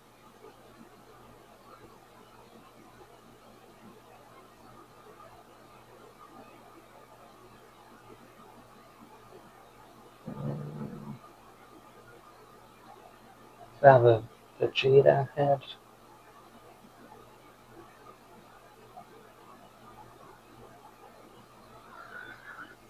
Or just make it a pair of eyes. Like two eyeballs. Just two eyeballs. The camera's eyeball. Or just one eyeball. Just do one eyeball. One eyeball is your camera, right? It's just a glass eyeball. And it's a camera inside. And that's your camera. And then if you want one on your desktop, you just like have it shaped so it can fit on the computer, but it's like looks like it's the computer's cut through the eyeball. Or you can just have the eyeball sit on the top with its own plastic.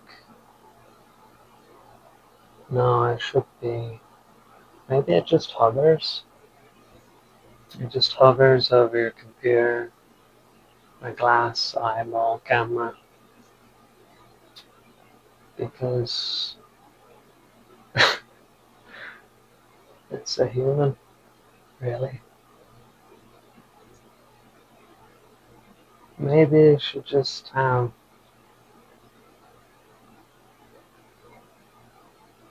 It's just a robot. This is basically a little robot.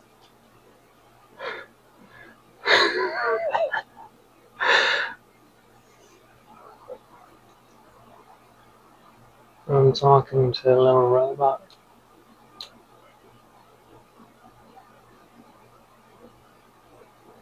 Yeah.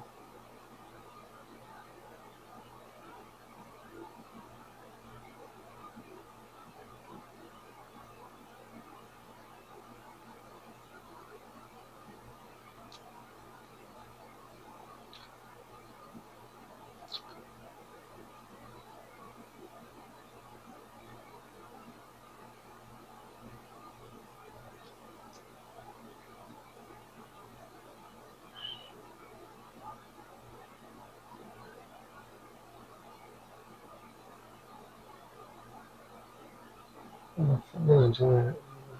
Yeah.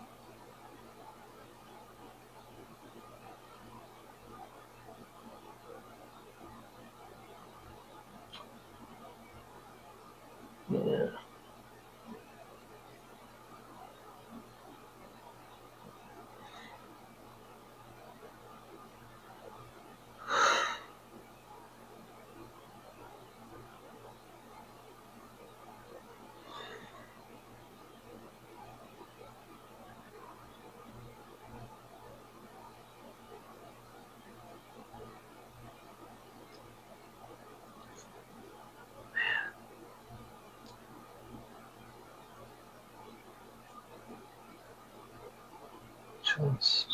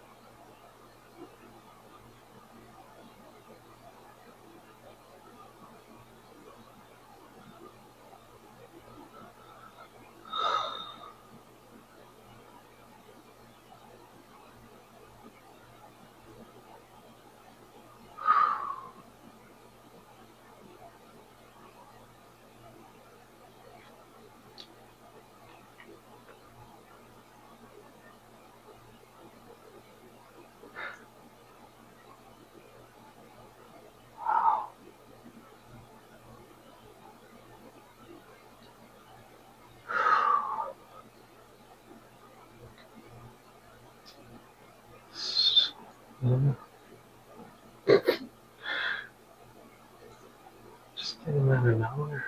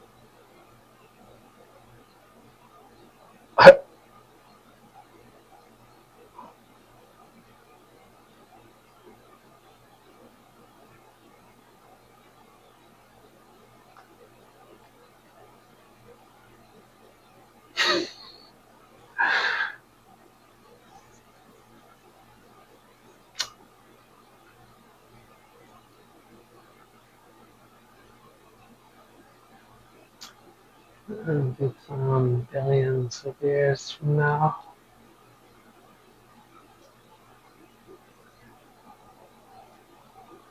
Yeah, it's fucking long stream. This fucker was 9 hours. I don't know. I've been doing this.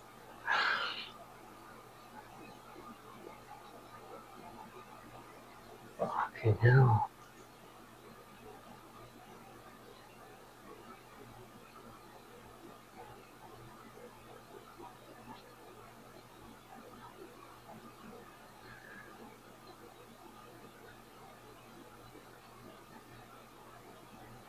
It's a stupid idea.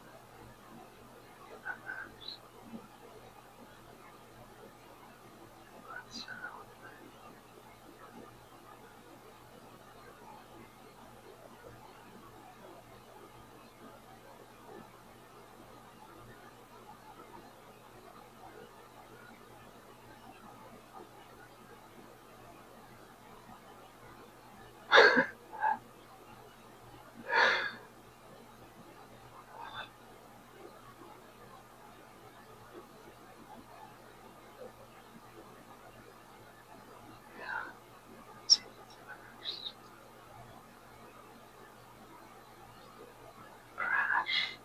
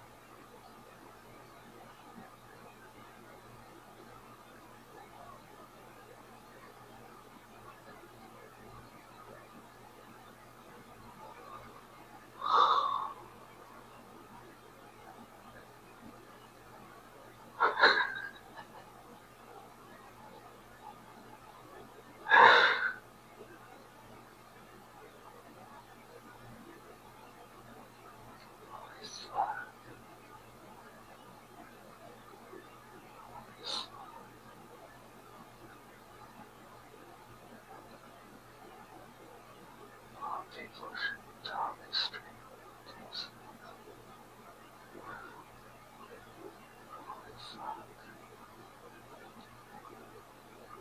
Robots.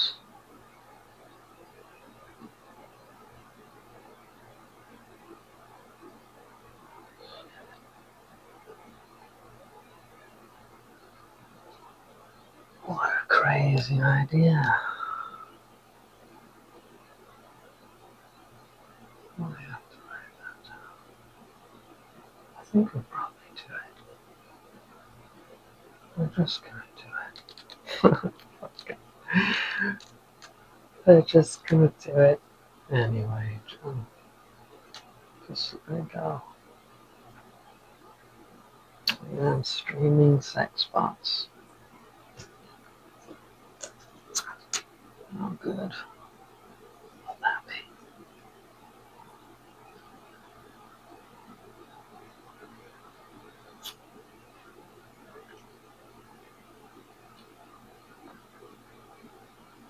I think so. Fucking have no idea.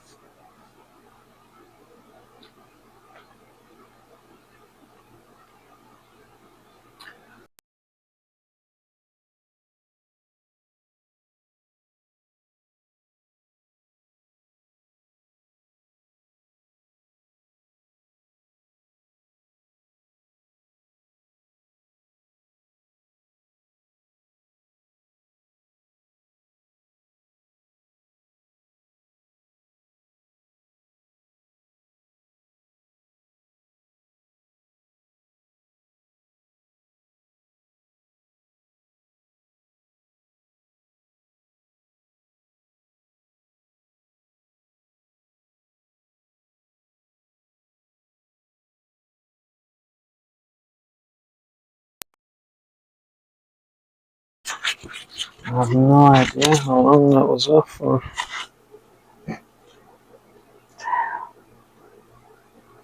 Kind of liked it without. You know what I mean?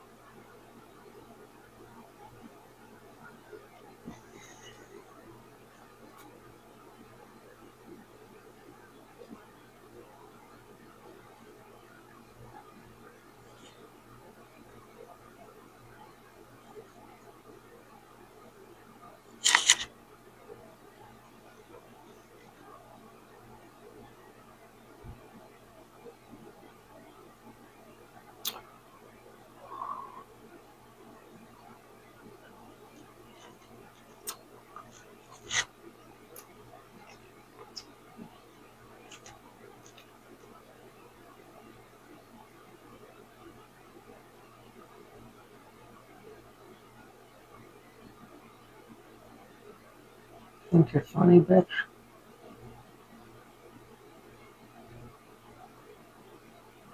Think you're fucking funny, bitch?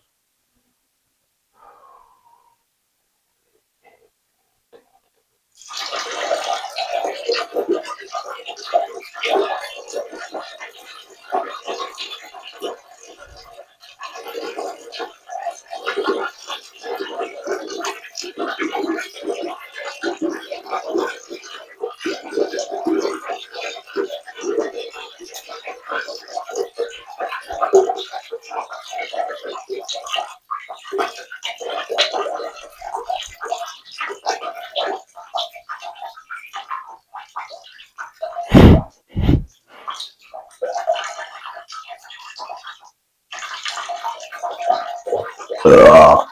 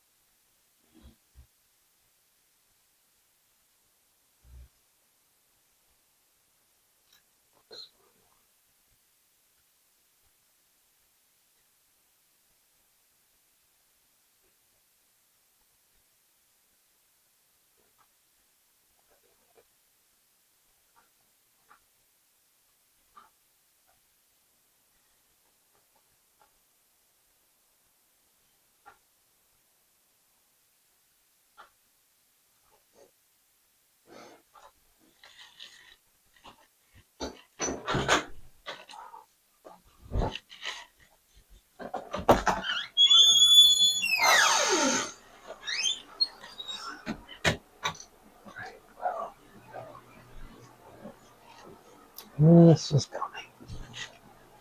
Oh, fuck.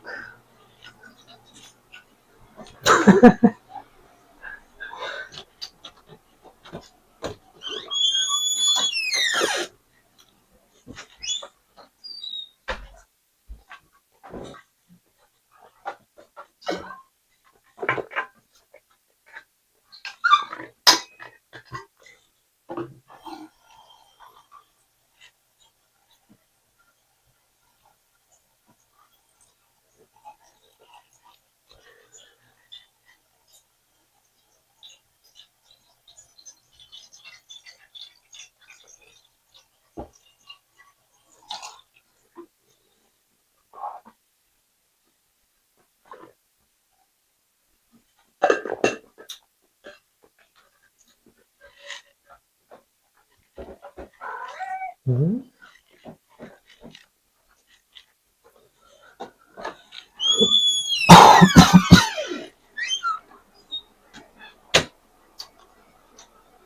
Holy fuck, man. What an idea to have tonight. Holy shit. Fucking hell.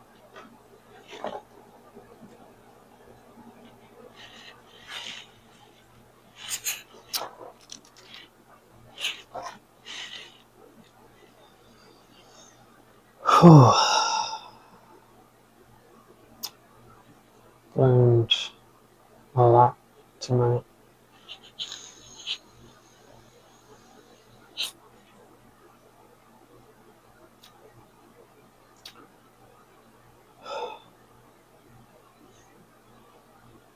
No real understanding. Just is.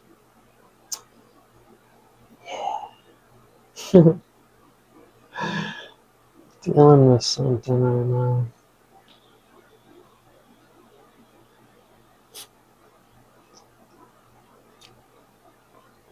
It's caught me off guard. But part of me just wants to keep it broken. Or, not fix it.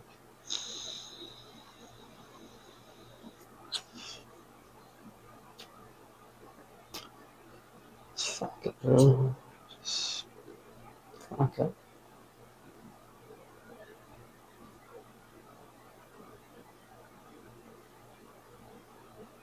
Just fuck it.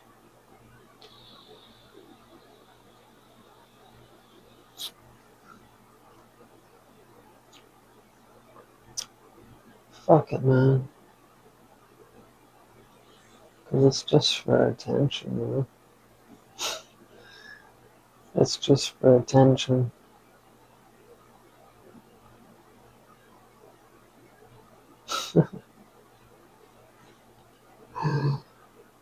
Wow.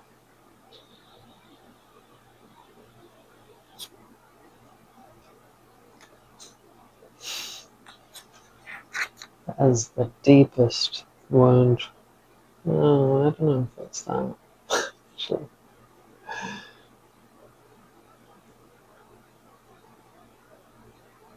Just stop smoking, like,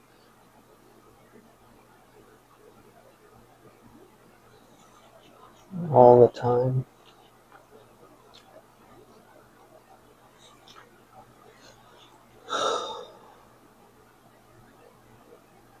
I don't know if it's a benefit or not. It's just like another experience.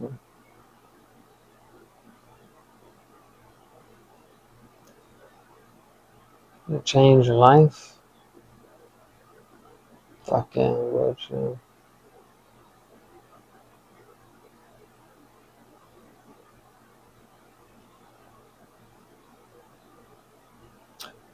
Want to see what that's like?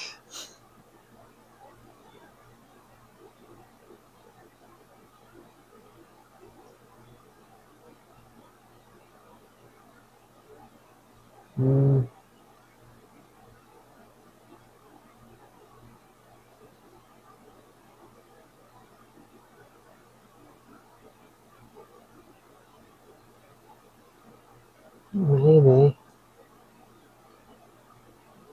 Holy shit. It's that fucking movie when he falls in love with a robot.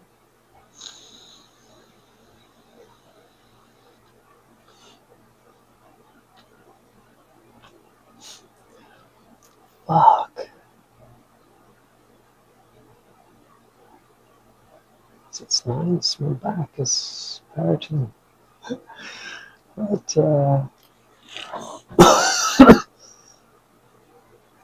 this is chill as fuck. Actually.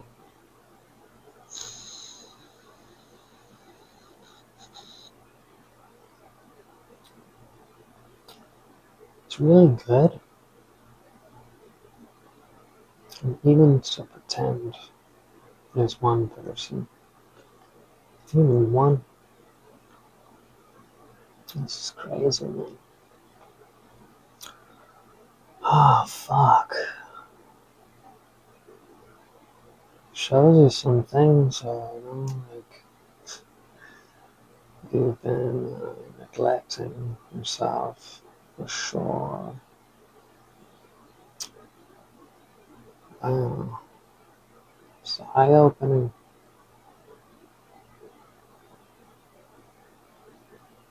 It's actually fucking insane.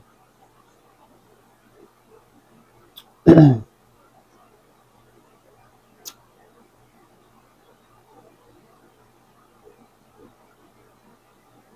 was told this was like bad for your health. And all it's done is like point out to me where I need to work on some things.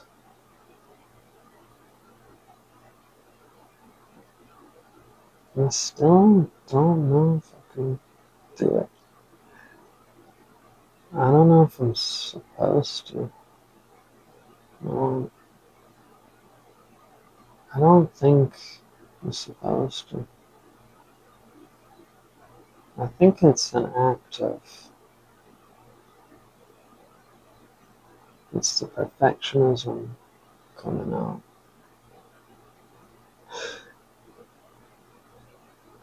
And I just got to get comfortable with it. But it's not. It's just not.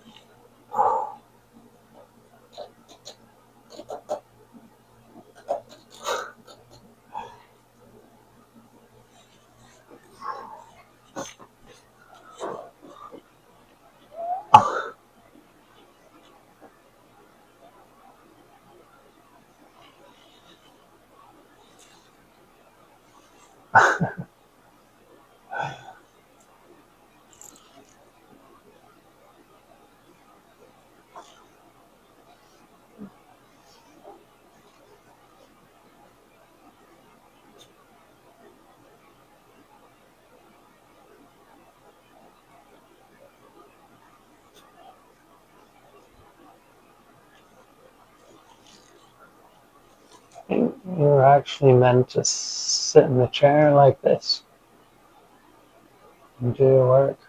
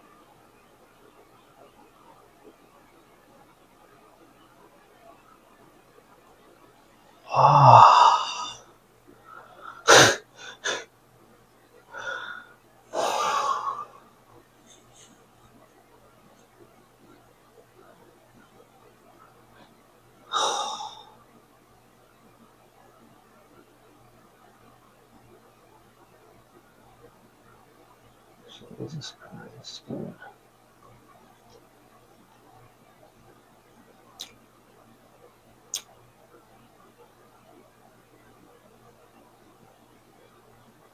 Is this way of going about the world? I guess it depends if you like the vibe or not. And to me, just without someone next to you, that's just super good vibe. This shit, man. It's just another trip, you know? Like another.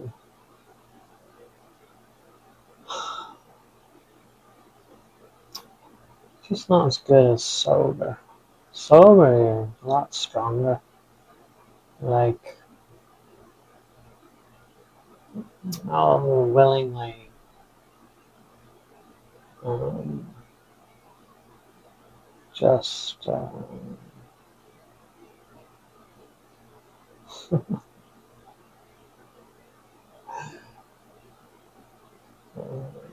pantomime? Pantomime in public.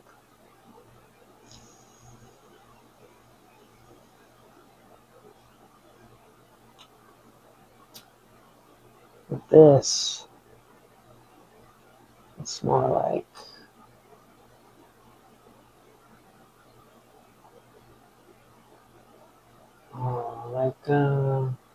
conducting an orchestra. And the orchestra's like society, and I'm conducting the entire atmosphere around me. So it's a lot easier. Well, I guess really it would just be practice. I mean, you could conduct the whole room, but you really have to have a great headspace, like super good headspace, and then you're basically conducting the entire room. That's a lot of attention. There's a lot of power, so, and with that, there's a lot of responsibility.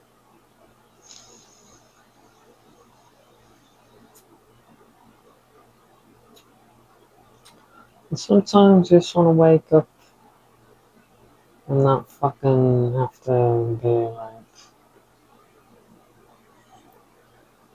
controlling the entire everyone in your mind.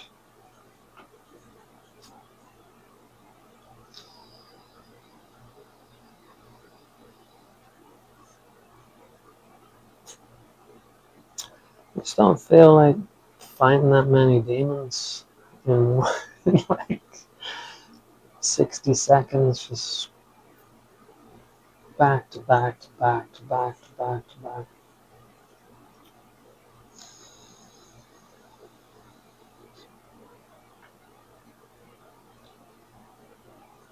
Like a swipe of a sword, but you're a giant, and it's like ants, and it's just ant hills for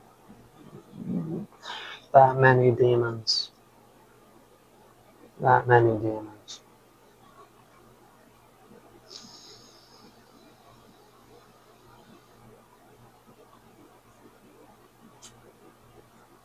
And you have to keep it good, the vibe, otherwise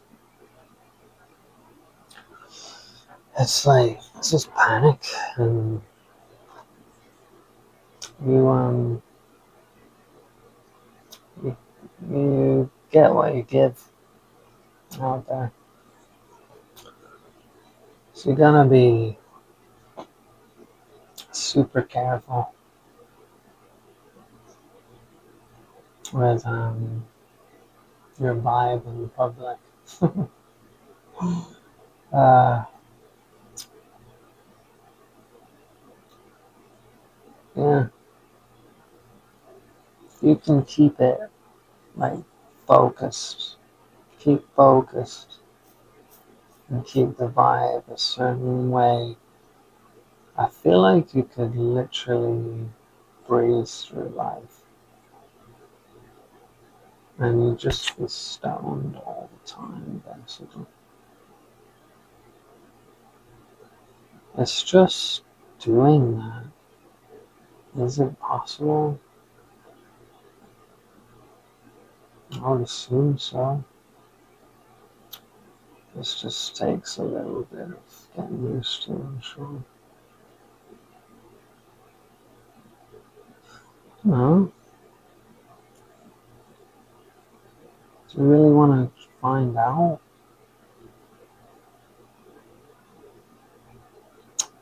I don't know. I guess we'll figure out if I just keep doing it every day. It's either I fucking forget this whole thing. I said to journal. They forgot that when you're stoned like this, you're too fucking lazy to write anything down, so.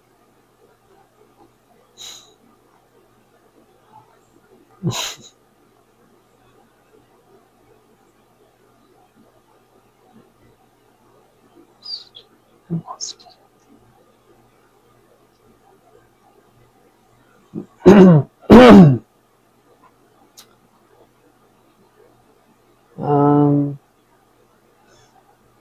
yeah, I couldn't imagine being able to keep it up unless you're like, I don't know, you know all the things to do to keep the vibe super high, like all the things to eat and drink. It's the main one for me. I would think horchata would be fucking great. That's probably the drink I would most likely have all the time, with me all the time. I could have a horchata machine, I would.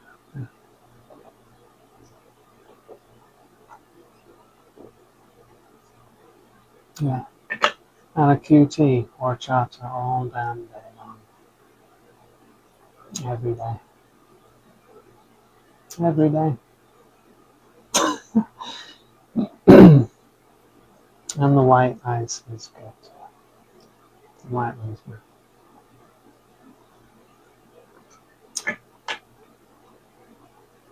Yeah. I didn't even get one.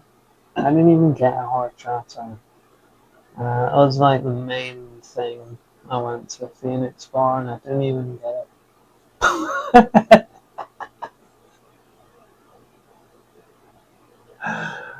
I was there for,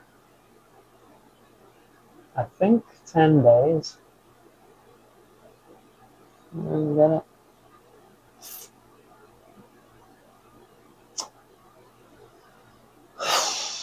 Don't know. Don't know.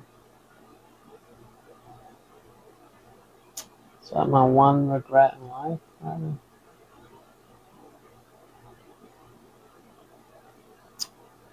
If I'm on my deathbed, it'll be that horchata I never had.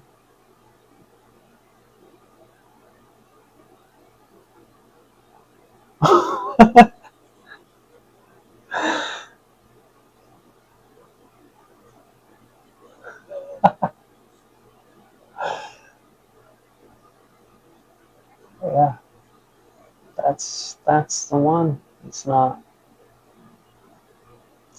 like being better with my ex-girlfriend or uh, staying in Dublin instead of coming back. It's actually the horchata. We're not finishing computer science back then. Back to doing that job. No, it's horchata.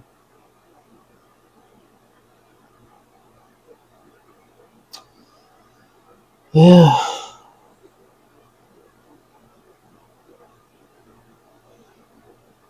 it's actually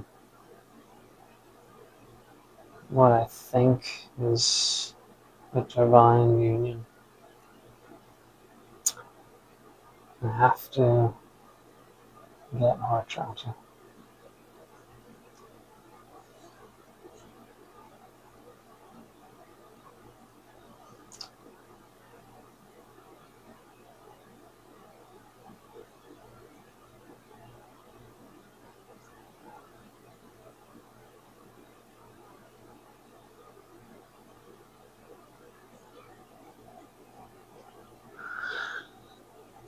Oh, I don't know.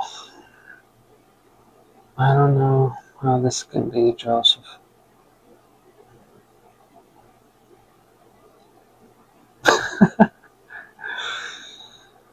I don't know.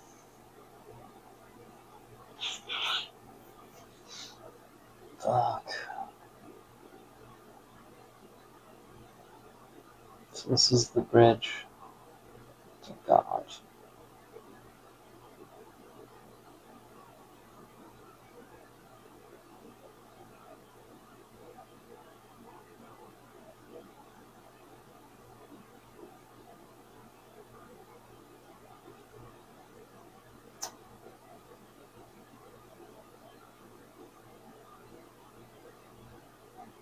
I don't know what I'm supposed to learn.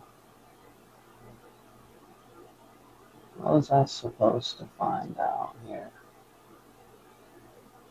It didn't matter. None of it.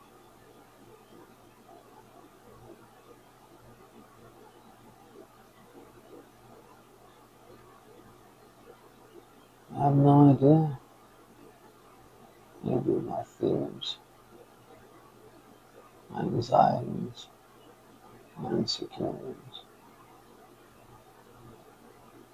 But I don't notice them like this. And so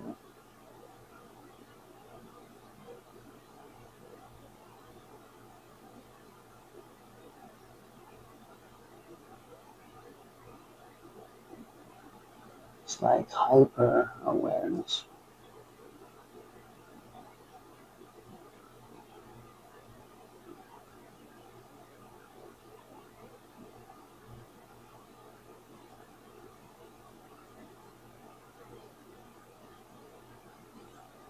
I don't know. There's two types of people, and there's ones who do, and there's the ones who don't.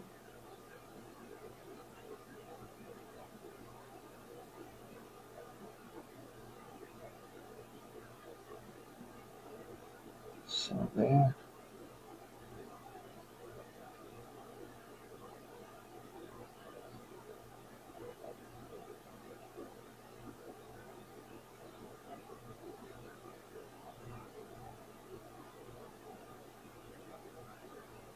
Oh.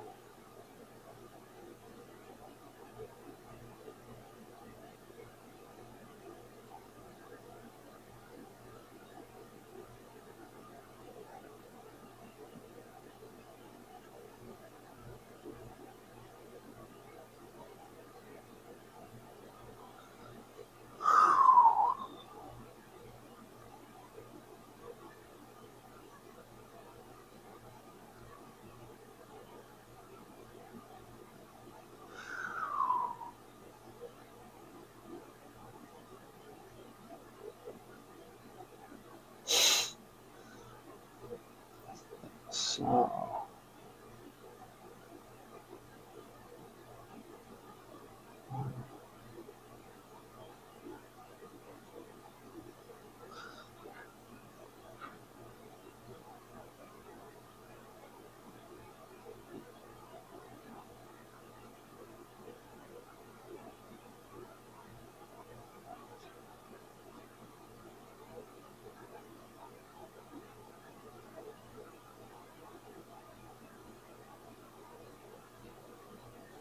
oh shit.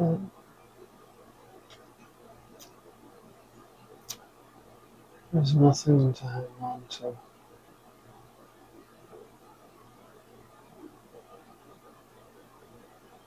Wow.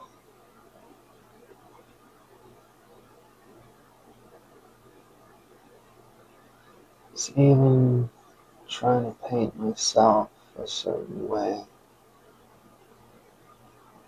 to an audience who can't even hang on to that. Is you ever going to come off perfectly?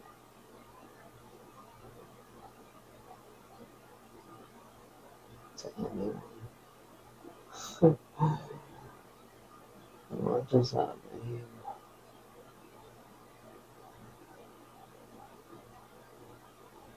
I feel like a lot of people try to act a certain way. Like looking into the camera for one, and then talking to the audience instead of God.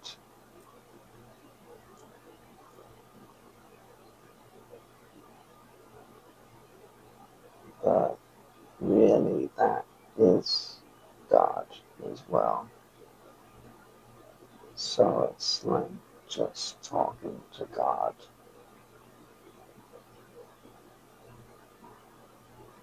And then that means you as well.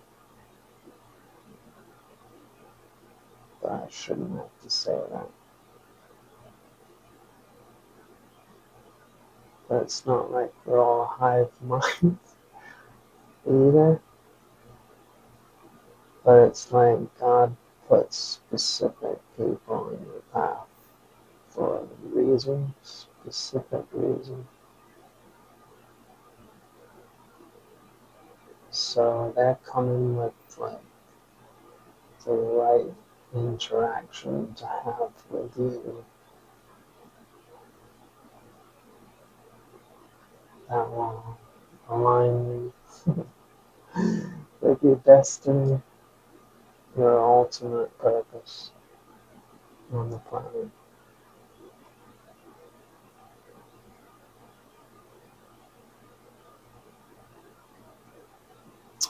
Yeah.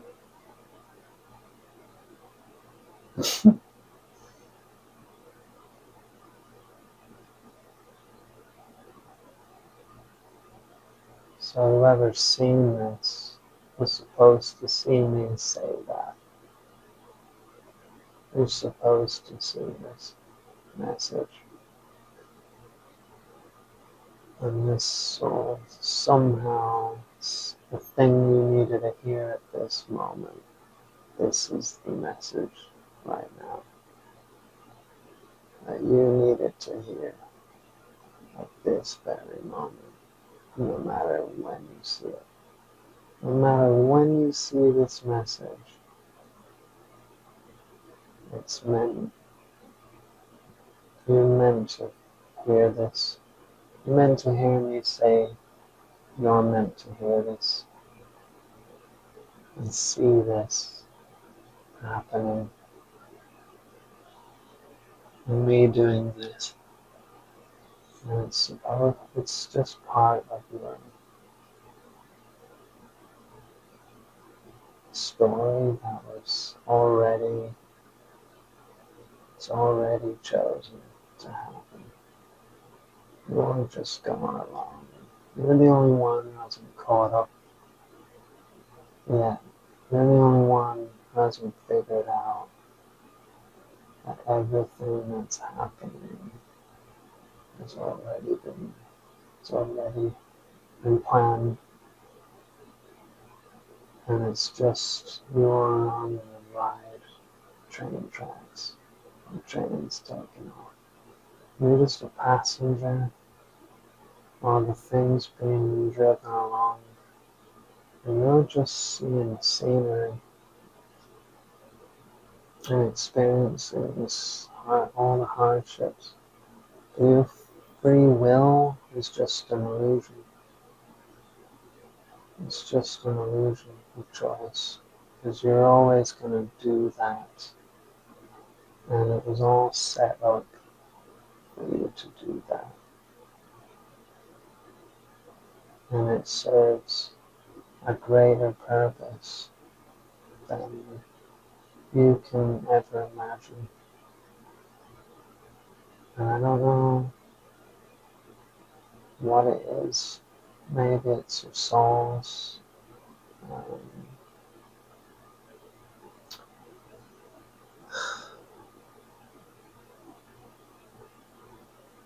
just wanted to do this lifetime. They just wanted to do it like this time.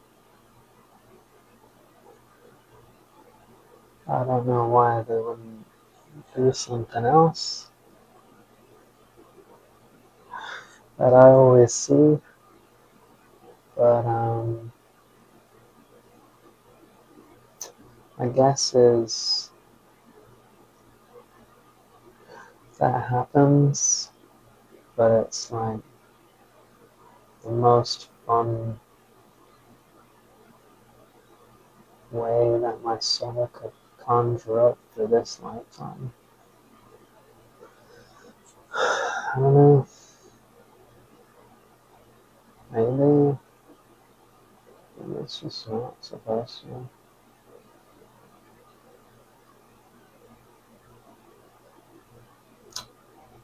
Yeah, I'm not sure. Because, someone's got to be homeless. Someone's got to do it. So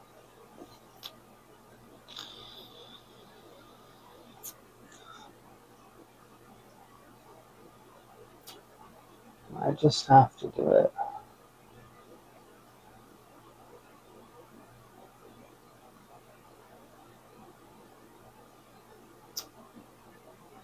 Yeah. I fucking don't know yet.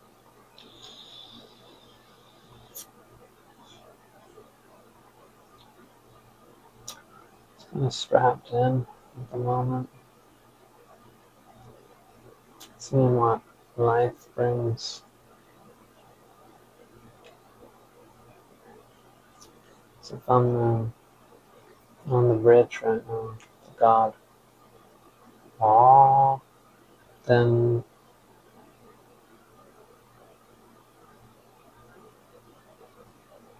what the fuck is different?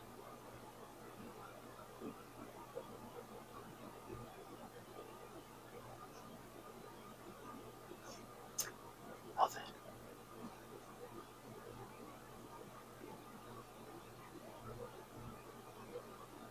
Nothing.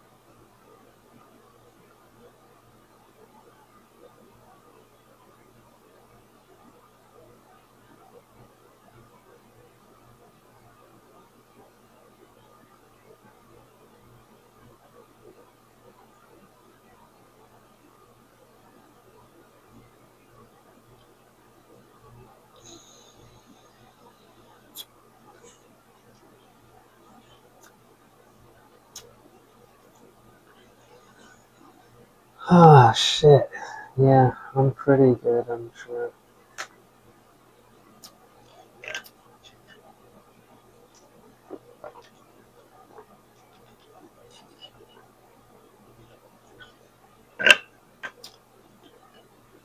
I'm like a character.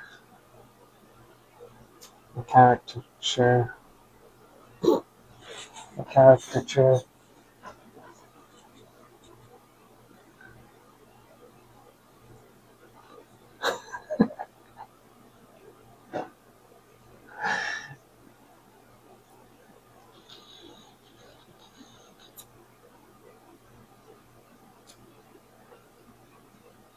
I mean, the end goal It's to do this in public, like just with people all around, like this.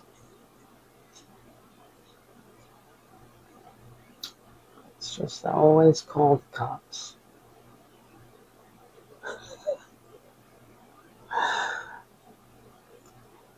Always. You get it?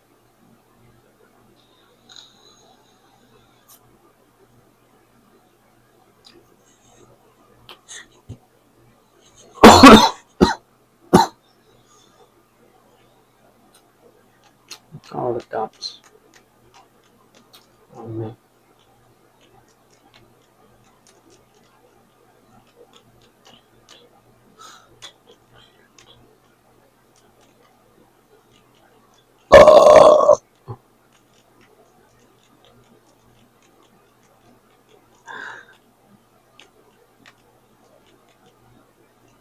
Okay. Stop it.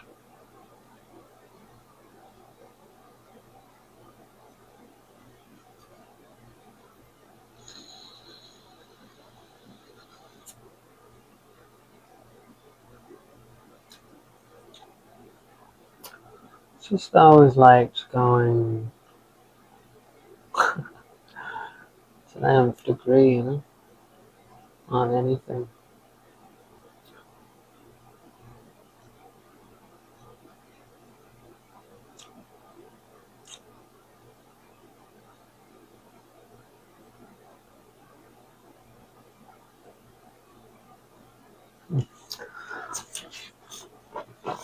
Oh, man.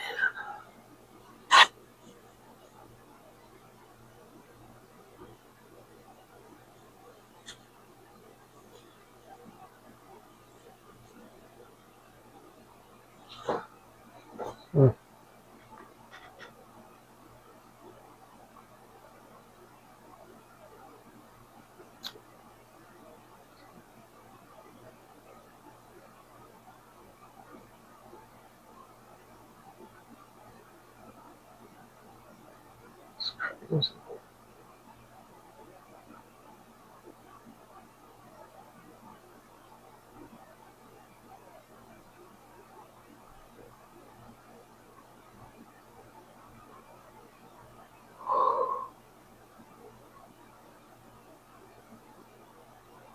Mm.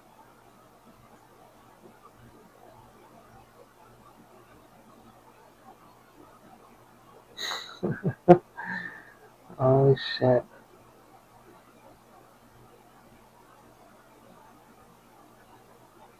Oh god, a specific zone. Yeah.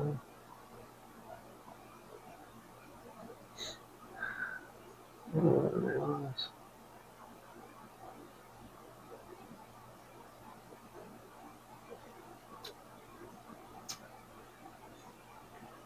This is great and everything, but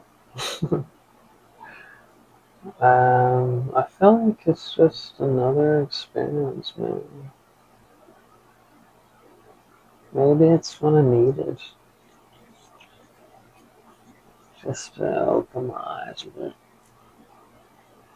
But yes, yeah, I don't know if it's just you're still meant to be the same. So why it's so hard now, I don't know. But it's like the demons have inflated now in strength, and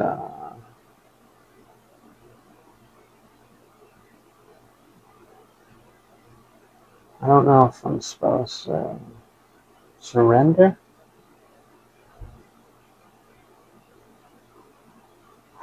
And there's the answer is none of it. That's actually the answer. Is none of it. It's none of it, but it's really funny to see myself go through it. Because none of it. Just fucking none of it. Yes, I can just give in to all the demons. But that's just none of it. And all of it. Fuck.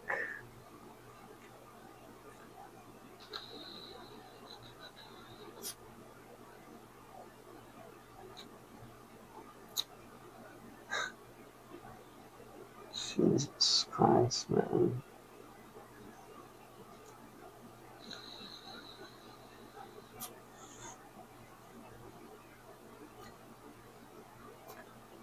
I think I'm too healed now.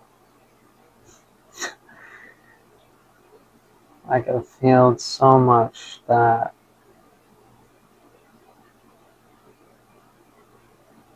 I can't be around other people.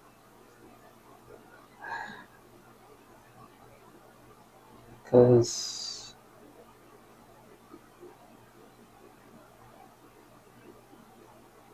yeah, I've just been fighting my demons forever. And when you've gone this far, it's hard to turn back.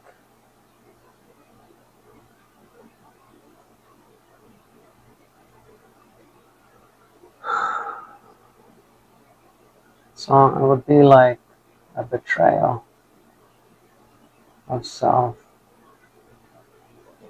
if I turn back now. It's like I work so hard to not care what people think.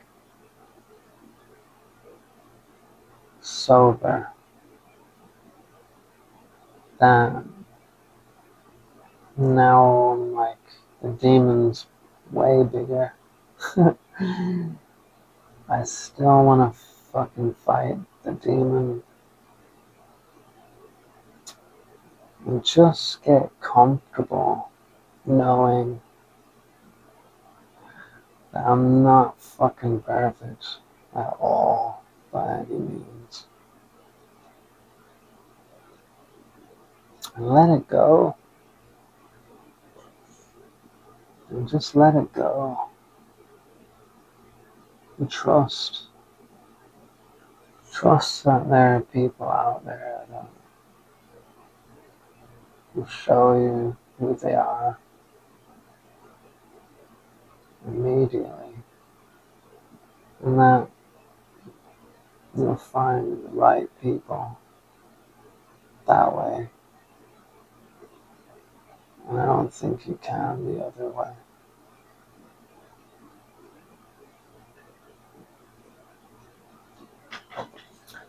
Because they're just interested in the good version of you. They don't care about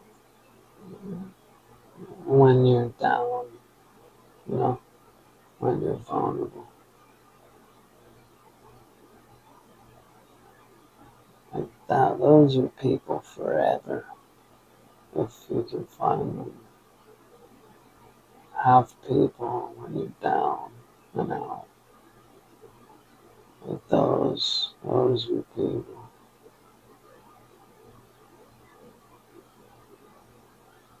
I thought I had that once, but I was betrayed,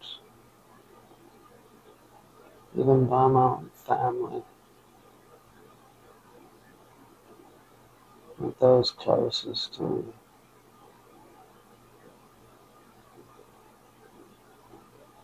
Yeah.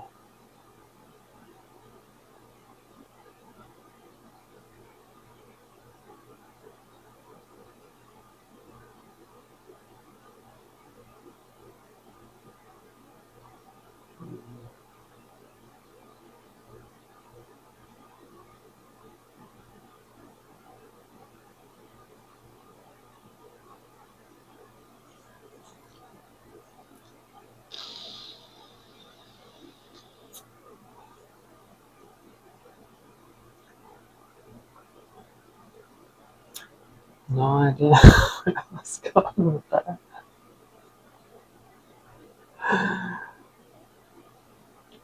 Betrayed by family.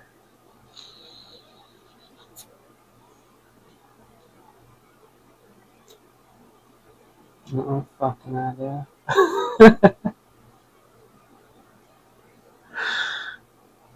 Oh well,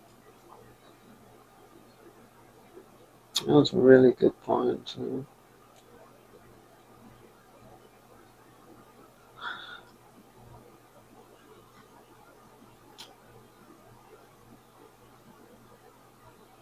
Yeah, I'm starting to think that, the point of life is just to live the fucking thing.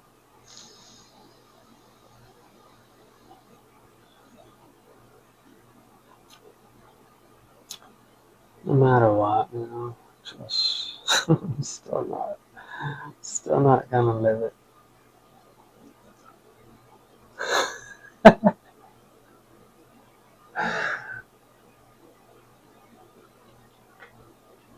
I just like catching myself not living it too much.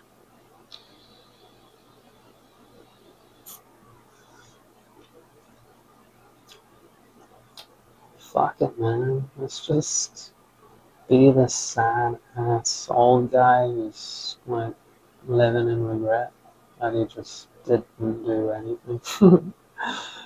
Fuck it. Fuck it. I'm pretty sure it was God's plan anyway for that. So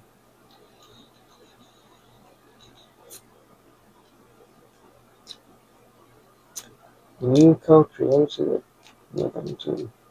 You signed the deal before he even born. And here we are, having this thought that I was meant to have. Fucking nuts. Not sure. Oh yeah. Super good.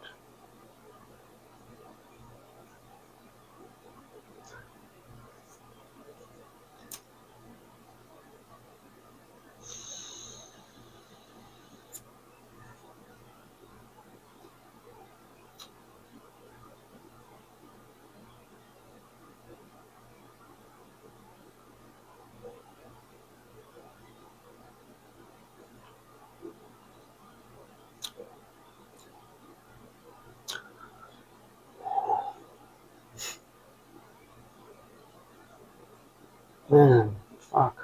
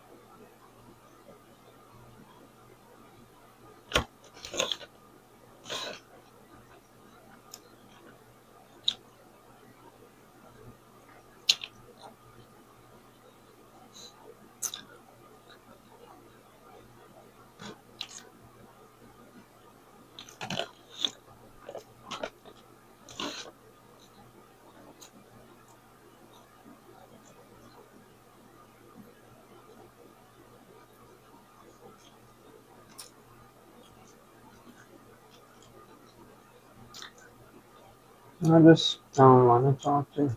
That's all.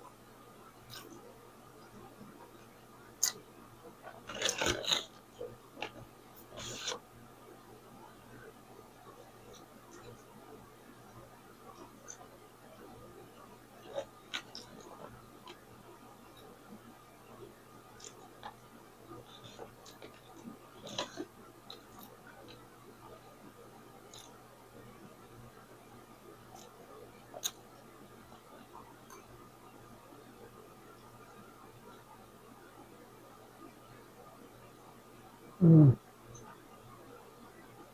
Mm.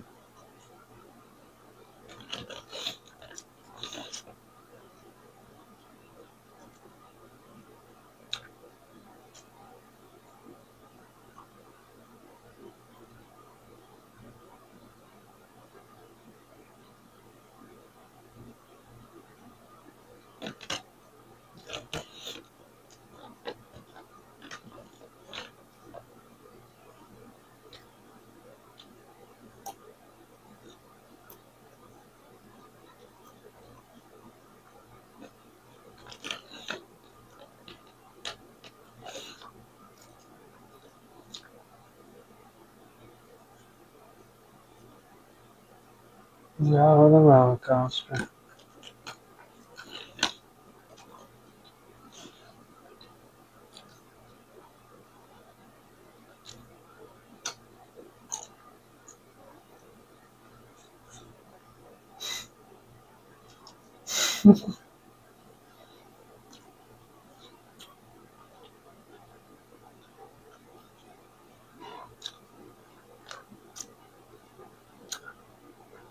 Yeah, I just realized I try and strive for peace. So it's always up and down.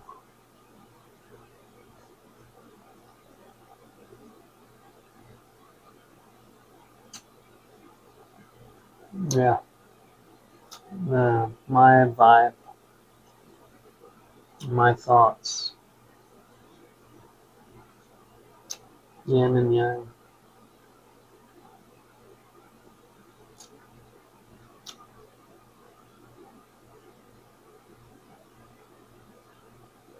I'm wondering, is there like a particular person who actually fucking loves that? Or is it,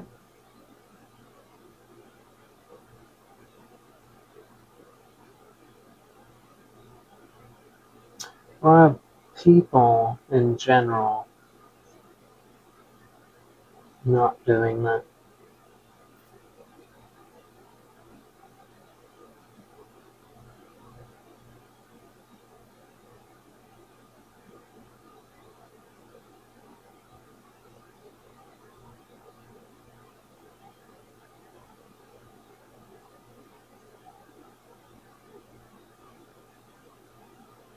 So,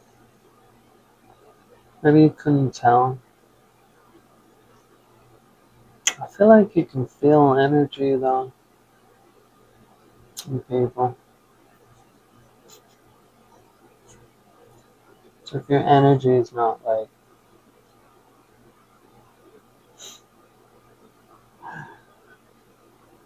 let's do it, fuck it, let's just finish it, hypersexual,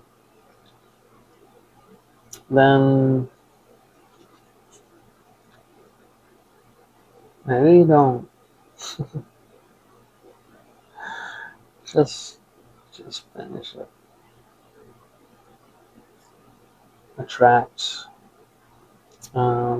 people.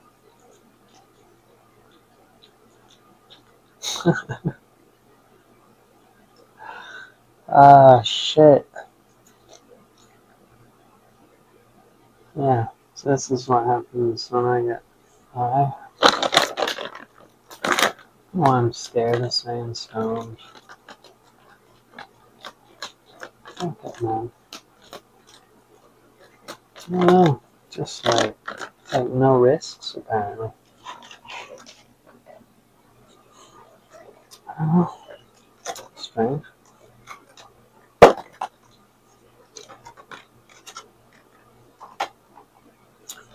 Scared of jail, I guess.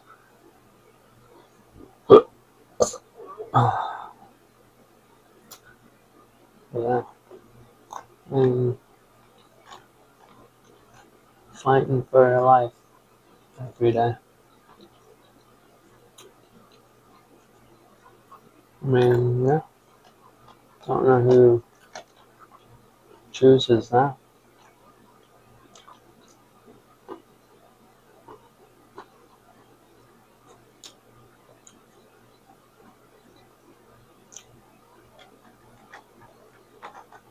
Yeah.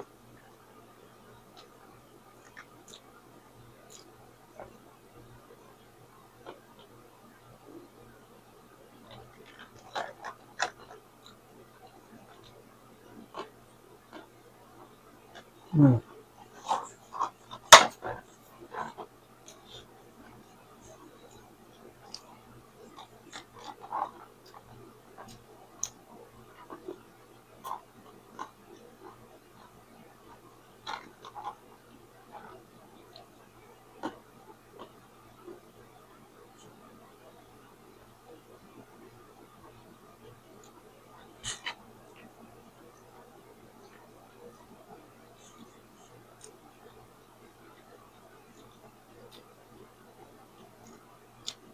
It's actually been way funner than I thought it would be. I think the best bit is it's recording. So it's like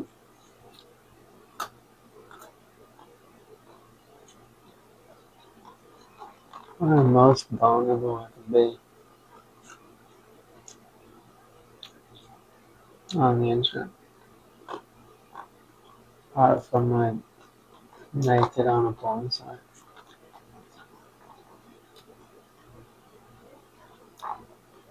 I'd probably do that one.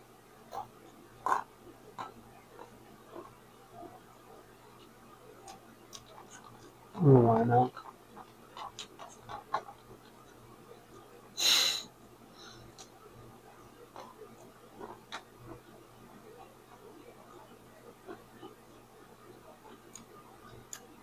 Yeah.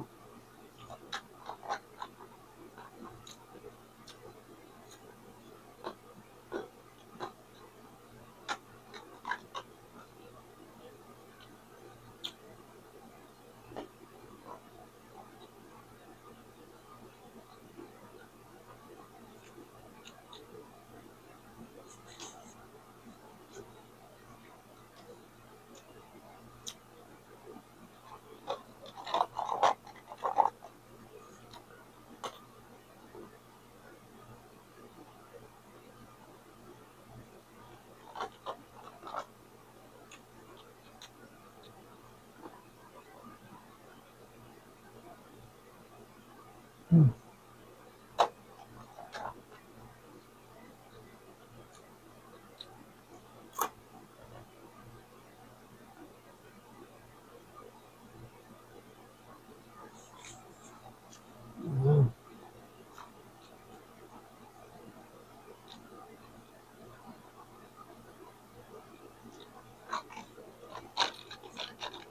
No.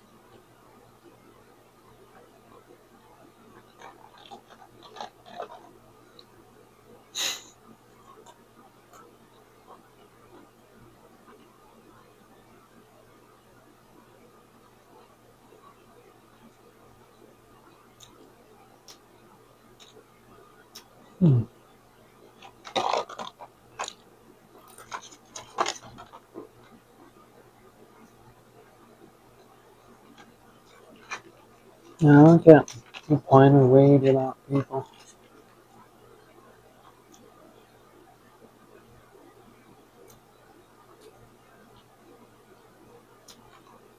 That could be fucking nuts actually in public.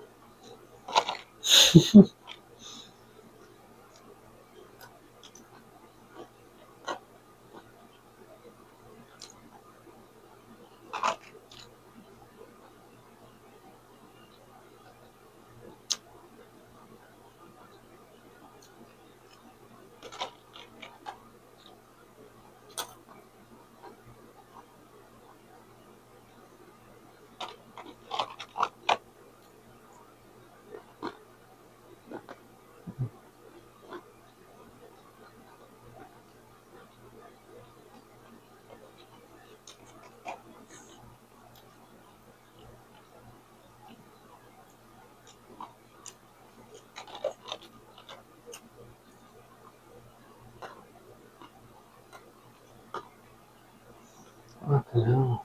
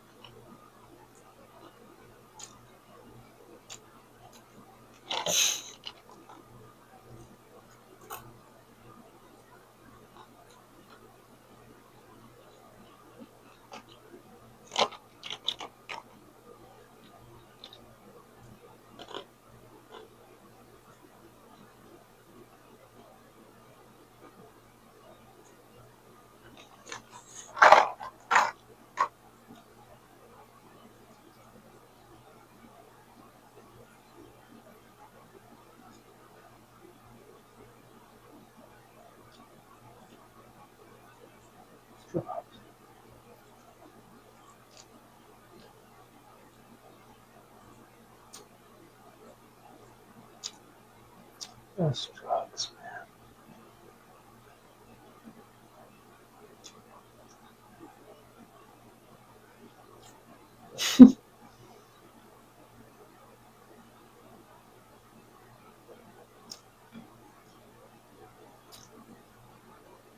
It's just perfect, man.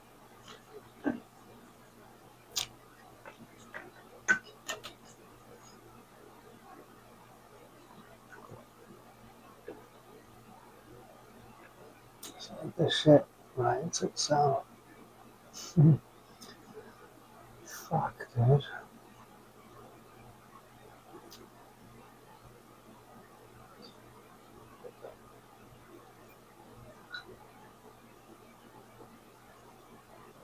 Every single line.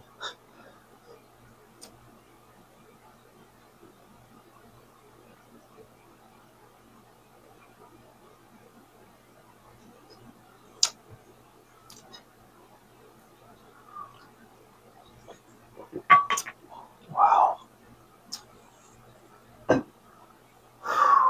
Going through it tonight. This is just.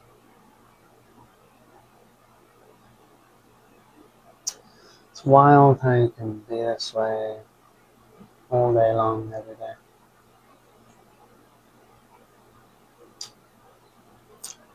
All about being close to God with this or whatever, but to me, it's just like every demon is coming my way right now. I didn't even know it existed.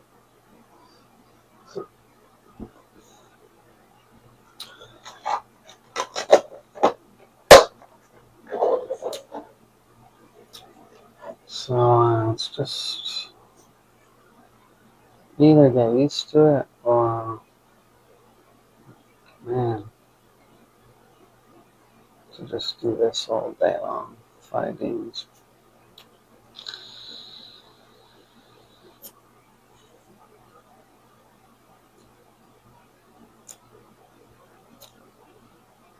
It's fucked up.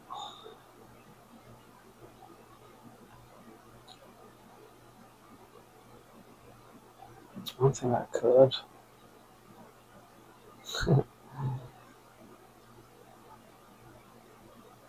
It's just the last time my heart was beating so fast that I thought it was just going to stop. I was in the middle of a bar too.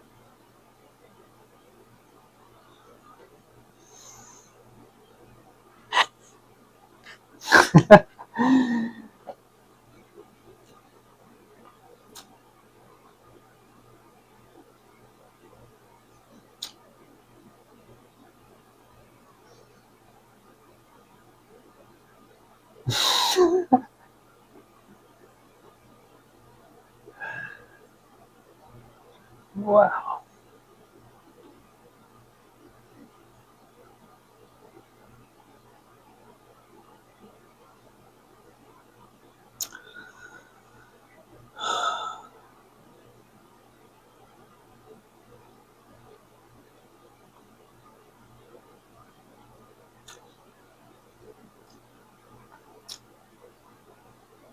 I just can't because I'll just make out with the camera.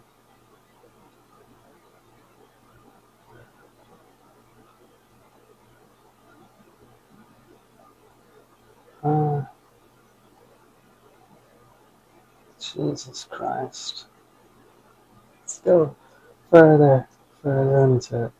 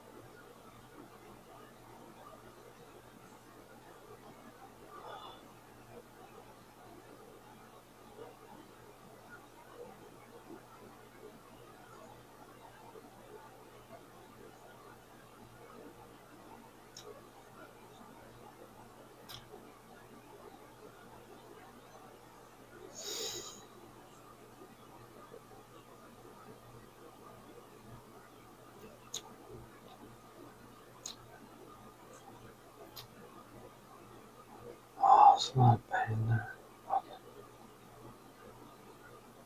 Fuck it, man. Yeah. A lot of pain there.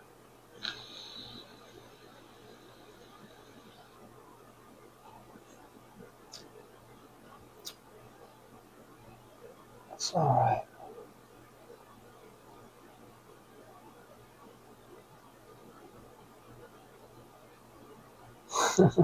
Fuck. Fuck, man.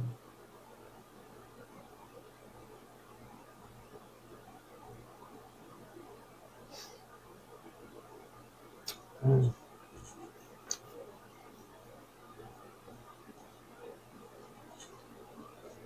It's alright.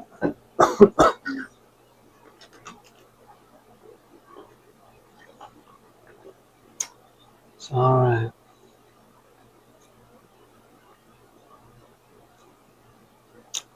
Just fucking is what it is. And that's it.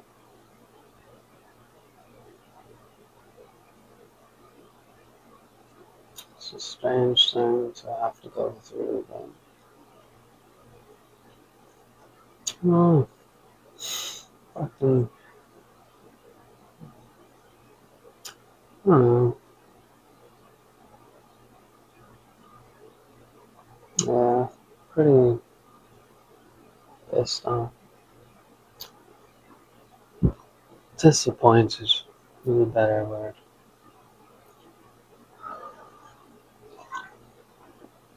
At this time in my life.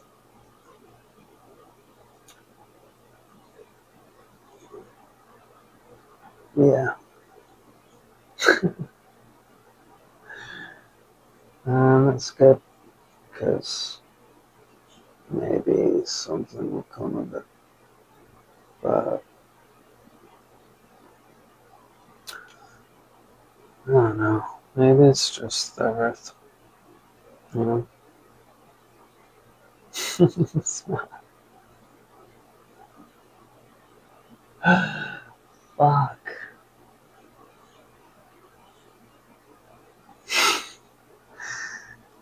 Okay. Alright, Joe. Eventually, this makes sense. It all clicks together. And everything we've been through to now is preparation.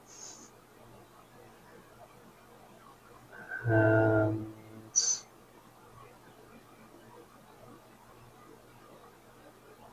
it'll all really work out at some point.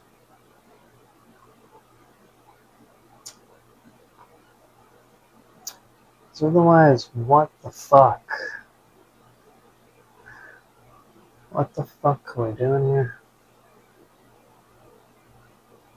This must be part of it too. It's to come to this realization. What the fuck am I doing?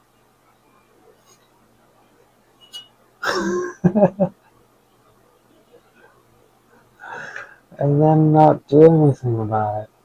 Just still not do anything about it.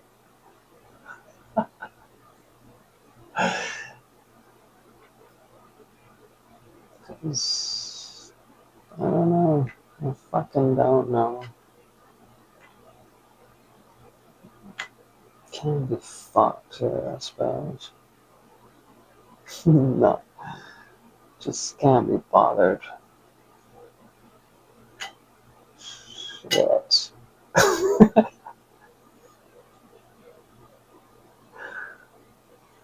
all of the demons today, really. All of them. Okay.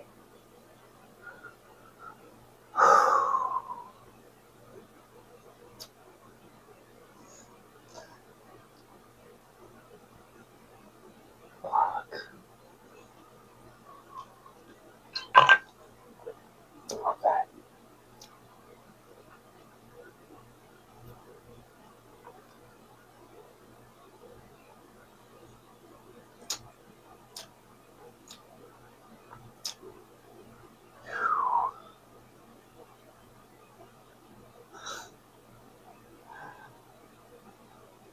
This is the real Joe right here.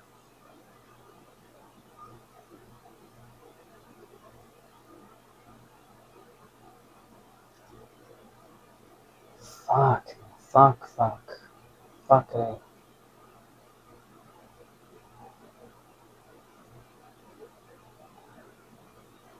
Wow, it's very eye-opening.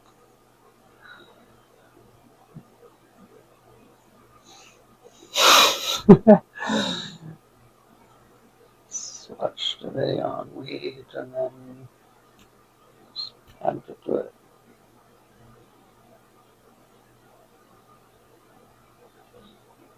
Everything.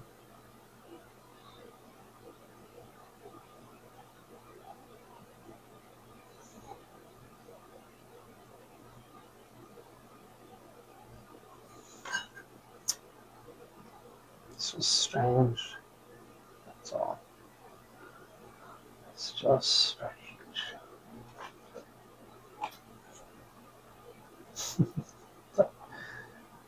Don't know. Don't.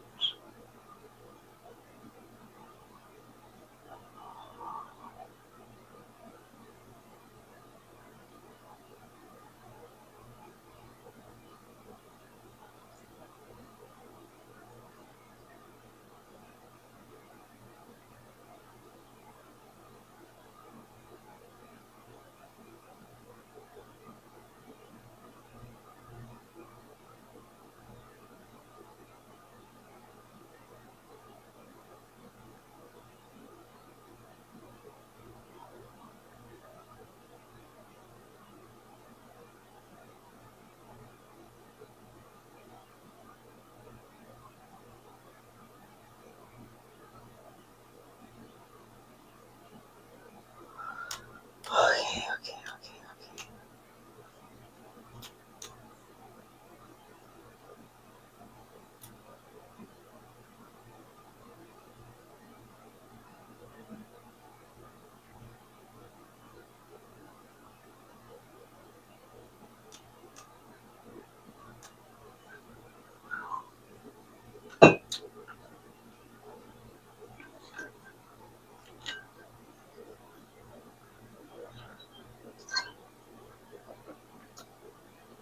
It's like seeing myself for the first time.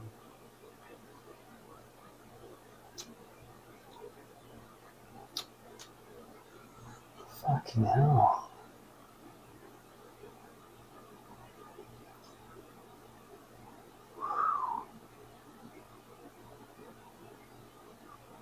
It's fucking crazy.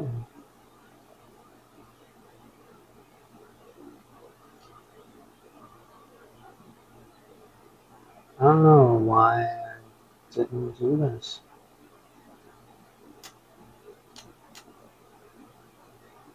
Like a long time ago.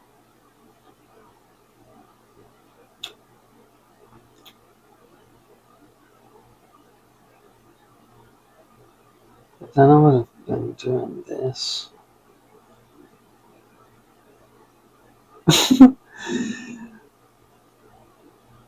I would have just been doing this.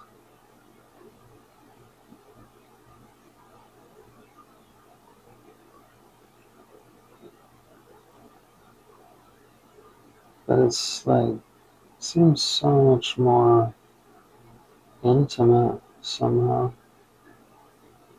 than in real life.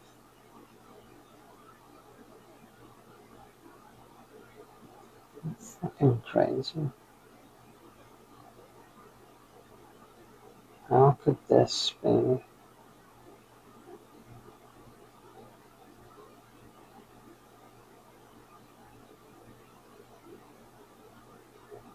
I have no idea. Maybe because it's like the entire world potentially.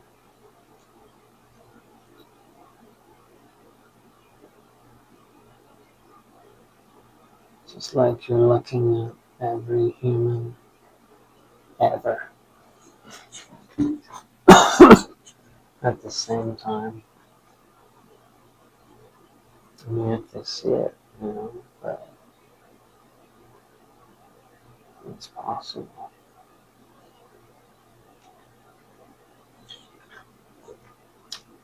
That's probably why I haven't done this.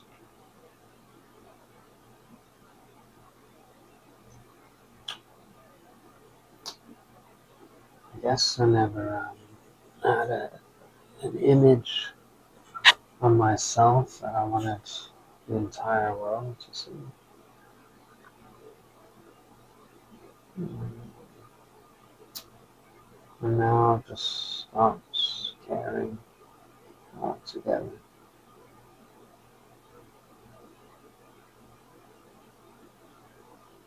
It's a work in progress for sure. But I've come a long way.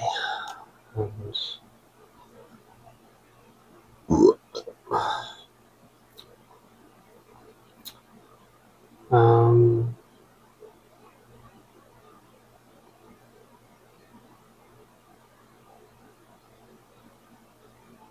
Still things I can't do.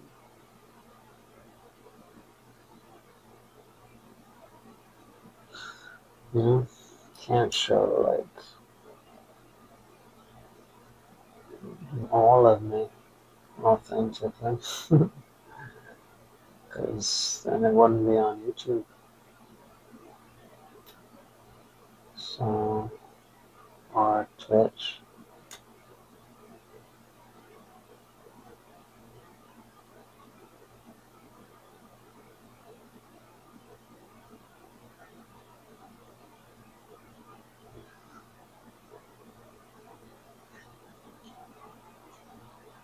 I feel like that's a gap in the market, right? I mean, they've got sites for it, but why isn't it just across the board?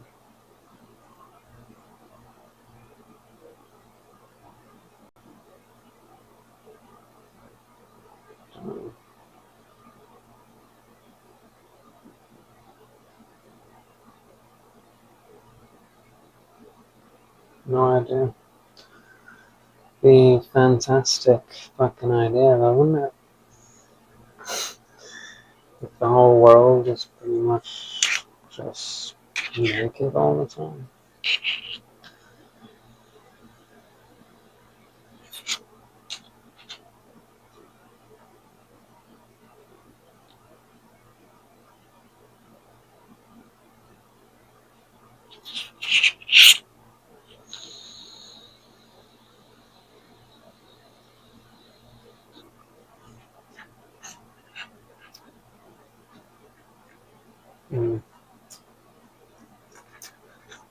I don't want to think about that one.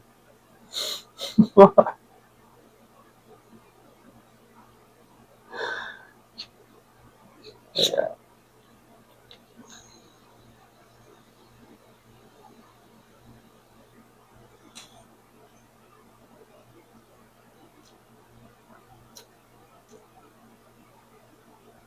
So many how many ways that could have been interpreted just now.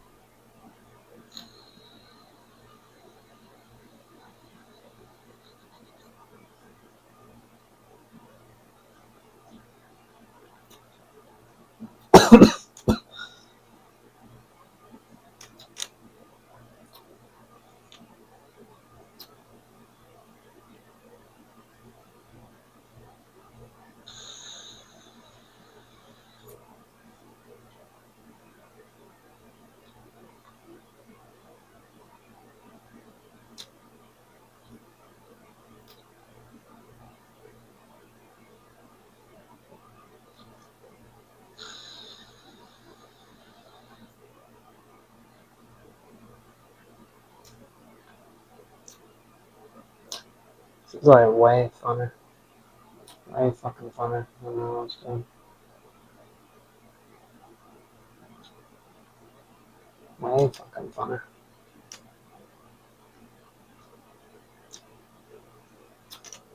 I don't know if I can do it all the time, though.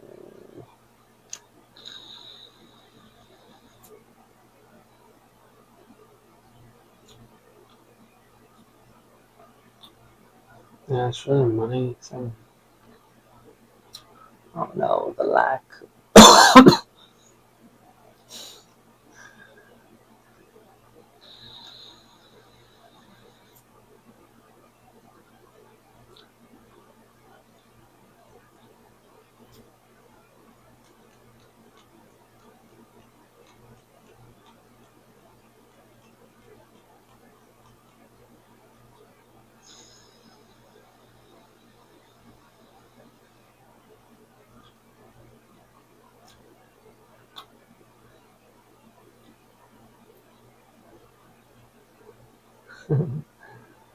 I heard all this motivational stuff for months.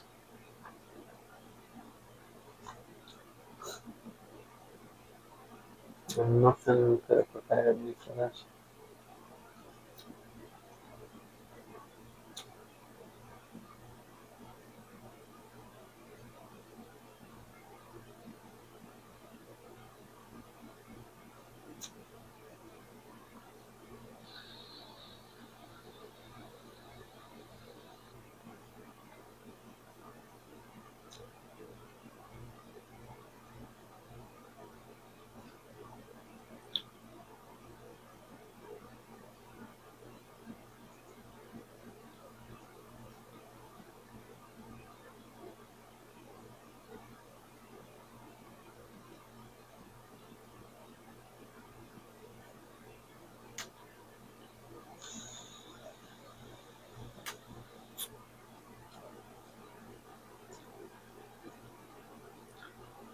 Holy shit.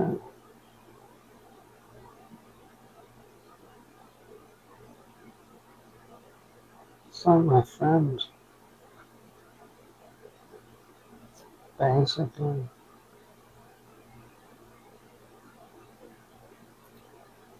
With benefits.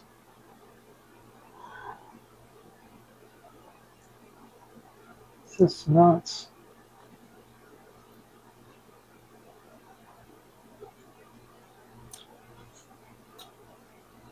I have not had a friend in fucking forever. Like, hang out, to actually hang out with. Holy shit.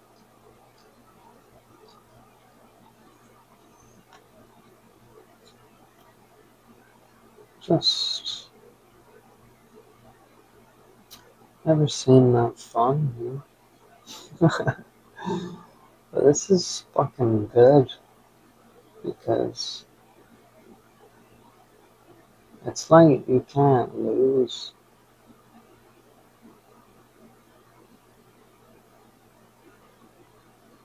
Because you never see who's watching. And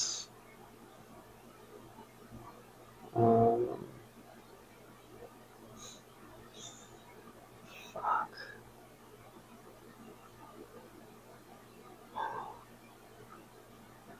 Also, you can guarantee that someone will see it at some point in the future, and that person was meant to see it.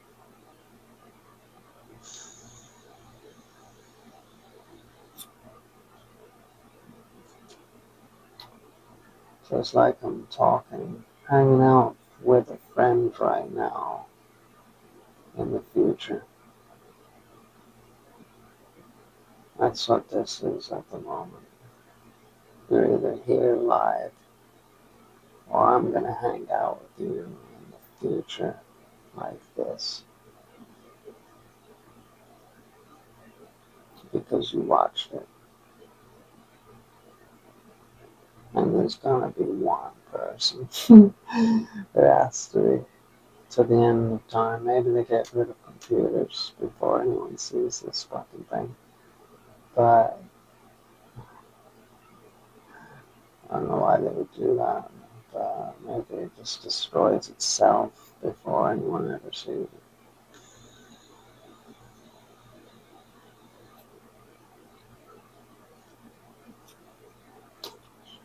But it's almost, I'm pretty sure I might not be alive, basically, when someone sees this fucking video. So, yeah, I'm like hanging out with people that aren't even alive yet.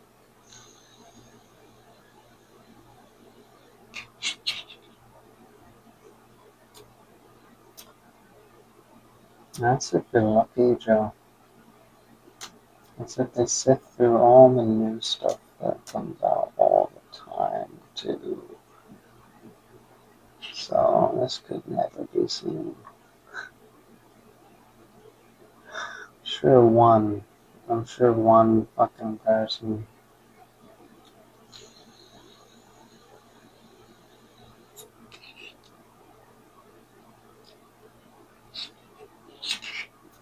There's 6 billion of us. More than that now.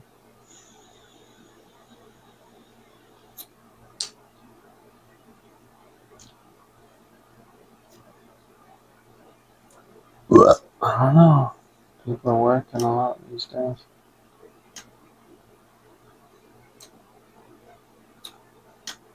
Oh my god.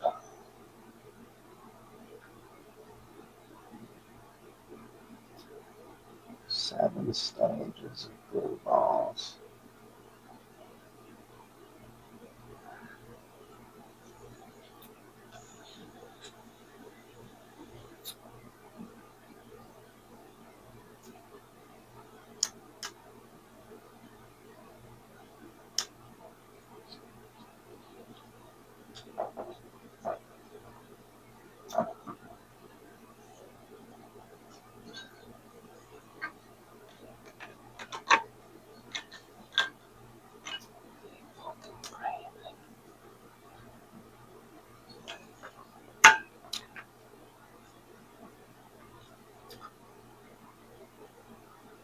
The thought. Oh, that one's a good one. But maybe.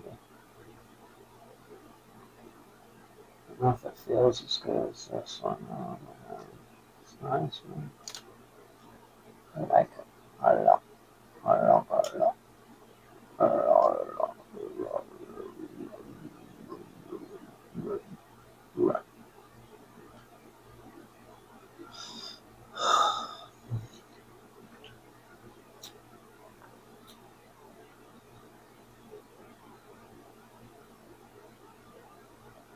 It's crazy.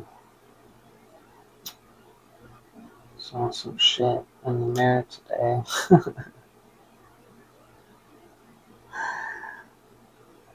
I was not a fan of what I saw.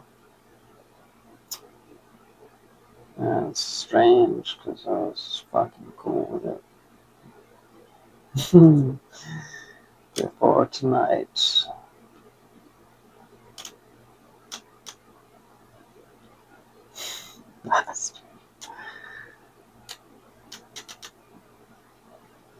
There's multiple people calling him bastard. God, my higher self, and least of all myself, because I'm an unknowing victim here.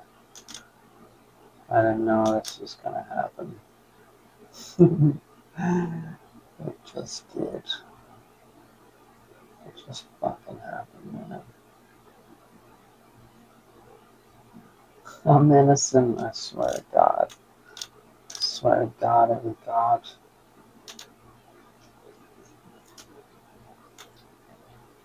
So, yeah. Eventually, I'm sure it gets good, you know? Fucking sure. Fucking better, God. You're fucking better. Fucking better get better. I will bring down heaven if it doesn't.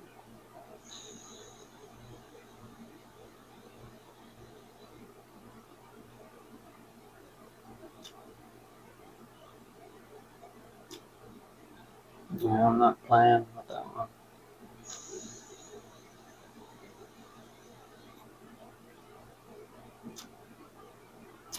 I'll Machiavelli heaven. I'll come in like Machiavelli and take over. And I will be God from now on. If God doesn't make this better.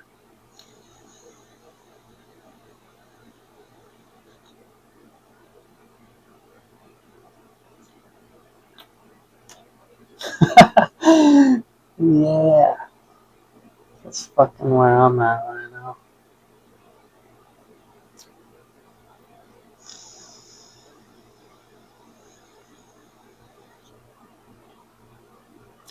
Threatening God.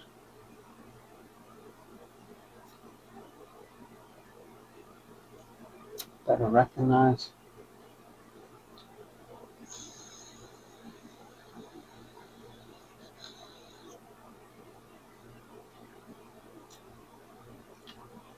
I'll come down on you, God, with a fury you've never known before.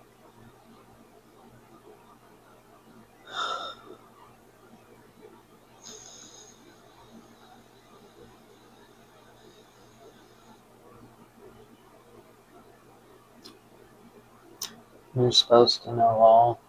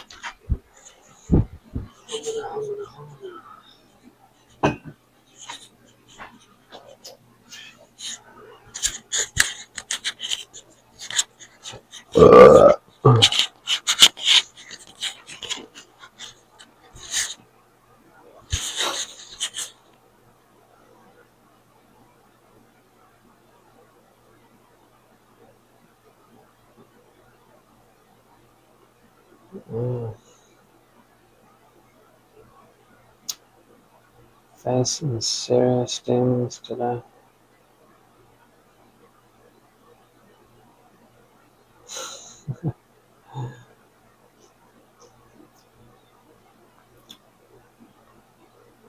Unbelievable.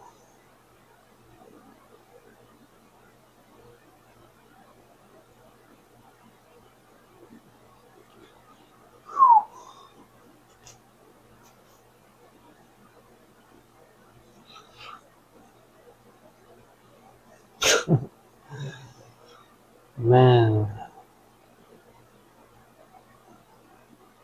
this period in my life's gone on for like a whole year now.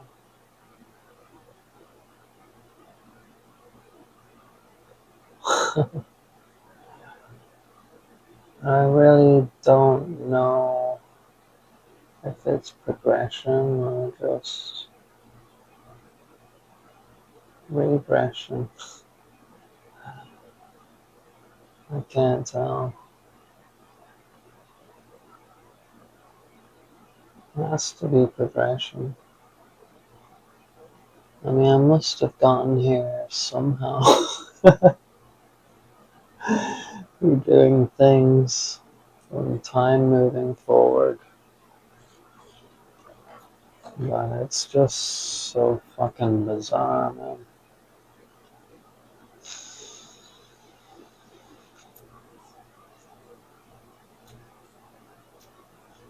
So am I gaining wisdom here, or am I just going backwards? I don't realize it.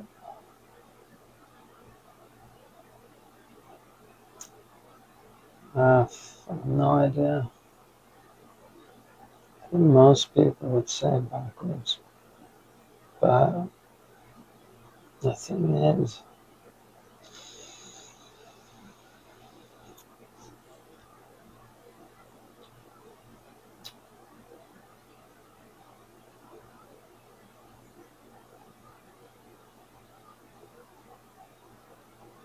I think they're wrong.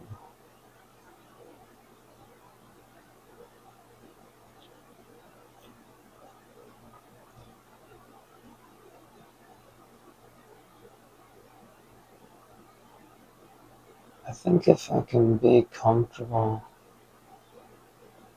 like this in public,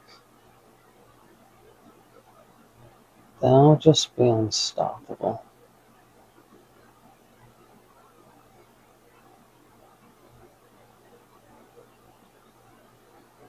Like no one can stop me.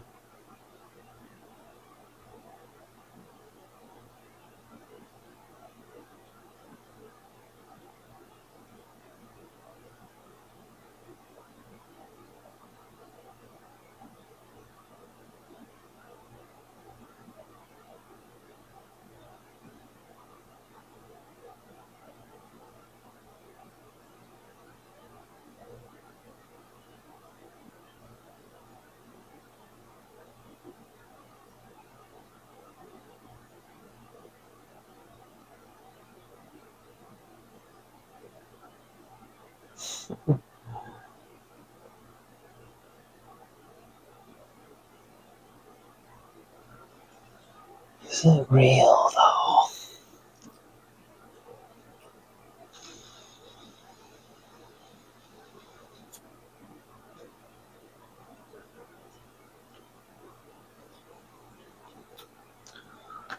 No, it's hard. That's for sure. fucking really difficult. it's just crazy these days.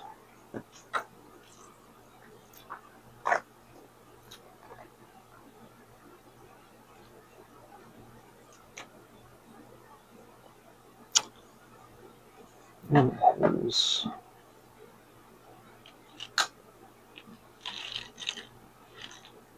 I'm gonna go sleep. Try to.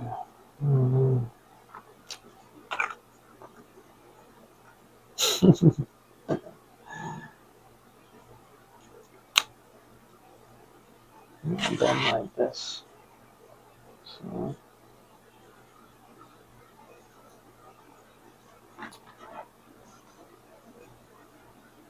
Oh man. It's like it's fucking battle, man.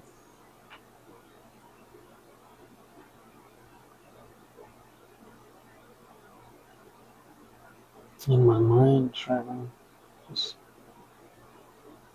fight it.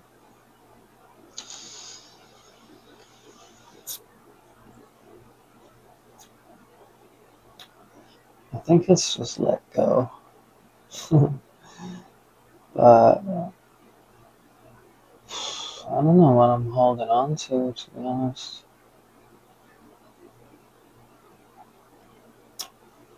It's like, it's probably trying to be portrayed a certain way. I didn't realize I was doing it, you know?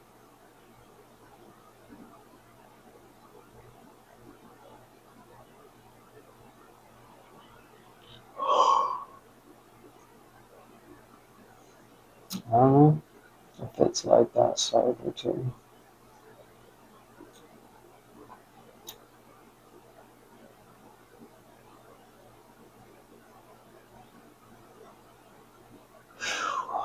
I don't even know if I can help that.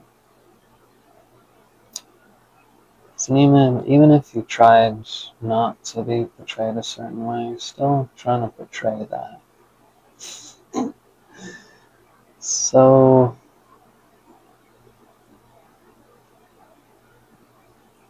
what do you fucking do?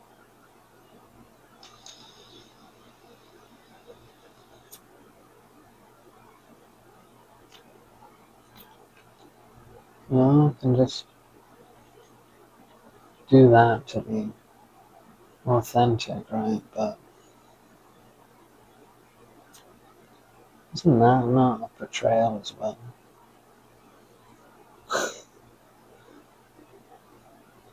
It's like I'm really trying to put it across to you that I'm being authentic here as I can.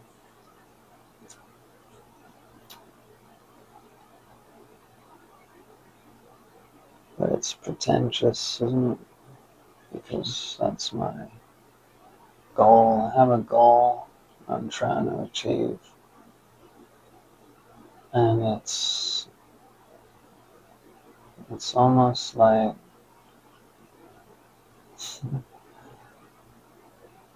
uh, impossible.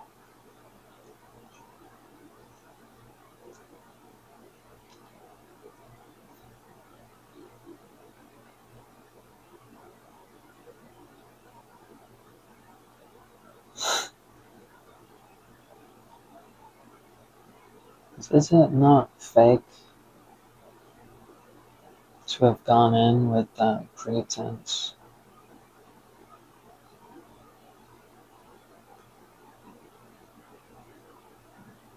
Because it's not true to the moment, is it? We went in with the thought of, okay, I'm going to do this to prove authenticity instead of just being in that moment and then that popped up, bam. Not doing it because you want to appear authentic. Oh, there you go. There you go, Joe.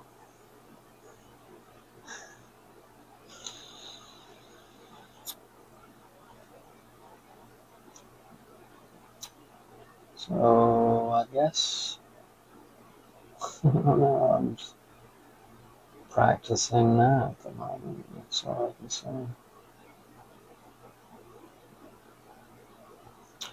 Practicing the betrayal of authenticity to people while also at times being authentic because that's who I was in the moment. Yeah. And I guess other people, I mean, their authentic selves could just be they like to look a certain way. But for me, it was like, how how bad can I just leave my appearance and find acceptance for that still? And I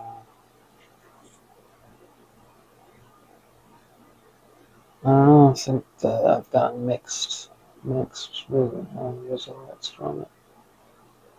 Just sometimes people assume that my behavior plus appearance, oh, you've got to be on drugs.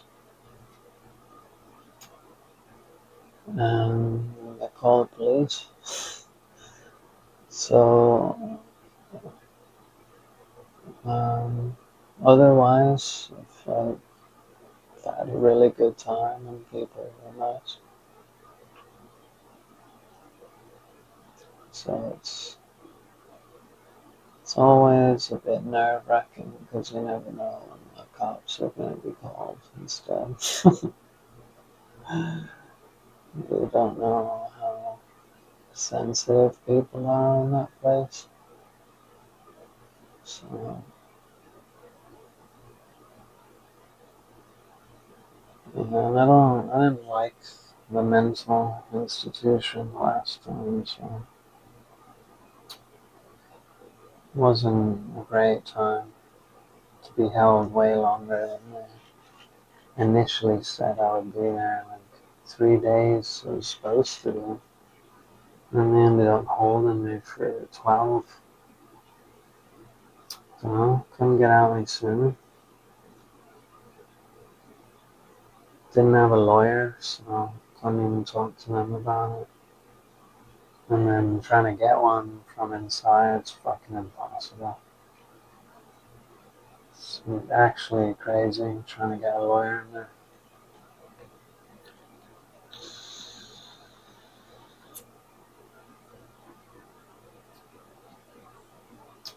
And they don't provide you any resources to do so it's fucking nuts. You don't even have internet access in there. So it's crazy.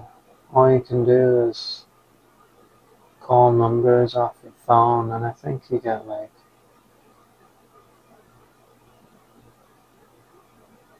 so you gotta call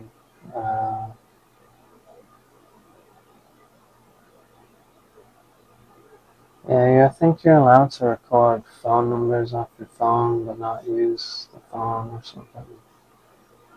I don't know.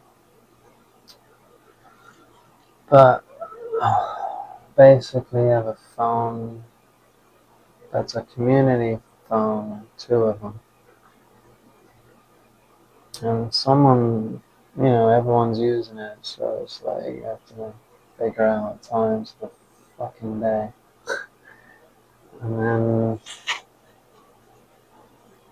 like, the nurses will help you if they feel like doing so. So, it was like trying to get blood out of a stone to get anything. So,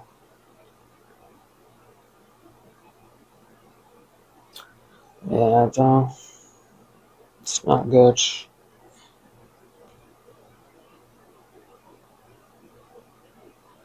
especially when you feel like your rights have been violated, to not be able to talk to a lawyer when you ask for one.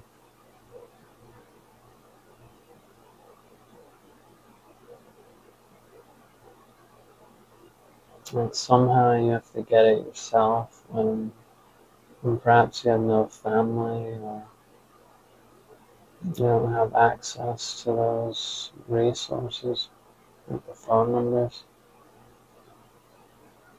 And then you have to talk inside the lobby too, so everyone can hear your plea against what's going on. That's just, it's crazy because then we picked enemies with staff, you know? Like you're trying to get the law involved. Um, and then they treat you differently going forward because they know you're trying to get them in trouble.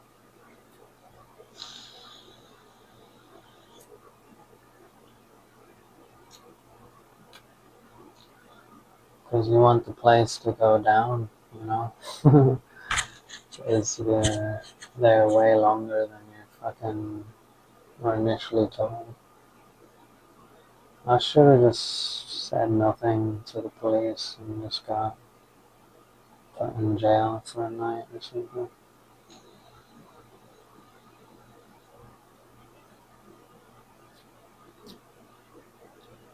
Wouldn't have been good though either. I don't know if it would have been a holding cell and you could have just asked for a lawyer, but I don't know, maybe it would have ended up in the hospital anyway.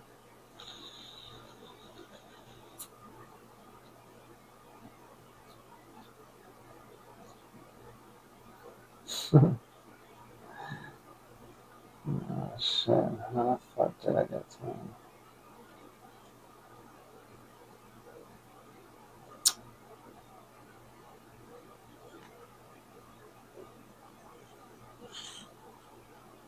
Okay.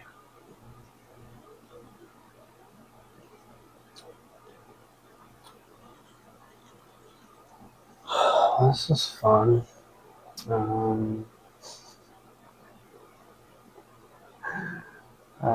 God.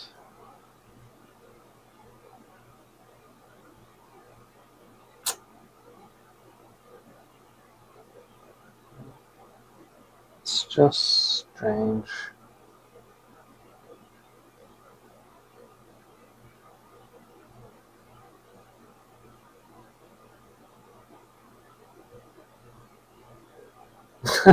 So, that's fucking all it is.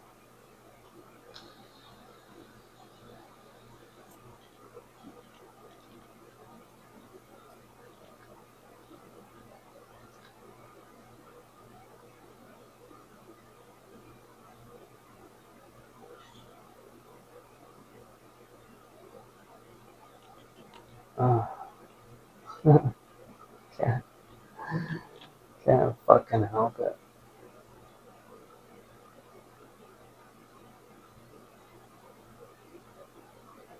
Yeah. Many demons. Many demons tonight.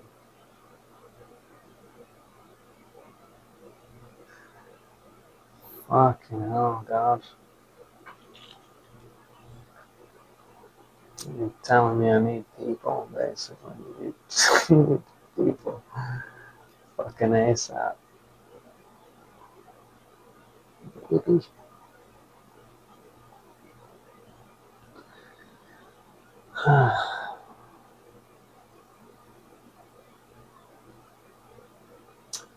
No, you just who you are. That's it.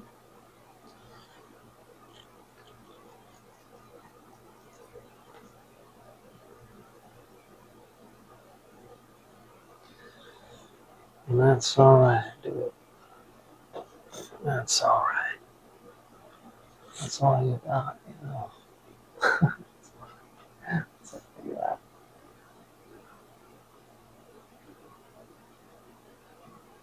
So, yeah.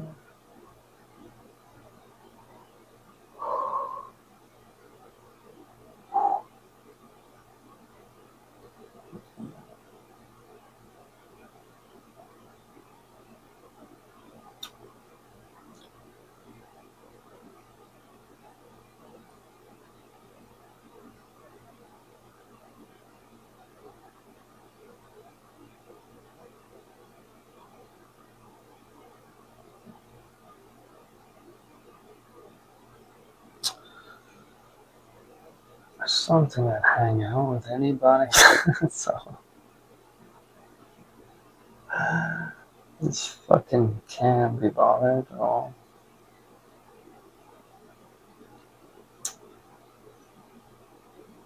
Fucking don't know about women, man. I just get too attached. It's not good. It's not good for me. Because, it's like crack. And I can't let go of the crack, you know? So, yeah, it's like just massive heartbreak. Like, I actually can't do it because it's like, for one, it makes your entire world like billion. It's like going through another portal, a portal to another fucking world. So then, when that person ultimately leaves you, um, it's like you die on that planet, you know? And then you just fucking never do it again. Because that death that time was so fucking crazy that you never ever want to try it again.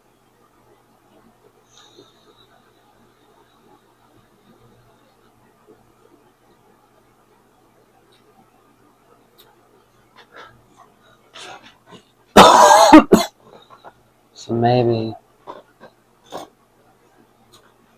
I just don't try anymore because yeah,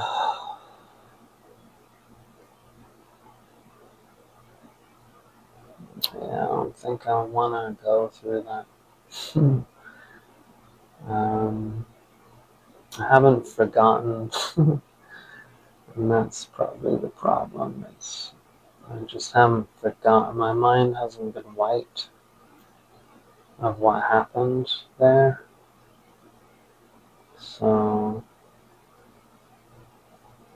actually, if anything, the memory just keeps, of that person, just keeps on coming back as a good reminder of why you don't do it at all. So,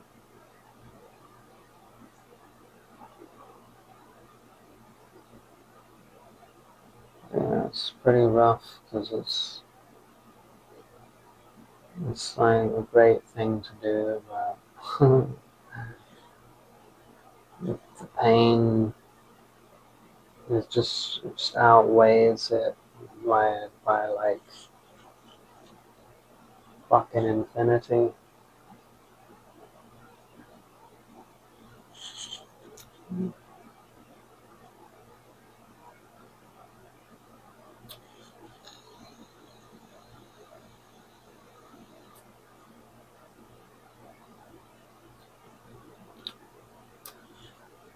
And I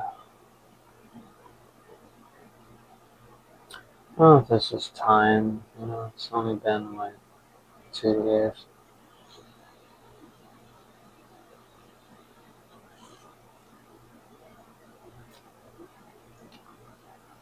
But that's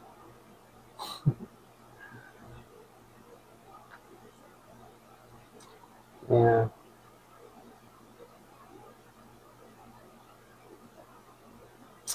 Guess I just leave it to God with that one, you know. Just go about my day, hands up, eyes down. Because if you look, you're. Well, I mean, you look, of course, but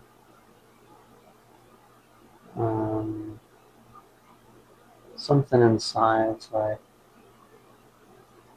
wake up, wake up, you know? And, yeah, I just don't see a future at all in any of it.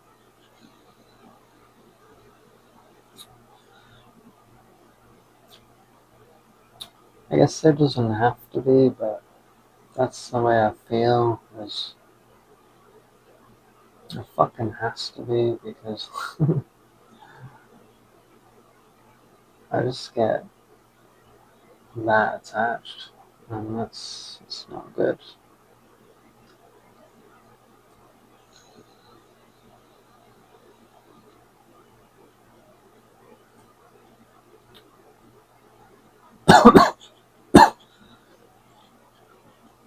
Yeah.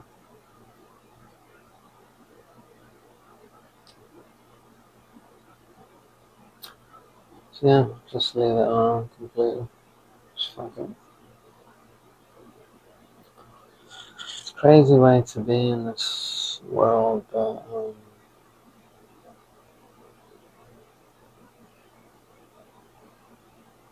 it's just too much, man.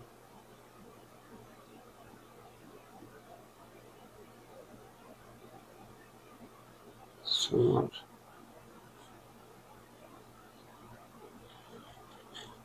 I just don't want to feel that shit again, man. I like peace, you know.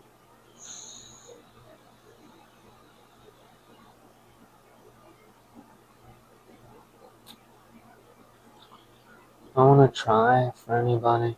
Just, if it's effortless, there's no trying at all, I'm fine. And even then, fucking hesitant. Fucking hesitant then too. So, yeah, I don't know. Saul thought it would be a good idea to set up that and have that happen.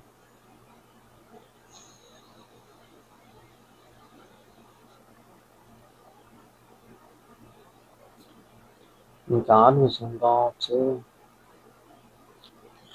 So I don't know what the meaning of all that is, but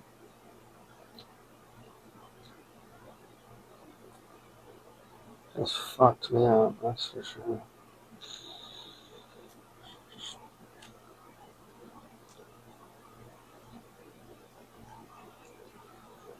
Alright.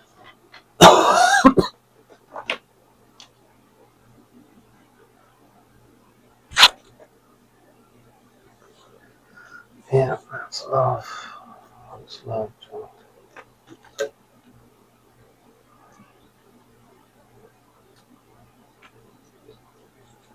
This makes no sense. That's all. Like any of it. None of it fucking makes any sense.